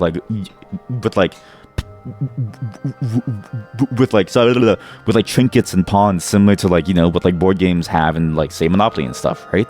Like it feels like you can do a lot, but yeah, it's exactly as you say. Like board games are relegated to like the major 4 or 5, and then it's family games. So it's like board games are like the major 4 or 5, which is like deep hobbies, but then you also have to, or it's just family games like Monopoly, which is like ever present. It's like an evergreen game. The 7-part pact looks promising. That sounds cool. Thank you. If you have any more of these, please let me know, because I'm gonna try to do like a board game segment at some point. I just don't know how to do it because doing a board game segment feels more like pirating than anything else. You know what I mean? Like playing games on stream already kind of feels like pirating in the sense that like once you know it, you kind of don't want to play it yourself. But at the same time, it's like you kind of want to play it because you want to experience it for yourself. But with a board game, it's sort of like, it's even more like pirating because you can literally just take a screenshot of my stream and then play the game. But I can't not show you the board game because then it's like you can't follow along with the game. You wouldn't know what's going on. It's like an interesting medium where it's like, because the rules are being played by you, as long as you know the rules and stick to them, you can play them. Versus like a video game where even if you know the rules, you have to like recreate the game, which is sort of like a weird space to be. Whereas like, you know what I mean? So I'm still figuring out like how to do it well in such a way that like it like respects the game and gives it a chance to shine while also still giving it the opportunity to like actually make a sale. Not to say that I would impact the sale, but it's like if somebody watches me play it and they would have been interested in it and they just watch me play it and then they get that and they sort of get that feeling. I'm worried that it goes too far. Not to say that like it's not bad to go really far, but I'm worried that it goes so far that they just take a bunch of screenshots and play it. But that's also not really my problem to solve because it's like I can't stop you from pirating like a game that I play either, right? So, but still, I do think about that a lot. Plus, I don't want to just like play the game on the webcam because I feel like you could do so much more interesting ways of showing how a board game works, right? Where it's like you could have so many different ways of doing it where like you like really show people the flow of things, how you're thinking about things, what things are sort of like coming into your context as you're thinking about this, what rules it relates to. There's a lot of complexity there that you have to show that I don't think a webcam alone is enough to really do it. So still planning it out. This is like a longer term thing that I wanted to like try, but when I tried like a fairly simple board game to try it with, let's say like you know the board game stream that we tried last time, that was a mess.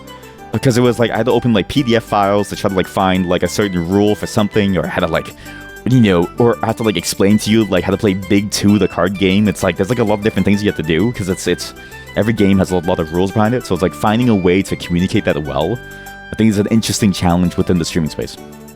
Yeah, thank you for these. I'll try these out. But yeah, in terms of my games list, I actually don't know. So this is the problem with me, is that I like everything that I play. To some degree, I like everything that I play. Big 2 version 7 is something. Yeah, yeah.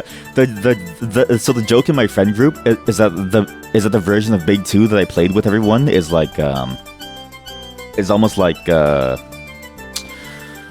thing that it's so weird because Big 2 is a card game with so many variations, but the variation that we play is also like a well-known one. So we just call it like, okay, you guys want to play Big 2 variation 37? All right. Yo, I should have said variation 6-7. Watching roleplay focused games is some kind of perversion. Those games are kind of made to be experienced firsthand, and watching them from the side is not the best ammo. I do agree.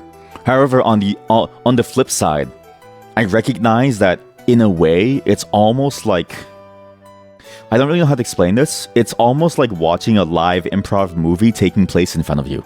Like it's sort of, it's I get what you mean by the word perversion, and I get what you're trying to get at, where it's like you're like lacking in that thing, and it's very sort of like voyeuristic, but at the same time, it's like in a way that's interesting because it's almost like a whole different space and a mode of doing things that most people would never actually get to try. Not that they shouldn't try it themselves, but I think there's something there of like, maybe you just want to see someone do it. Someone who's a lot better than you at doing it. Not to say that you don't want to be a lot better at it, but sometimes just like being able to like witness it happen would be interesting. Kind of, but also it's a bit of a parasocial relationship. I think it can be, but only in the sense of like, I guess it's like similar to like, say like a movie, right? Like, I had the same thought of like, let's say you play like a role-playing game, and it's like, oh, do you watch it for the streamer, or do you watch it for like, the actor or something, right? It's like, if you can divorce it from the actor, and you just watch it because you really enjoy this particular take on this game rule set that has led to this unique playthrough storyline, then I think it's interesting in the sense of like, you enjoy watching this specific iteration of it, this like specific almost like version of it that's being brought to life. Then I think it's sort of like, okay. I don't think it's, but I do agree that like when it gets to like the level of say Critical Role where people are like following the actors themselves, I sort of feel like, well, what's the point, right? Aren't you know what I mean? Like, sure, they're great actors, but at the same time, it's like the story that they're making is interesting. Like, wouldn't you want to just listen to that, right? You want to play D&D? I do too, but there's also other things I want to try. Like, not to say that D&D is bad, but I also want to try other things in it too. But I do want to start up like a full-on D&D session. It's just really hard to start up a full-on D&D session because our personal friend group doesn't do it well, and I can't do I guess I could do D&D by myself, but it would be like terrible. You know what I mean? Magic Circle definition of games. What is the Magic Circle definition of games? The Magic Circle is the state of mind, is the buy into the conceit of a game. I've never heard of this. Thank you for showing this to me. I guess maybe this is it. The Magic Circle. The Magic Circle is a state of mind, is to buy into the conceit of the game. It is a social contract between players mutually interested in having a shared experience. It is the bubble in which the normal rules and realities of the world are replaced by those of the game to everyone playing. Yeah, exactly. Something like this, but also applied to the viewing experience, I think is doable. Because in my mind, I relate it to the same thing of like, the way that you would watch a movie, it's the exact same way. I find the parasociality of like following an actor strange, but sometimes you enjoy a universe of a movie so much that you want to see more of it. Like, let's say like a John Wick. I really like John Wick, even though it's like very campy in terms of like, I guess the way that the story plays out. It's sort of like the same contrivance every time, but I enjoy it. But it's not because of Keanu Reeves. I just enjoy like what they're doing with the world. It's like almost like seedy underbelly, right? Homo Ludens is a great read on the topic. Thank you. I'll have this too. By Dutch historian and cultural theorist Johan Huizinga. It discusses the importance of the play element of culture and society. Hey, you have some really good references. Though I remember you mentioning that you did do your master's or bachelor's in this topic. So yeah, thank you for this. I'll be checking this out. I've actually got like a bunch of these resources that I've been meaning to read, so thank you. Because the more that I add to it, when I finally get to it, I'll finally be able to do it. Because I had the same thought of like, surely other people must have thought of this too. Where it's like somebody out there must have thought of this stuff too, and it must have compiled their thoughts on it in a much easier to read and understand way than I do in my head, such that I could use it to help me organize my own thoughts on it, right? In the way that like you would do for any reading of, or like any learning of any type. Because the idea of play has been like in the life of humanity since forever. So gather a couple friends and go for the D&D. You choose some other system that would be easier to pick up and be more focused on a role-playing game, not a mechanical one. But the hardest thing is to start. Yes. Well, I mean, so what's funny is that, so me and the mod are real-life friends. The hardest thing about our friend group is actually not to start. The hardest thing about our friend group is to get people to continue. We actually tried to do a D&D thing at some point, and we got 2 sessions out of it like a long time ago, and no one ever played it ever again. I was so mad. I was so sad too, because I set up so much for it to like really like get into it, right? But yeah, no one wanted to. It wasn't even because the systems were too complex, though I will say it is complex, and I do agree. There's actually like another system that I've been meaning to try out. Let me find what that system is, because I also want to share it too. What is that? I posted it somewhere in the Sponsored by Valve channel, which is not a real channel that's sponsored by Valve. I just like to call it Sponsored by Valve. Let me scroll up, and while I look for it, I'll post it. But yeah, it was a whole different system of role-playing, which is more freeform, but also a lot simpler in execution, where it was like, oh, you get to have fun with it. You're an engineering, but you're an IT trash. So unfortunately, you didn't do anything with it while studying. So true, though, because that's... Okay, to be fair, I don't think that you're trash for doing IT, but I get what you mean by, like, you're stuck in IT hell. Because it's like, yeah, it really is, like, most of the jobs that you find are, like, for IT. Canada has a problem, too, where it's, like... I mean, really anywhere, where it's, like, you could be, like, a very skilled... Not to say, like, it's, like, unskilled to do IT, but it's, like, your skill set might be something very niche and, like, completely different, but then the place that you're at, it only has jobs in, like, the larger thing that is slightly related that everyone thinks is that. Because the non-experts won't know what it actually is. Then find people on the internet that want to play and not your friends. From experience, it helps. You don't want to talk to strangers. Yeah, that's an issue. Well, not even that you don't want to talk to strangers. I think it's interesting to want to explore your friends in that light. Like, the one thing that I enjoy about when I used to do acting and when I used to do roleplay and sort of like improv and stuff, right? It was fun to sort of see what someone could come up with. Because it's like you see this person in a normal everyday light every single time.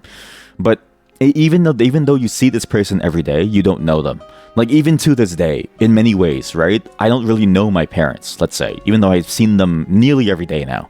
Even though I've talked to them a lot about a lot of things in life, I will never really truly get to know them because they're their own people, right? So it's like, if I have the opportunity with my friends, I kind of want to go down that route of like, why don't I just see who they are? And we get to like play this out and we sort of see like what happens when you are put into this role-playing situation, you know what I mean? Like, to me, that's fascinating. Obviously, though, right?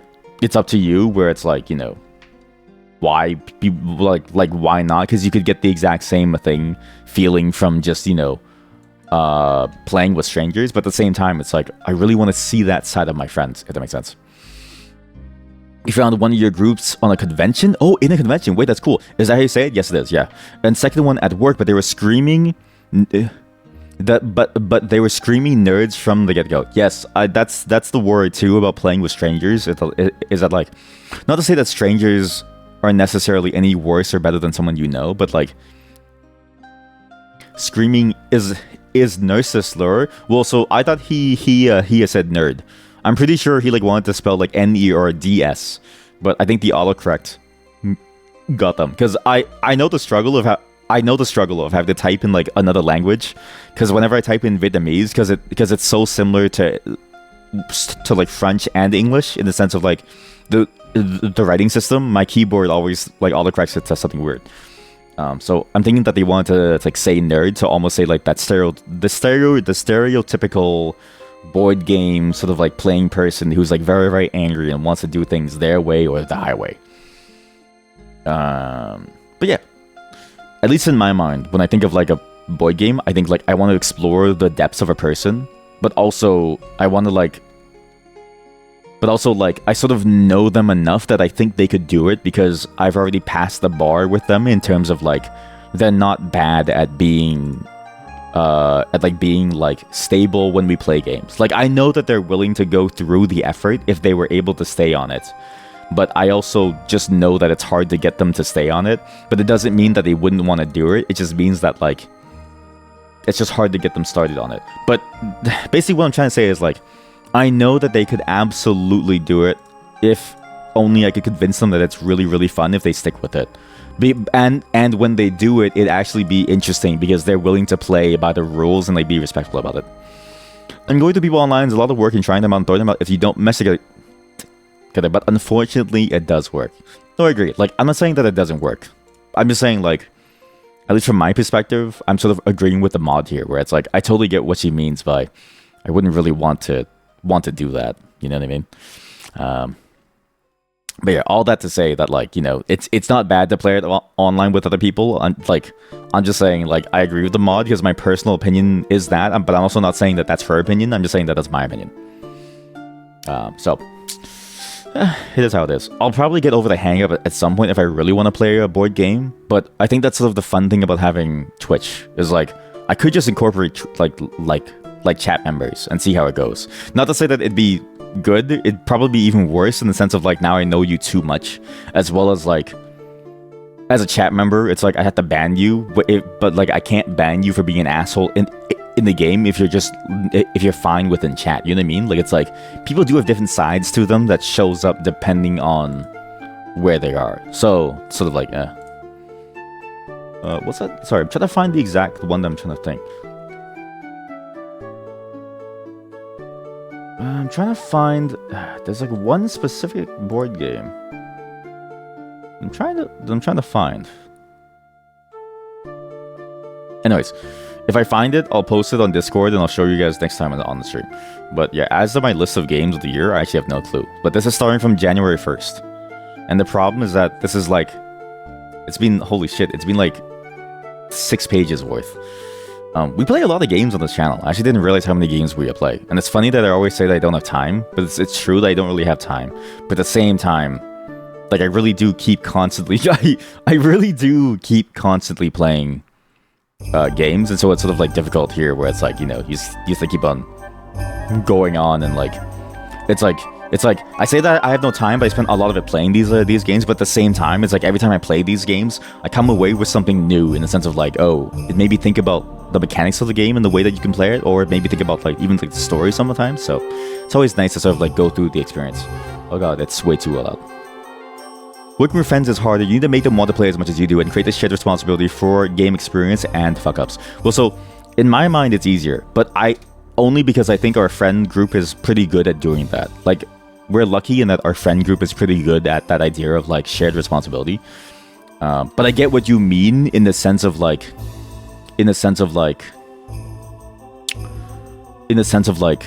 if you don't already have that level of rapport, then it wouldn't work.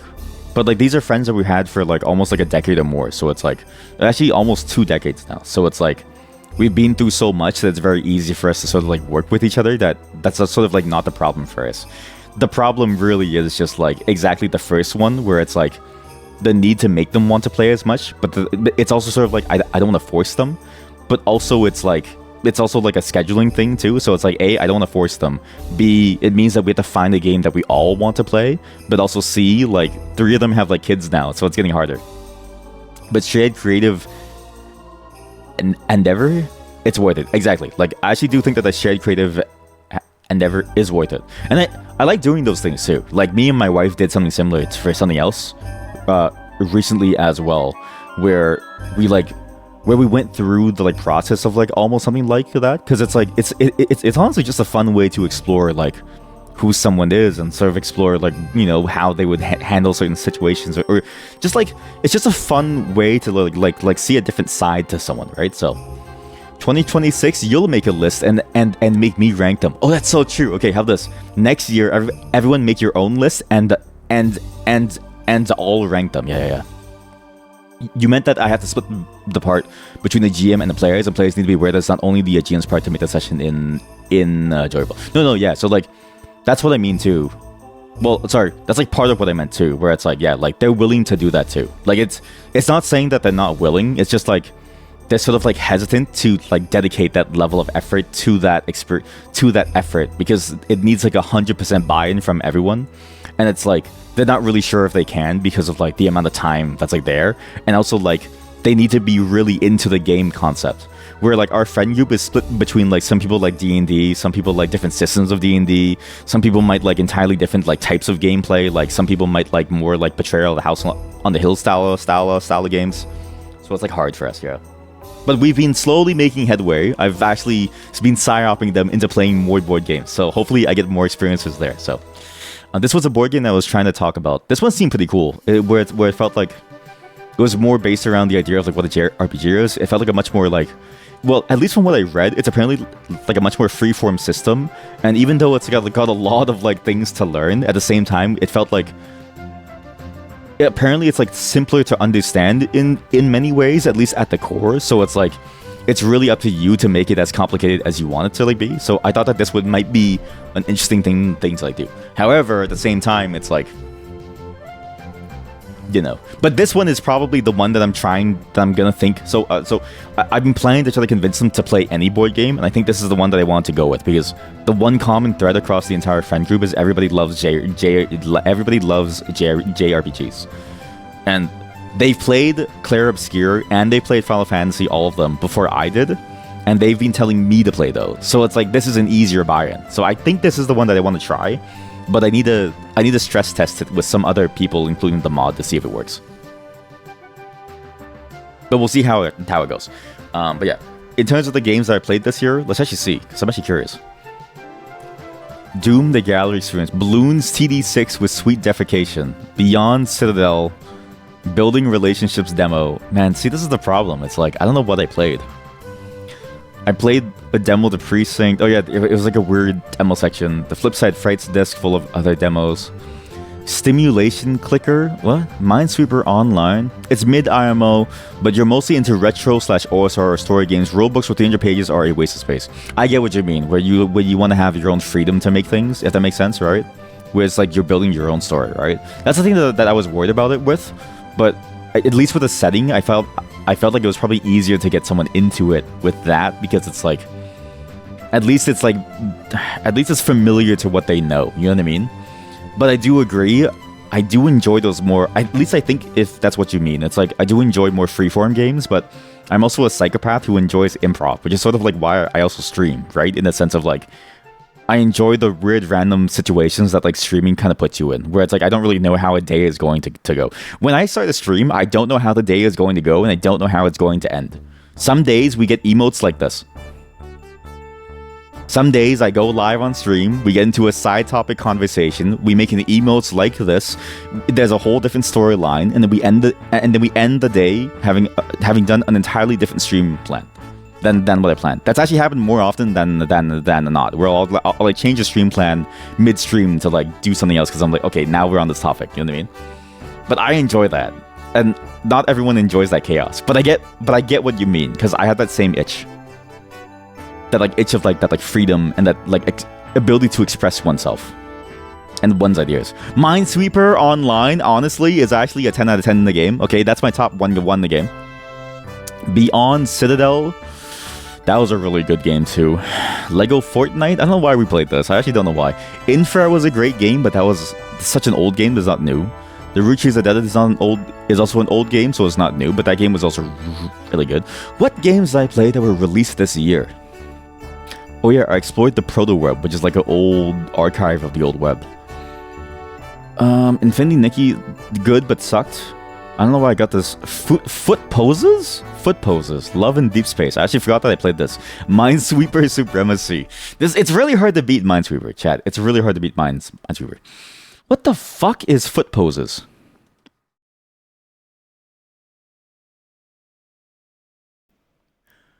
I remember now. Yes, I remember now. Don't listen to me. I hate hearing myself. That's so weird. Oh god. Dave the Diver, MapleStory version, the Horse Girl game. I mean, those were good, but they weren't like mind-blowing to me. They were just good and fun and sort of like interesting to like get into. Then there are some improv related games like Fiasco. Ooh. Fiasco board game. Nice starting point for indie tabletops that you can bring out at some meetup. No, but like that's my thing. Is like that's my problem, is that I'm the only one who enjoys improv. Like in the entire friend group, and it's no hate to them, honestly.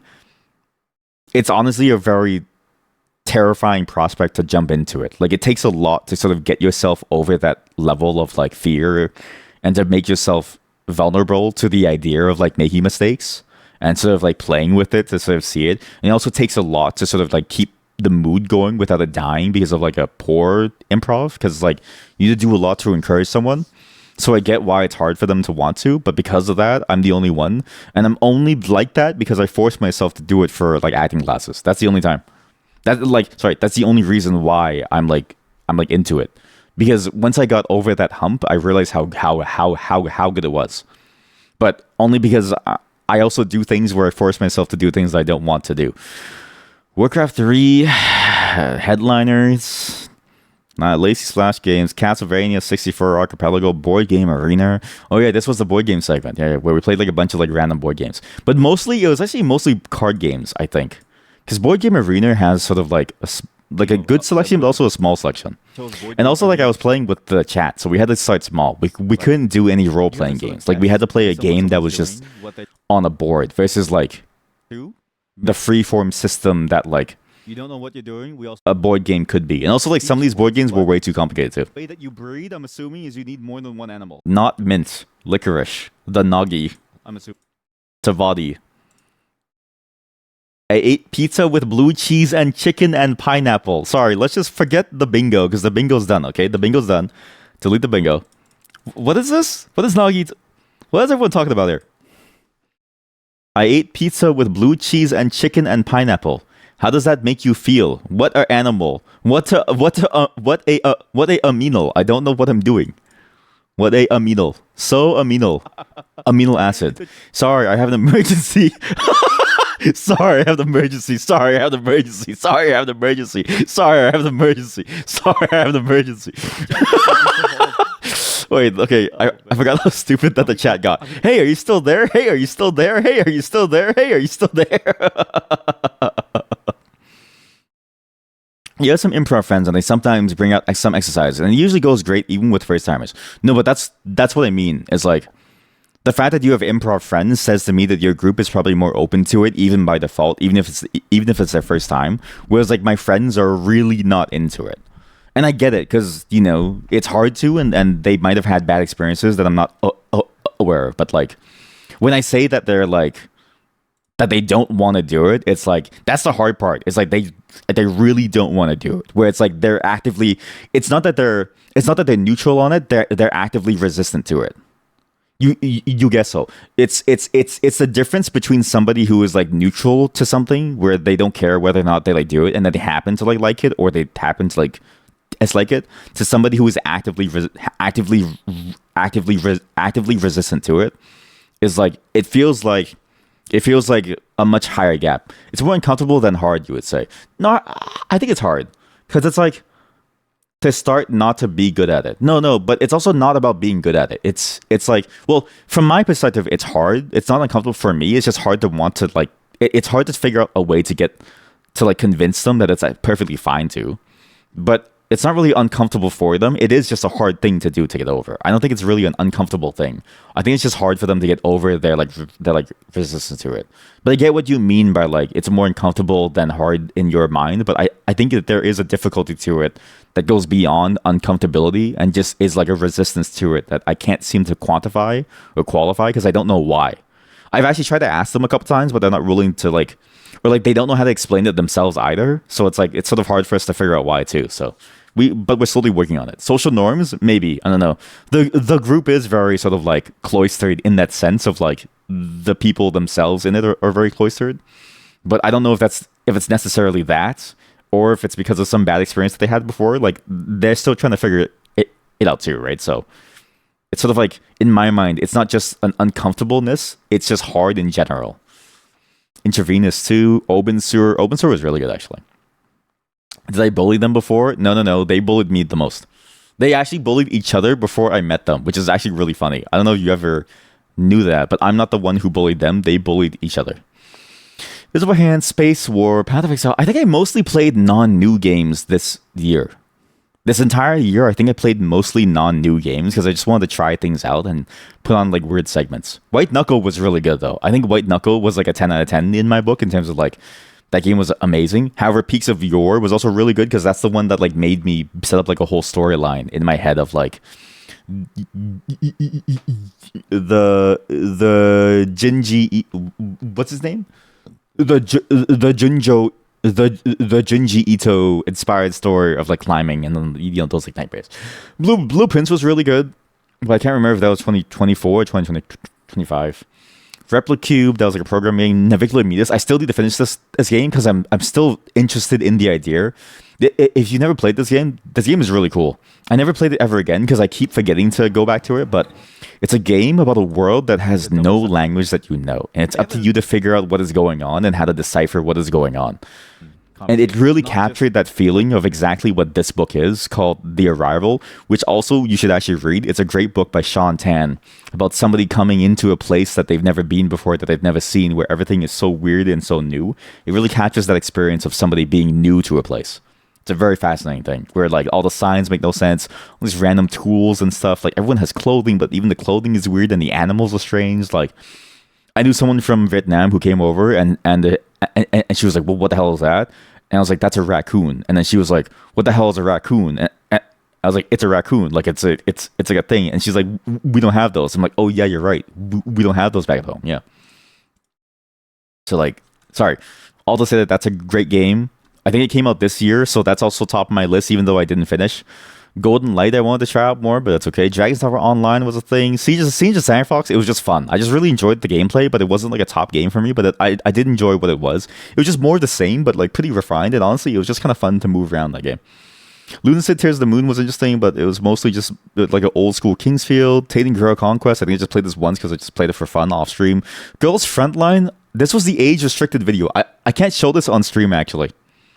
This is the one game I can't show on stream because like I'll immediately get banned even though it's like a stream safe game. But it's because the YouTube video is 18+. I think there's like a rule on Twitch where they can ban me for showing an 18+ video even though it's a safe game on stream otherwise. Karen, the demo, I'm still waiting for Karen actually. I really like climbing games. I don't know why. Clover Pit, I like gambling. No, I'm Not Human. I know that game came out. Mangoes for Sharium, they gave me a key and they asked me to like try it. And I was like, yeah, sure. Me and the Hollow demo was fun. Kaizen Factory Story was fun. I need to finish that game actually. I just keep forgetting to. Tower Networking was really, really fun. I still need to finish that game fully. I keep forgetting to. But those are new. Dream Daddy, I stopped playing that because of various reasons. Project Silverfish was a great game and it still is a good game. It's still being worked on, but it's honestly really good. Peak, every single time I play Peak, there's always something new. All I remember is that like there was like a mushroom segment in Peak where I got really high off of shrooms, right? There was a shroom segment. It was somewhere, it was something in Fire Mountain. I remember at the Fire Mountain, I did like a role play of me being too high on mushrooms, I think.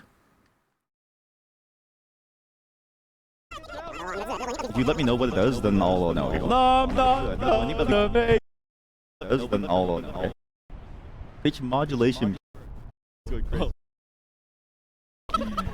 Everyone's laughing.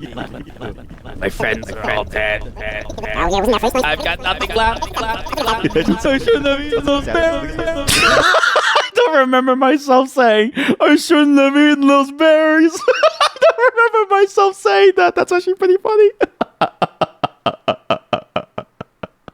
Okay, sorry, but this is probably my best bit of I've got the year. So I shouldn't have eaten those berries. That's good. There's also The Arrival about strange aliens. This short story is called Story of Your Life. Oh man, I seem to find that one movie or something that was about like a linguist who had to translate an alien language that was about time. And in doing so, she got lost in time, but she also gained the ability to travel through time, which then saved humanity. It was such a cool movie. Peaks of Europe, but that was an old game. That was a really cool game. Mon Bazou, this game was awful, but it was like okay, but also like just sort of boring. But also like it's interesting that it's a Canadian game. Kieran Loves You, which is a larger part of the Three Versus game, which is going to come out soon. I'm really excited for Three Versus still. We really didn't play many new games this year, eh? Boobs, this was my commentary on the censorship thing that was happening on Steam, which I still hate. And I was like, even if the game sucks, like it doesn't mean that you should censor it just because it has a thing that you don't like about it. Like it's if it's fine to sell, then it's fine to sell. And also like why are we censoring art? You know what I mean? Because some topics are very difficult to talk about, and just because they are doesn't make it any more or less of the art form. More Peak videos. Like what is this? 13 seconds. Oh, I remember this. Love me a cave. Oh no. I love me a cave. I don't know why I made this. Hole that can fit a man like me. I think I got really sorry. I think I was really, really tired or really, really sick or something. Like, I vaguely remember this being somewhere where I was like sick or tired and I just decided to make that. Maple Story, oh yeah, Maple Story Worlds. This one, I'm surprised this didn't get me banned, by the way. There was so much hentai shown on screen, and because this is a game with like user-generated content. But yeah, sorry, I also say the story of your life thing, because that sounds like a cooler book. Meridian 59, this was a cool exploration of an old MMO, actually. I really enjoyed that you could like compile the like, that it was open source, and you could compile it if you had the files, you just copy it over. Imagine the Crime Syndicate, another thing, Dwarf Fortress. Oh yeah, the Dwarf Fortress. This one, I still want to continue this playthrough at some point. Like, so the reason why I stopped doing it immediately was because I was like, this is gonna need like 4 months, and I don't know if I want to dedicate 4 months. But I remember this was like a whole thing of like, there was like a Necromancer Tower. Yeah, with the history of the world. It was like the Necromancer started, there was a tower, and then there was like propaganda about the tower being made, and then somehow like counter propaganda was being made about the Necromancer Tower. It was honestly a pretty fun segment where it was like, there was just something funny about the timeline of like the entire history of the world with necromancers is not being fought in a war, but it's being done over by propaganda. Look at this. This is the entire propaganda. Animal courtship, further musings. And you sang Wasp. These are good. These are good events in history and the Tower Saga.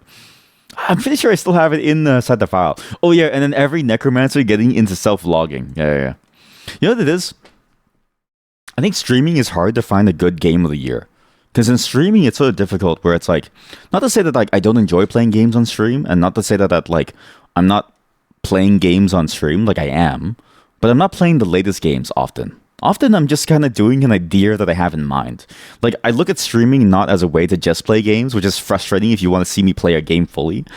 But I also look at it as like it's just a space for me to play around with, to try some weird new segment that I wanted to try for a while, to see if it works. Like, it's like, oh, I want to try a board game segment, see if it works. Or like, oh, I want to try like a weird comedy segment of like this, let's see if it works. Or like, oh, I want to try watching a movie with people inside the like chat, and let's see if it works if I just do certain things with it, right?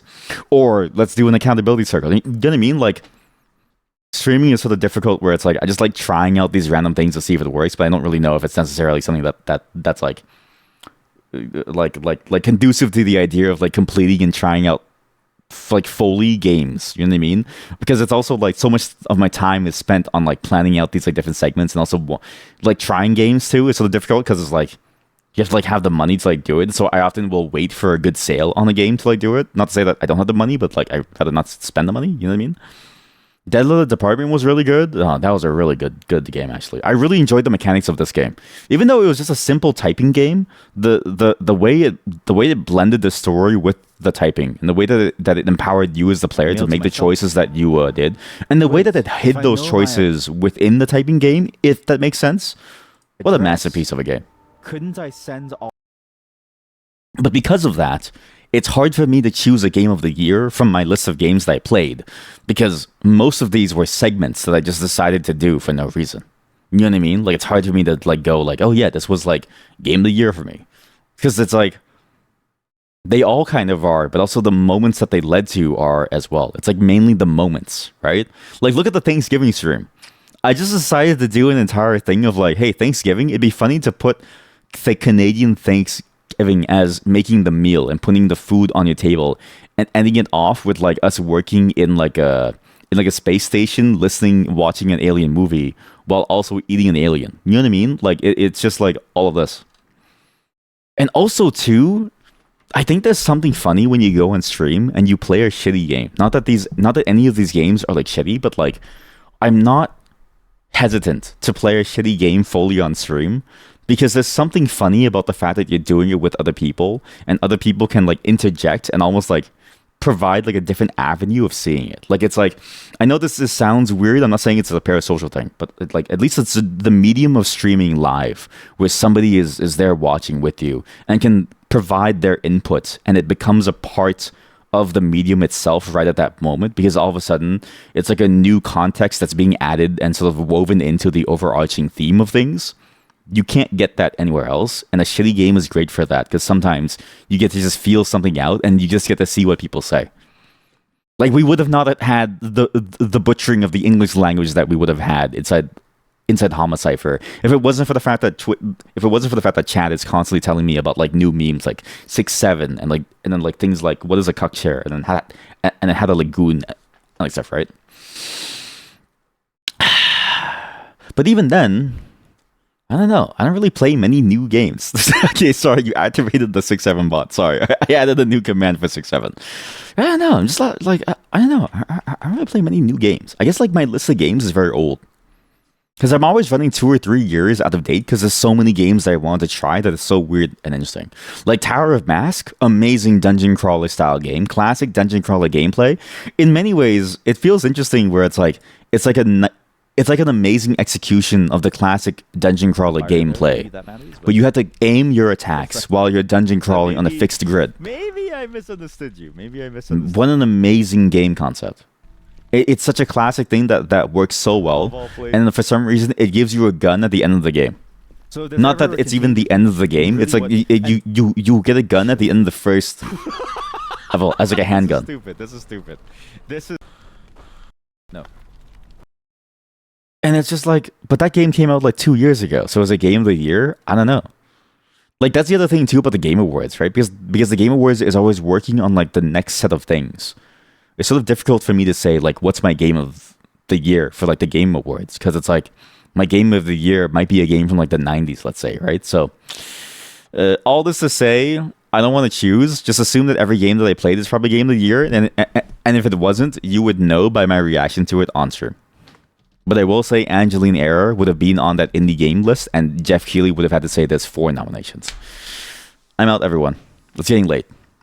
Thank you for joining as we watch the Game Awards. Thank you for joining today as we played a bunch of things. I'll be back tomorrow, actually, same time as always.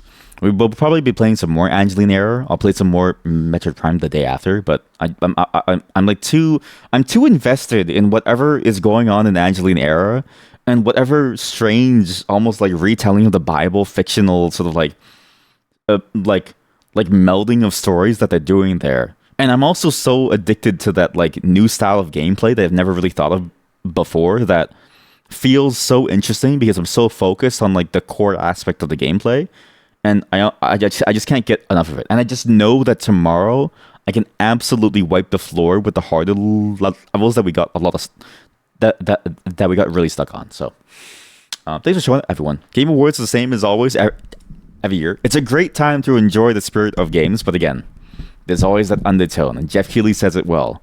There's a new record. 3 indie games are being nominated, but it feels like indie games are really where you see it every single year. Go out there, find your indie games, play them. I didn't know about Despalote. I didn't know about South of Midnight. I didn't know about Consume Me. I didn't know about these games. Consume Me seems like a fun game because it seems like a Tetris like food game, if that makes sense. It's sort of like a interesting style of game where you have to like build like a board of food and like to match something. But again, it's like there's so much stuff out there that's so hard to like know, and obviously that's sort of the hard part of these. It's the one thing about the game industry that I think will never stop being hard. It's a lot like books where it's like there's too many games to consume, but there's just something about the way that the review process happens where it feels like it's primarily dominated by market decisions versus necessarily, you know, the art form. Not to say that that doesn't happen in other cases, like the highest earning movies are like, you know, Marvel movies, let's say, and or like K-pop Demon Hunter, let's say. Or not to say that not to say that those are bad movies, but you know what I mean. Like but at least there's a segment of it that like is really deep into the art. Whereas like, not to say that it doesn't exist for games, but definitely feels like it's on the quieter end. Or maybe I'm just not looking. If you know anything about this stuff and you know where to find people who, I guess, like have really good recommendations for things, please let me know. Because even though I find things that I enjoy, I also struggle to find things too. That's just the way that life is. Bye, everyone. Have a great night. I'll see you all tomorrow at the same time as always. I will never do another Game Awards show. I say this every single year because every single year it takes way too long to get to the end. And also, if you have any more suggestions for board games or the like, please do send them my way. You can actually still email me. I do read the emails, or you can message in the Discord. The Discord is now the easiest way to get an answer, but if you send me an email, I will reply within like the same 15 minutes or so. Let's say I'm gonna take the Linus thing of like reply within 15 minutes. Yeah. Bye.